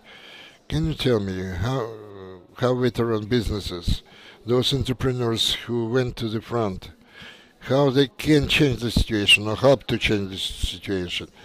Should we wait for that, or we ourselves have to take responsibility for that? You know, I will answer the previous question, whether business is part of this society. Well, I'm a financier myself, so I'm going to talk in figures. there is a research of the veterans regarding the structure of employment of those who now are in the front. So the first position is taken by entrepreneurs. In the front, in the trenches, you'll find more than anybody else, I mean businessmen. Well, there could be some minor entrepreneurs, self-employed, you know. I can say they've been evacuating me for 23 hours without water, without anything else through the swampy area.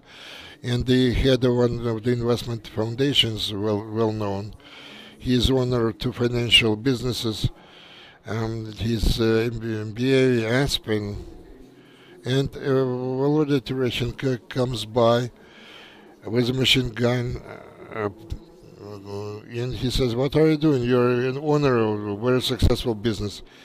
Actually, he says, "We take care to take care. We have a special route for the wounded to be evacuated." Now, Alex Kostyuk, he was the teacher MBA program without one leg.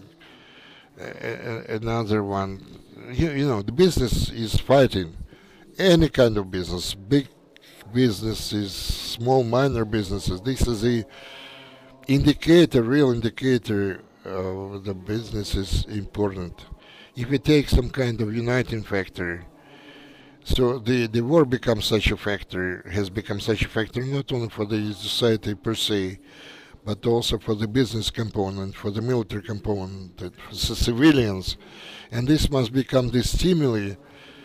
If you're talking about responsibility, the veterans, entrepreneurs, they actually, they knew their responsibility. And somebody mentioned the birth of the elite. Somebody thinks that the elite person, he sits on the throne, you know, and they actually approach him, kiss his hands, and bring some kind of young pig as a gift to him. No, they are responsible for the nation. They are responsible for the future before the people, generations to come, and for the future.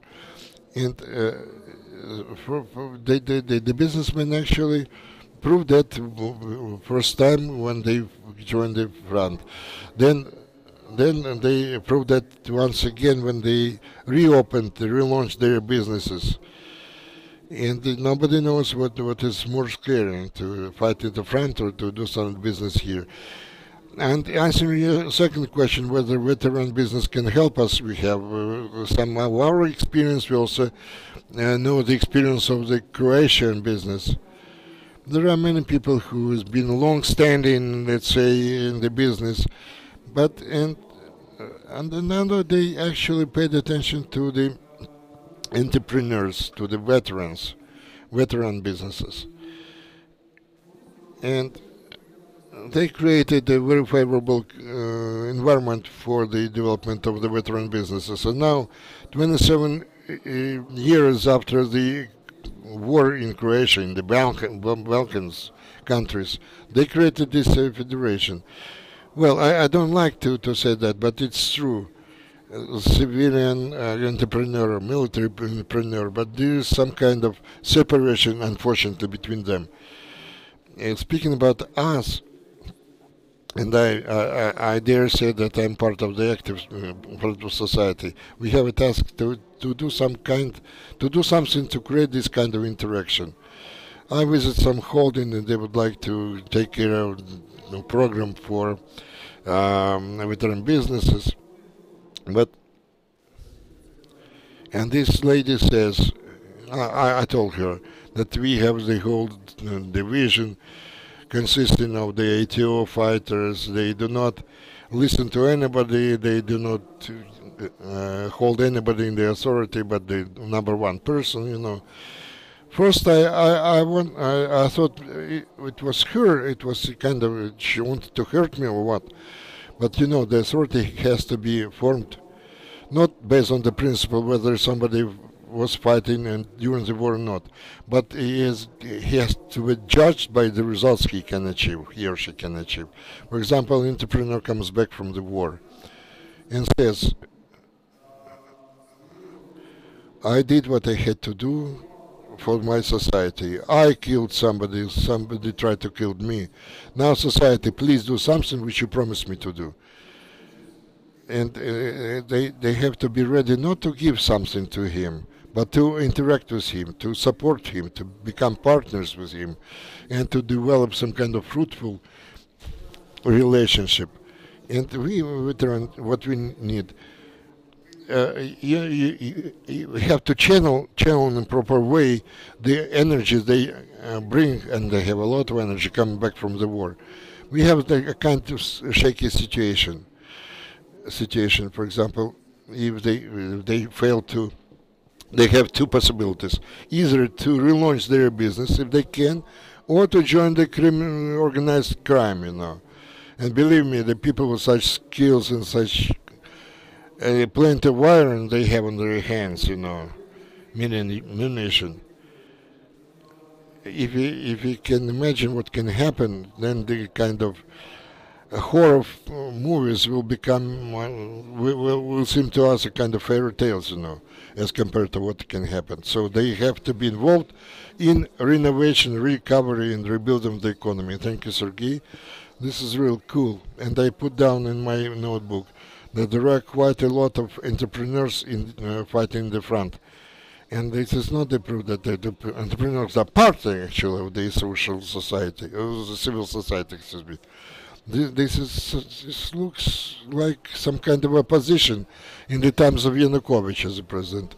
So they're disciplined, they are well organized. So the veteran business with a lot of energy will become a key, can play one of the key roles in recovery of the country. Thank you.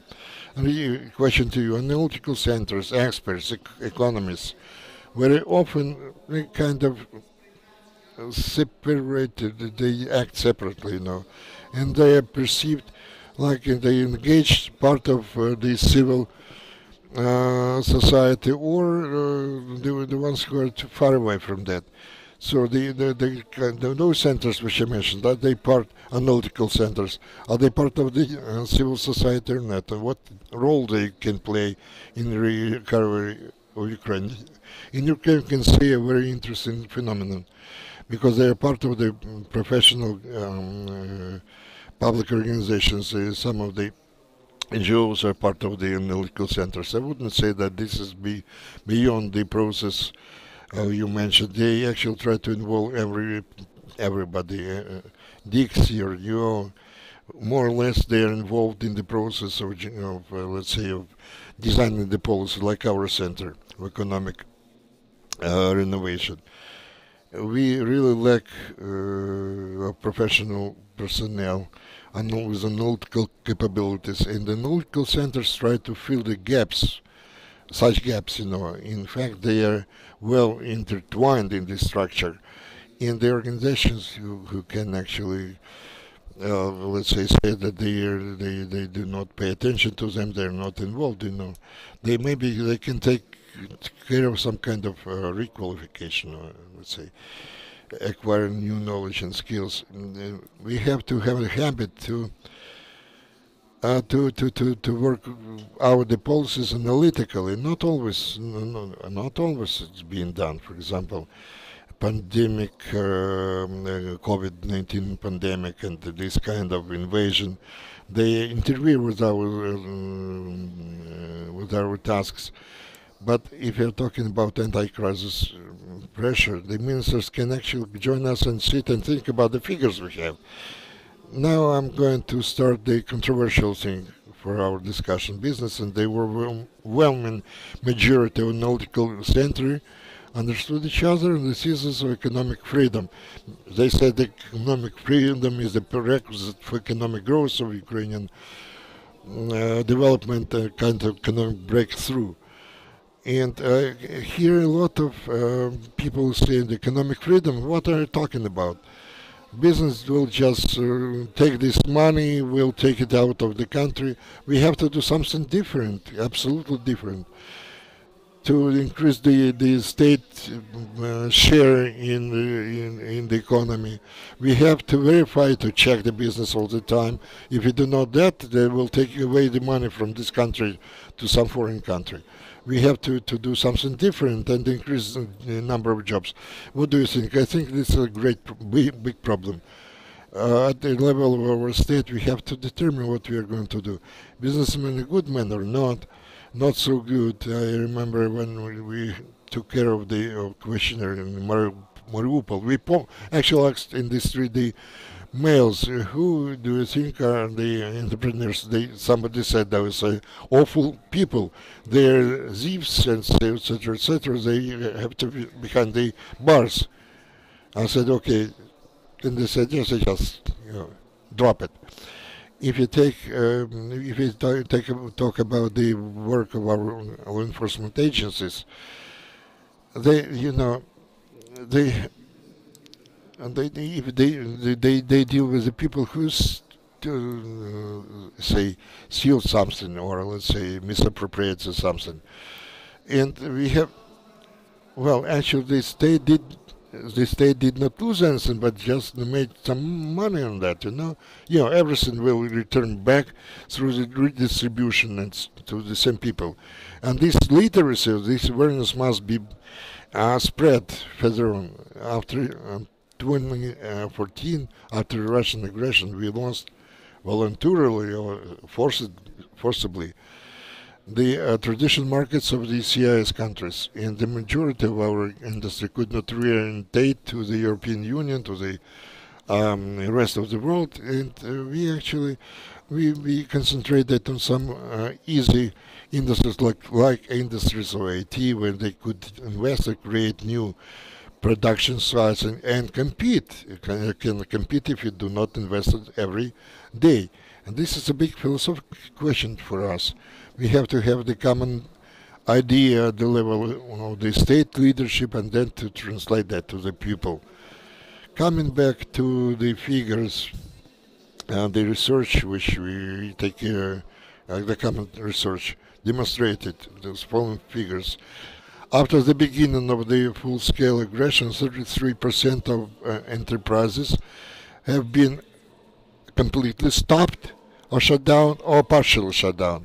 90% of the companies, enterprises implement humanitarian volunteer projects or help in this or other way to the armed forces of Ukraine. They work more even than they work in enterprises. Alena, my question to you,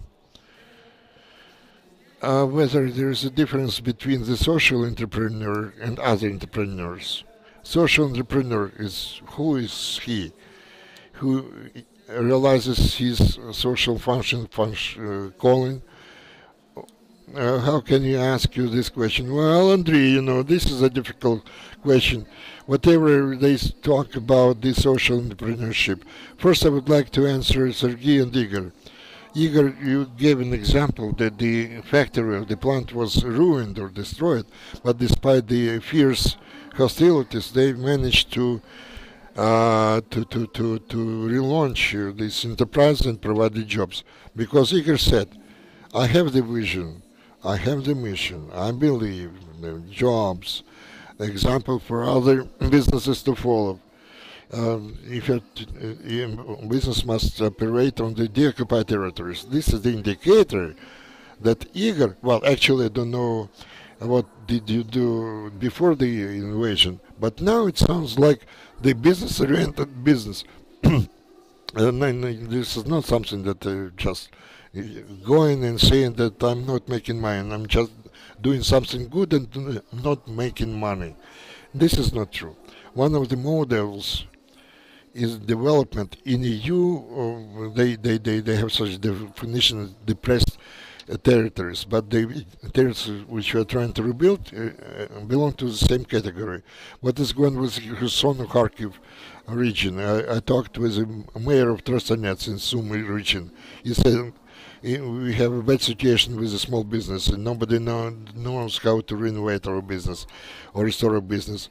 In this case, under the occupied territories, business become the business-oriented. They actually impact the development of economy. Sergei, social entrepreneurship, and the world over, they believe that with their own business, the founders are the veterans, and because their goal is not because it was created by a veteran. Speaking about their business model, they include socialization. They have people who are like psychologists or the group of support training, so that those people can normally come back to civilian or civil life. And this is considered to be a social business or import business. In the terminology, we have some kind of controversial nature, because they believe that if a business makes money, it cannot be social entrepreneurship. No, classical enterprises actually they convert the activity into some kind of activity. For example, the people who suffered from domestic violence, people who are victims of such violence, they are afraid of joining SOCIM, or those who actually serve their term in the prison, or veterans also belong to the vulnerable category. It's very difficult to join again the society. There is a kind of zone, but they have to renovate or to restore their skills. Not many people, not everybody would like to give to hire veterans or the former military because they are unpredictable. My brother, he was a former cook. He served 1 year. He returned 1 year back, and he said, "What are you doing? Are you ready?" He said, "Not yet. I'm not always sure what would be the reaction on their part." And can you imagine the situation? I told him that the same guys like you, they went through the same experience. If they were working with you, he said, in this case it would be much easier. I would know that I have somebody to apply for some assistance or help or support. I gave you these examples that we're not just doing something good, but business can do something and actually channel part of their income to some endeavors only in the countryside. It's a classical example of a business. They create jobs. I have one of the project in Ternopil regional this year. Imagine 900 IDPs found the jobs. Just sharing their knowledge with other families, because not all people can go abroad, and they created so many jobs. Such business has its impact. Yes, it does. So we are talking about such business and trying to develop it. Coming back to statistics, 15% of those who have jobs in small business are IDPs, internally displaced persons, and we actually took care of the profound or deep-going research whether maybe we can pay less salary to IDPs and make some additional money.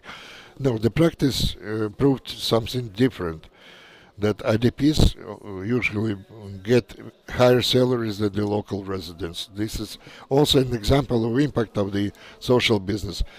Well, friends, we now know that the future has been orientated to creation. And coming from the back of the front, they have a lot of energy. They're disciplined and well-oriented, and a very important part of our society. So my next question is absolutely without any meaning. I would like to ask you, how can interact business and the social business, if you can see this business inside our society, how the civil society together with business can now resist those negative tendencies or trends which are outlined in our resolution. I hope that all of you saw the draft resolution which we prepared with our editorial group. It's part of your handouts, so you can actually vote or even comment on. And now we face the situation that law enforcement bodies are interfering in business activity. We still have corruption when we have procurement for military purposes and for local procurement purposes, and government institutions are not working in an optimum situation in accordance with the optimum conditions. So who is ready to share ideas in this field? It's pretty straightforward, but it's very sophisticated task for Ukrainians to unite it around something. We are easy to be united against Yanukovych, against orcs and Putin and whatever, but in favor of something for some purpose, it's hard to identify who is going to be the main guy, the main person. So I think that the future of Ukraine, and when we're talking about effective and efficient society, we have to trust. We have to trust each other. To trust, we are Ukrainians. We have to trust in case we're patriotic. That's it. We have to trust. That's the start for the next story. When you trust each other, it's not that important. It's a military person, policeman, or businessman, or physician in the Oblast hospital. That thinking is somewhat different. It's for to have some benefits, to have better future. So we're not going to be the same as we used to be. We understand that only together we can survive in difficulties, COVID or enemy that comes from east and north, and trusting each other, uniting efforts. We can, how to put it? We should not be scared to be part of politics. I can hear pretty often that business is not about politics, civil society is not about politics, and I'm asking question myself, how we can get politician? So there is special kindergarten or preschool institution for politicians, or every politician should have a son to continue this corruption tradition. So we need to understand that in this city, what kind of mayor we need to have, what kind of judge we should have, what kind of policeman. So now we identified the fact that during the war, somebody is counting millions of dollars in his office. It's a new challenge that we are responsible for that because we allowed them to do this. That politics is not about us. Some smart guys somewhere in Pechersk, in Kyiv city, and we are surprised. Come on, this is he is having huge pay, thousands, $10,000, and he is making a lot of money. He is having this huge office and whatever, and respect. We consider that politics is not about us. What is our impact? How we are influencing our state? We are voting, yeah? And what we can see, so there is show before elections. So they demonstrate and telling the funny story, and some and just they are kind of sharing this money, pocketing money, and we are lost somewhere. Kirilla, question about you. So they care, and a lot have been done to make sure that we can get new politicians, new institutions in the judiciary system. We have public counsel, integrity. Most of the judges, they have not passed through, they were recommended by integrity council, public council. And new economic strategy and whatever. And the state is cooperating. But why it is so inefficient? Why our efforts are not causing total modernization? What have to be changed? I think if we take last couple of years, it's pretty substantial progress in the executive authorities, and ideas and awareness is pretty high. And what is missing, especially this stressful period of time last years. So just it was COVID and so on and so forth. We have to think about priorities. You have to be able to identify priorities. Our analytical center considers that we need to have following priorities to create the necessary business climate. There are pretty obvious things like law enforcement bodies and judges, and then hard currency regulations, and so on, and industrial policy, and just straightforward and simplified tax system, and so on.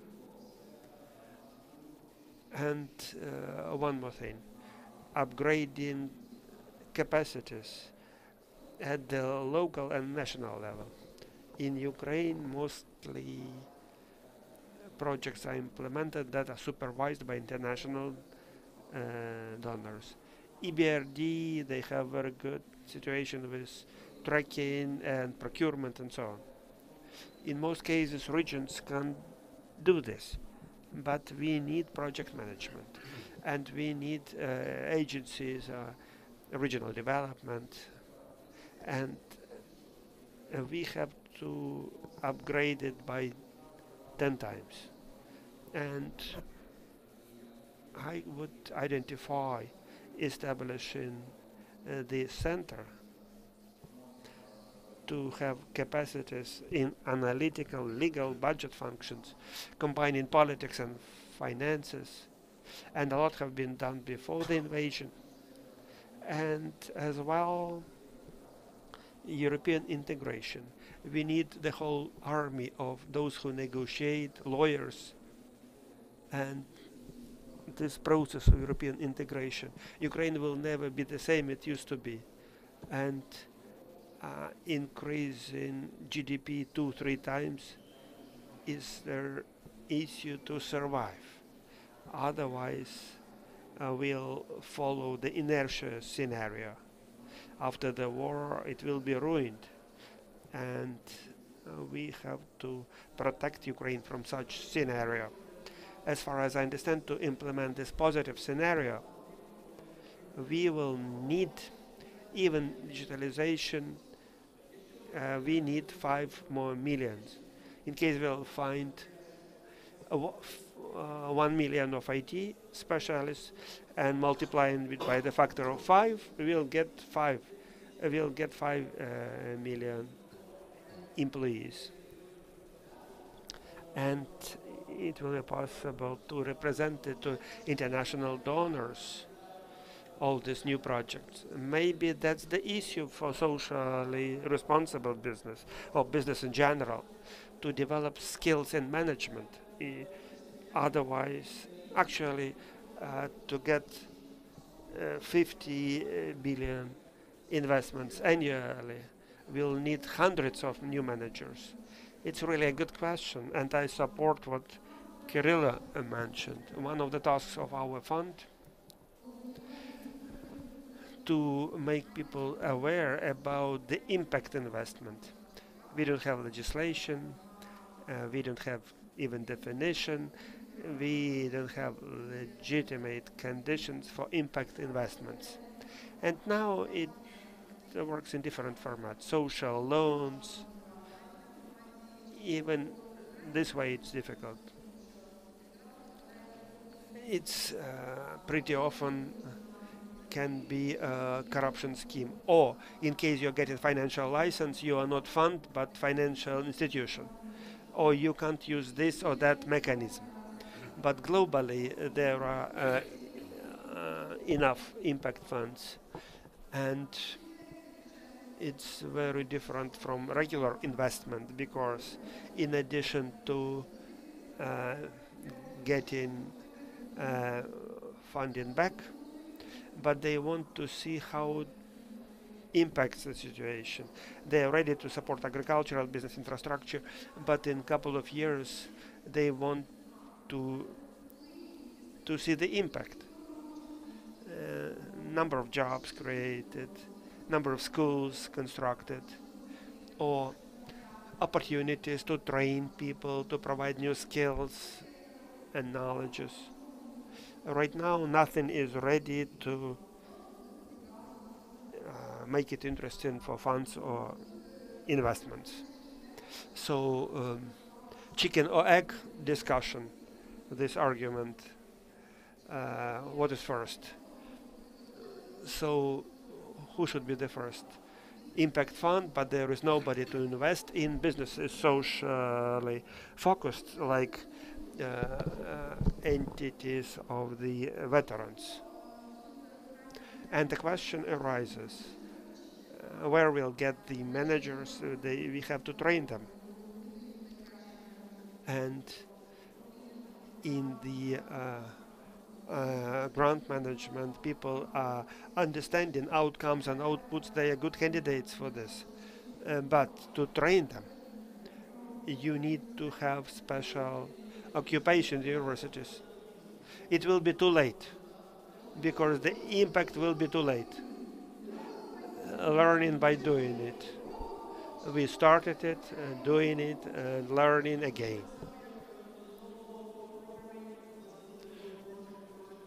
No project management. And if we are mathematically precise, we'll need 800,000 programmers to get 5 million new employees. We have 250,000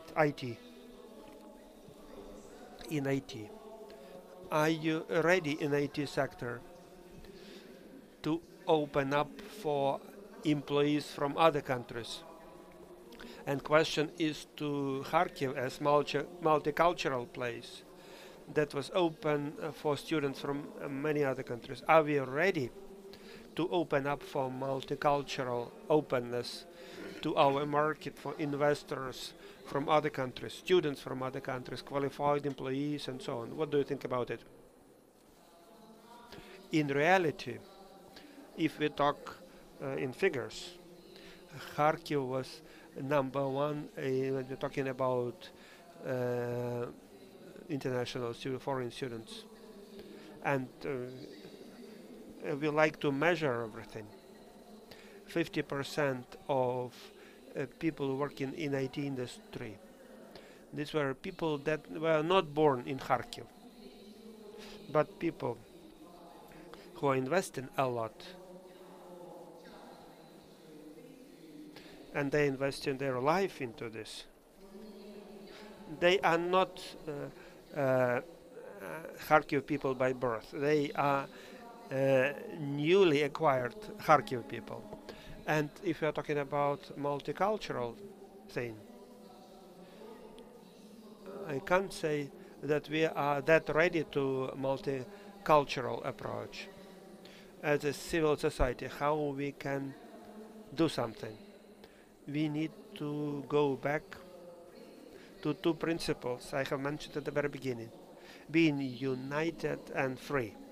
And sometimes we are messing up what it means being united when we like the same thing and we are united. No, actually there is something that is not united. Somebody likes sweet and somebody likes salted stuff. But I don't see Henrik Glibovitsky here. He is having excellent wording for this. About Ukrainian civil society. We are a community of people who are thinking differently. And when we are getting back to unity, we can find some discrepancy, that we are different, but that we have different approaches, but we are united in some other issues. And second value is freedom. And freedom is considered like that you are not going to be punished and you are not responsible. I am so free that I can do whatever I want. No, it's not working this way. You can choose freely what you want to do, but then you have to be responsible. You have to get the price or you have to pay the price. So you decide. And as a civil society, will be able, on a level of practical activity, we'll find unity within the coalition around freedom when person is doing something. Why in the government professionals are not working? We have lots of professionals in the country, but somehow people identify that 5 years ago this person was doing something but have not finalized the job. We can't say this way because we are pushing away people who wanted to be professionals. We can be outside the policy, but we have to cooperate with the managers. Shareholders definitely have to work with top managers. We are taxpayers and we hired people we pay taxes and we hired these people. And I understand that Olga is pushing me into this because why? This is the last panel about business. Because 1 week from now there will be a forum, coalition of business communities to modernize Ukraine. And the resolution of this forum will offer that something that will unite business and civil society. In particular, businesses having some vision of the future, and this business may teach about being free and responsible, and not being free and you can do whatever you want. And what business can add to this, how to empower civil society. And I would like to ask Sergei to finalize our discussion and to tell the key thing, what we have to do to make sure what is our orientation, what have to inspire us to create this future of Ukraine. You know, if you're talking about what has to inspire, unite, and promote creation, and actually we have to understand one simple thing, that for us Ukraine is above everything else. And we are living through a historical time. If we fail to do something for Ukraine, if you miss this moment, we won't have, Ukraine in which we would like to live. Maybe we can move to some other country, become expats in some foreign country, but we are not going to stay here. Coming back to Igor, yes, we have to acquire subjectivity.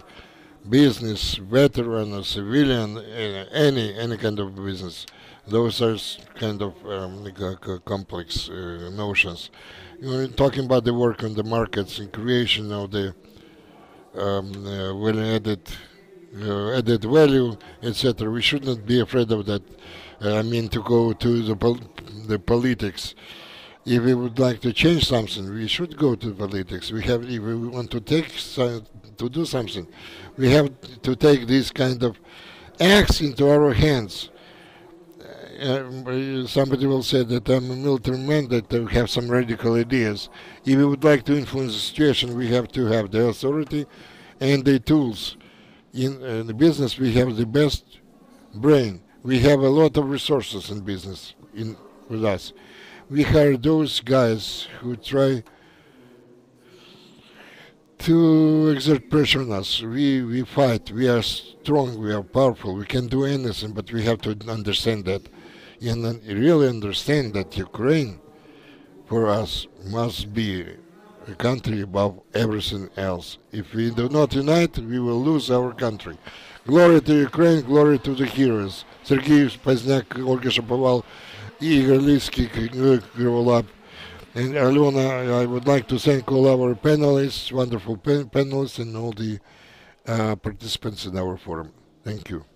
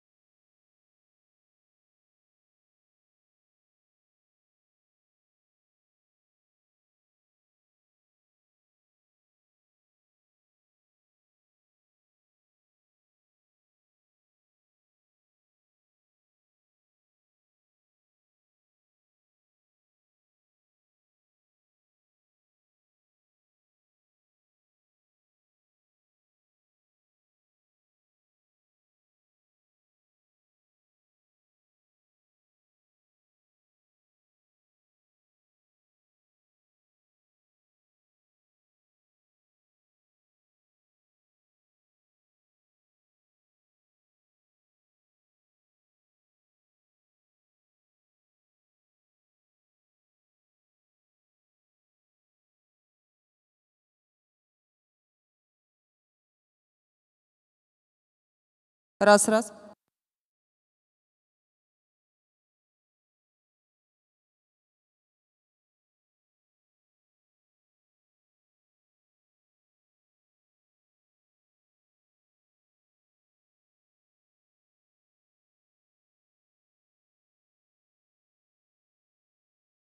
Раз, раз.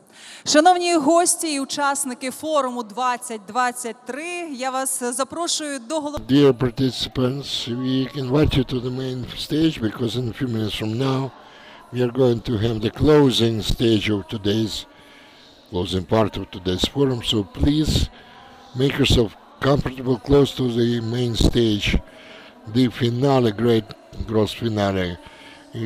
We have the performance prepared for you by the people's artist of Ukraine, Natalia Sumska. So please come closer to the stage.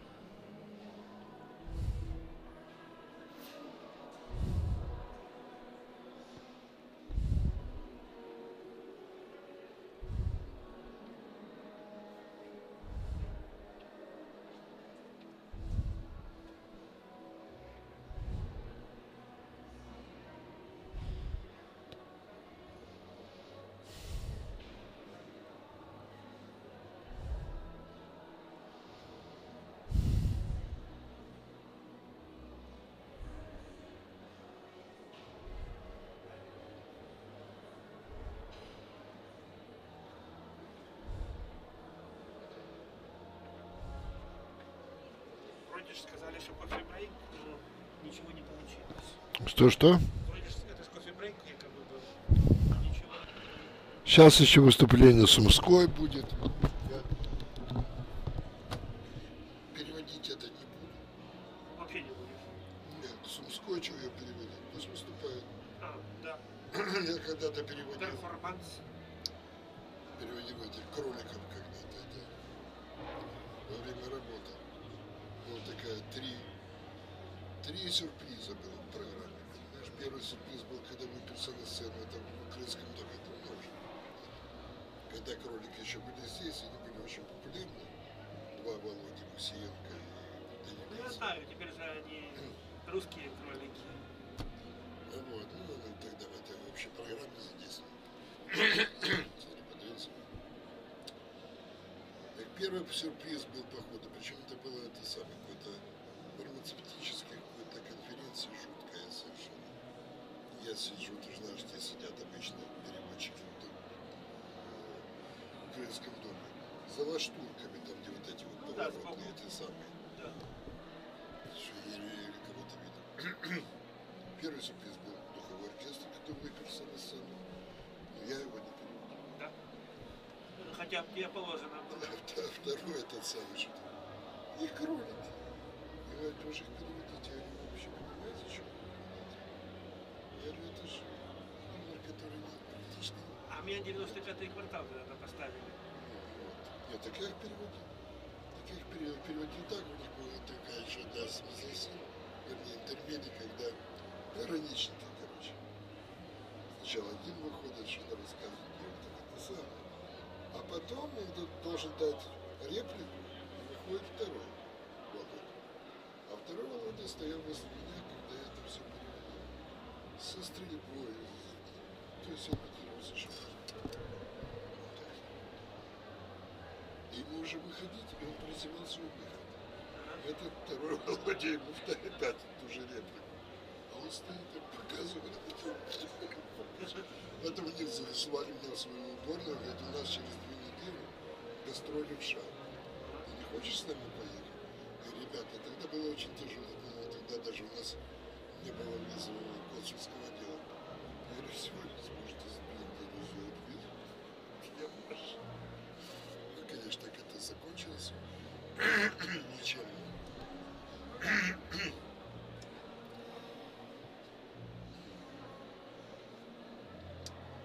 Ну, такой опыт был.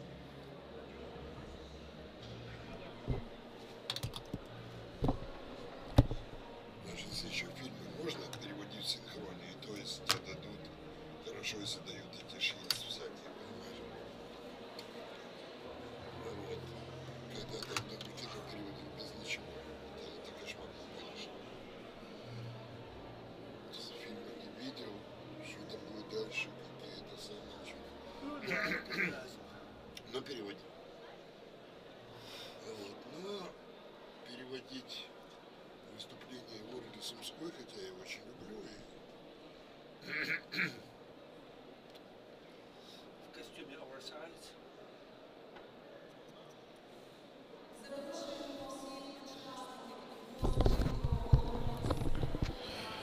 We kindly invite everybody for the final part of our today's forum, Forum 2023. I'm happy to welcome all the participants and guests of our forum.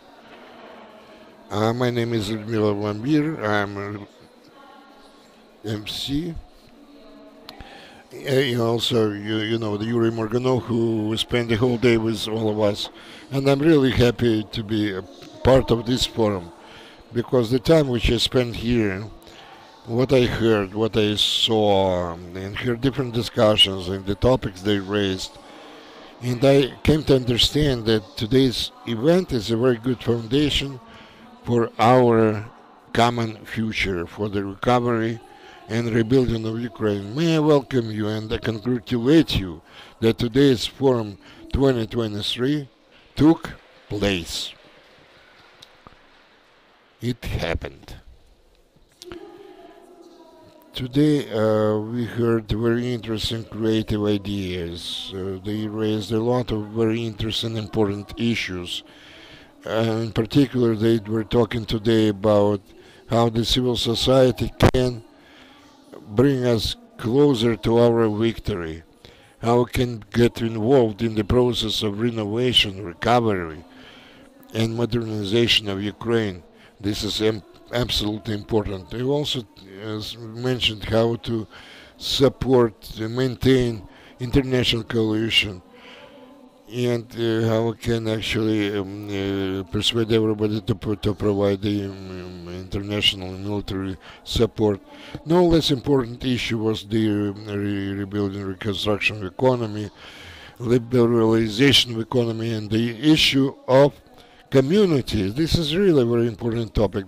They said that it's very important for each of us to come out of our own bubble, so to say, and to do something, to learn how to cooperate, how to interact, and in this way to form new culture of partnership. And dozens upon dozens of other very important topics we must become part of the public space and become the subject of discussion to for us to give birth to new decisions, to new solutions. And it seems to me that specifically today you asked, you actually you came up with a very correct tone of our discussion for the sake of the future. Now I would like to thank on behalf of the organizers for the financial support of the forum. Now I would like to thank those who actually were involved in that. So we thank USAID, European Union, UNDP in Ukraine, International Renaissance Foundation, the Foundation for Resilient Ukraine, financed by Great Britain, Canada, USA, Sweden, and Switzerland, National Democratic Institute, European Endowment for Democracy, Agency for Renovation and Development, the program for the Charles Stewart Mond Foundation, the USA Embassy in Ukraine, the Black Sea Foundation of Regional Cooperation of the German Marshall Foundation. Also, we would like to thank the media partner of the forum, the Громадське телебачення, the public TV. And dear esteemed guests, during registration, you actually have the resolution of today's forum, which was prepared, draft resolution. It determines the priorities of the civil society, and I'm going to read it out loud for you. Draft resolution of the Civil Society Forum, Shape of the Future, Victory, Recovery, and Modernization of Ukraine. Ukraine actually faces the time of resolute struggle in its history, and it's very and our task is to bring this idea to those who fight today, who are coming back to home, and with their work brings closer the moment of victory. However long this war lasts, it cannot change the foundations and our economy, like a private initiative, etc. Let's say if the war lasts, it will create the temptation of corruption, which democratic society is going to resist, as is going to resist to the forced attempts to create the risk for non-liberal democracy. These civil society volunteers, networks, businesses are forced to face the wrongdoing on the part of the underdeveloped institutions, which actually speaks of the need of this public sector to be accountable to civil society. Priority of civil society is the stable peace, which means the concerted efforts of Ukrainian international partners to ensure the most reliable guarantees of safety and security for the future, which has to create the necessary conditions for this society, for the peoples and nations to fully develop without any aggression. Compromises in the period of stable, sustainable development. Preservation of, they try to preserve the colonial inertia in addressing the smaller countries, but those who actually fought for their freedom. Those are the steps which threaten the stability and world order and European, Euro-Atlantic and North Atlantic integration of Ukraine cannot be done. If failure to do that will be detrimental to Ukraine's partners. Ukraine is a testing paper for trying our maturity and common wisdom. And our failure to take necessary decisions will deliver a blow on the whole world, the global scale. The stakes are very high. It's time to act responsibly. If you have some proposals or suggestions or comments, you can actually scan the QR code and follow the link to sign this draft resolution and leave your comments.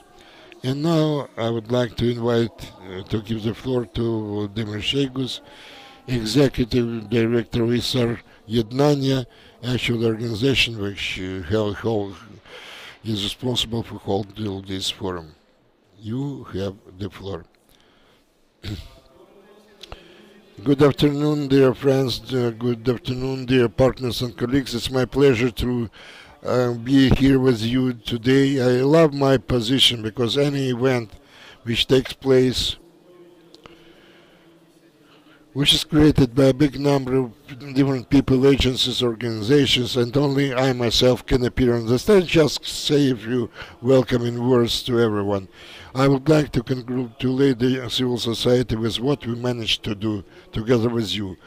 We managed to hold a forum which is the largest, maybe not only in Ukraine, but in the European continent, which during the war, in fact, gathered over 2,000 people offline. Today we meet each other here, and offline we are more than 2,000. This is a great number of people who are involved in the process of recovery, of creating the future for Ukraine, who believe in the future of Ukraine. And today we have heard already the title of our forum, which is dedicated to the coordination, interaction, cooperation, partnership, and all this is around the issue of recovery of Ukraine, modernization of Ukraine. But our team and our partners are positive, and we also know that first of all we have to win a victory over our enemy, have the sustainable peace in our country, have the security in our life. Then the processes of recovery and modernization could be much accelerated or sped up and become more efficient and effective. Recently we carried out a research, impact of war on civil society, and we were much impressed by the fact that during the war, actually 1 year later, after the beginning of the full-scale invasion of Russia into our country, 80% of participants of civil society, they continue to take care of their functions and their role. This is a very impressive percentage. You take into account that we have a lot of temporarily occupied territories, a lot of people actually became resettled or left the country for foreign countries. But 80% of the participants of the civil society continue to fulfill their mission.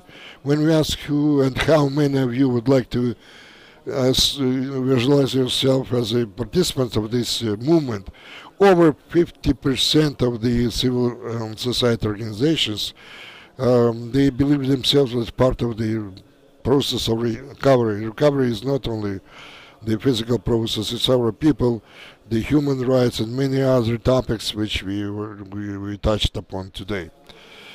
Today's forum could not become possible if without some very important component. First of all, you as the participants and reps of the civil society, and we all together the great power which cannot but be heeded too. And we play not only the role of consultants, experts, or the people who are involved in the process of monitoring, or like being watchdogs as we call them. We are physically involved in the recovery, even of the infrastructure facilities.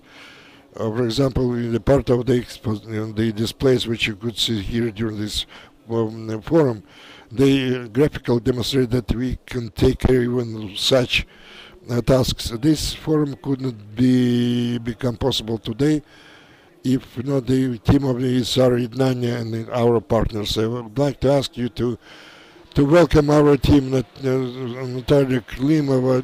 Dear friends, please stand up so that everybody could see you, because there have a lot of communication, a lot of energy, a lot has been actually In the last 3 days, it was a kind of uninterrupted bombing, and we are talking about our victory, and nobody will overcome us.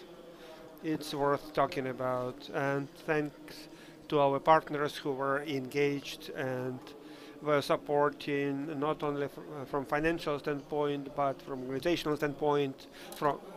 Thank you very much. And I just wanted to say that more than 200 speakers and experts were engaged, and they have very important information and they have shared it with you. And our forum is not just summarizing forum in the period of war. It's a very important component before a Ukraine Recovery Conference planned June 21-22 in London, UK, and there will be side event of the civil society. More than 200 civil society representatives from Ukraine will come, and from other countries as well. So our accomplishments will be represented at the forum in London, at the formal part, at the informal part. So thank you very much for that as well. And at the end of my speech, I just wanted to thank an organization that cooperates with us for 12 years. They know what we want, and they are offering the expo, whatever you can see. It's the experience, the energy of the event agency Arena. Thank you very much, Arena, for all your hard work.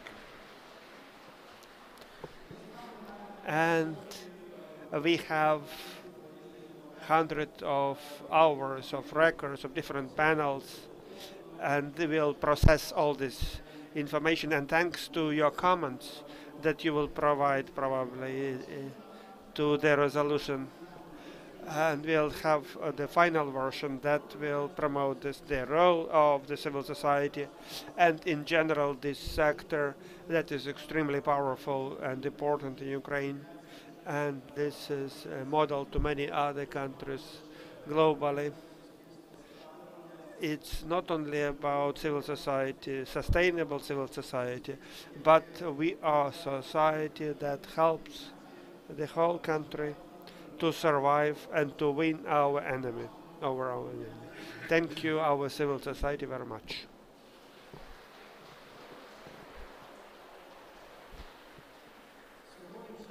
And today,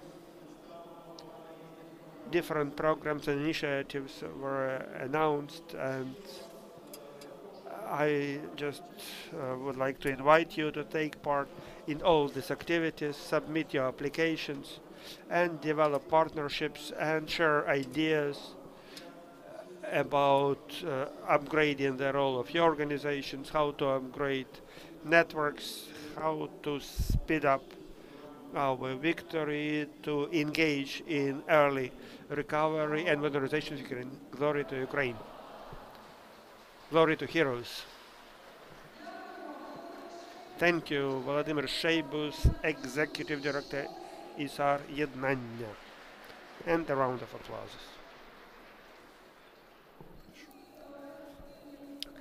And some forum guests were asking how to see. I just missed discussion panel, but I just wanted to remind you that broadcasting of the panel discussion and the key sections, it was recorded, and participants who were unable to attend some of the panels, forum.ednannia.ua. I understand that you obtained lots of information, you have to digest it, and now you can put it aside and now enjoy the final art part performance from the leading actors from the National Drama Theatre, Ivan Franko Drama Theatre. This is artist of Ukraine, unprecedented, unbelievable Natalia Sumska. Thank you very much. I would like to welcome you. The future that will impact the shape and the fate of Ukraine. We are those who are working in theater and movies, and we hope that future of Ukraine will depend on you. A substantial part of Ukrainians are fighting for our freedom, and our theater actors, they are in territorial defense in the armed forces of Ukraine as well, and they are fighting for our future there as well. As many actresses and actors from Kyiv, I am working every second day. Recently it was a premiere Duran-Mat play visit, and you can discuss a lot about lots of things, how the fate of human being actually depends from indebtedness. And one my hero I am playing comes to get the debt back, and but whatever happened with them, and when this person who was the lover now is guilty, that should actually have to say that I committed this sin, and this lady millionaire that promises $2 billion to develop this native town, but you have to pay for this.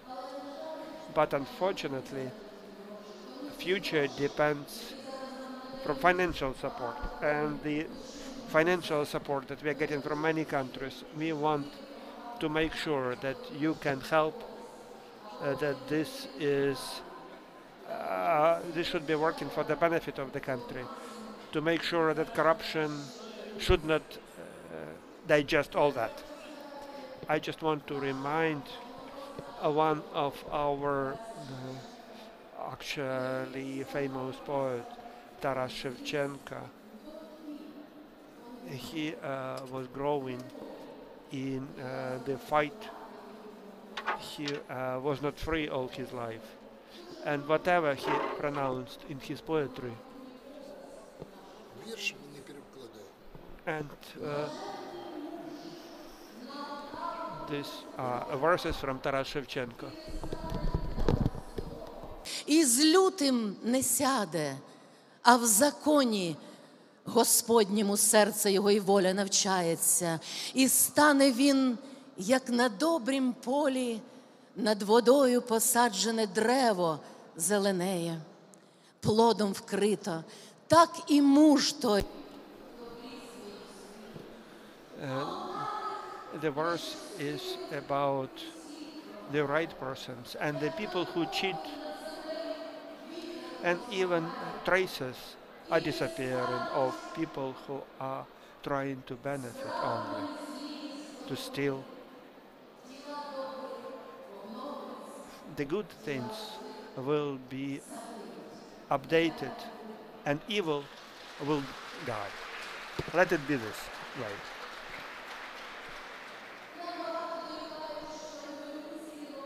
People are saying that revolutions are done by people who are romantic people, but used by evil people sometimes.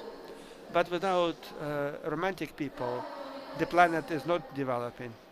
I remember myself 30 years ago. I remember that at Maidan, there were first protests of the students. And I was at the Maidan 2013 and 2004 as well. And I was singing as well about freedom. And we need to move forward. And thanks to sacrifice of our Ukrainians, we moved there. And we moved this stone that was oppressing us. And that's why I count very much on romantic people. Without these romantic people, our life will be impossible. And reminding this, I just wanted to sing a song about Jeanne d'Arc. And actually I was playing this role 12 years. And she was Jeanne d'Arc betrayed by the king, actually. So I'm going to sing this.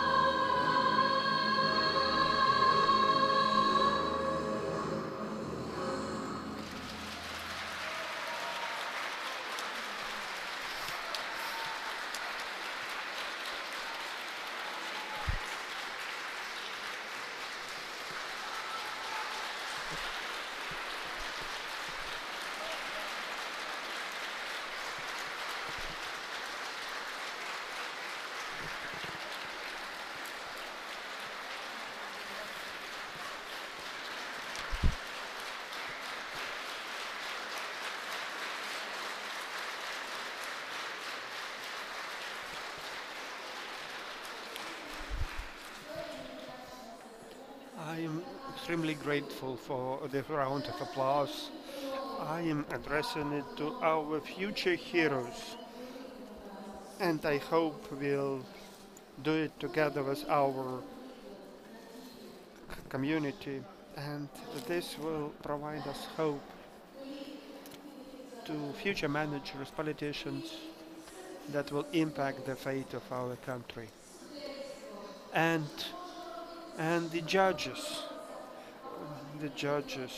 we can fight for the better future, and these negative practices disappoint us very much. What we wanted to make sure, we hope that people have to be really heroes, aiming at positive development. I believe very much in our future. I believe in you, and I wish you success. Glory to Ukraine. Glory to the armed forces of Ukraine. Glory to heroes. Natalia Sumska. Round of applause. It's hard to imagine the better conclusion of this forum. Freedom is something that our heroes on the front line are fighting, and that's for us to work on, to get this freedom in the very strong and prospering Ukraine. Glory to Ukraine. And that's the end of Forum 2023, and now everybody is invited for coffee break, to relax, to have some coffee. Just thank you very much. Ukraine will prosper. Thank you.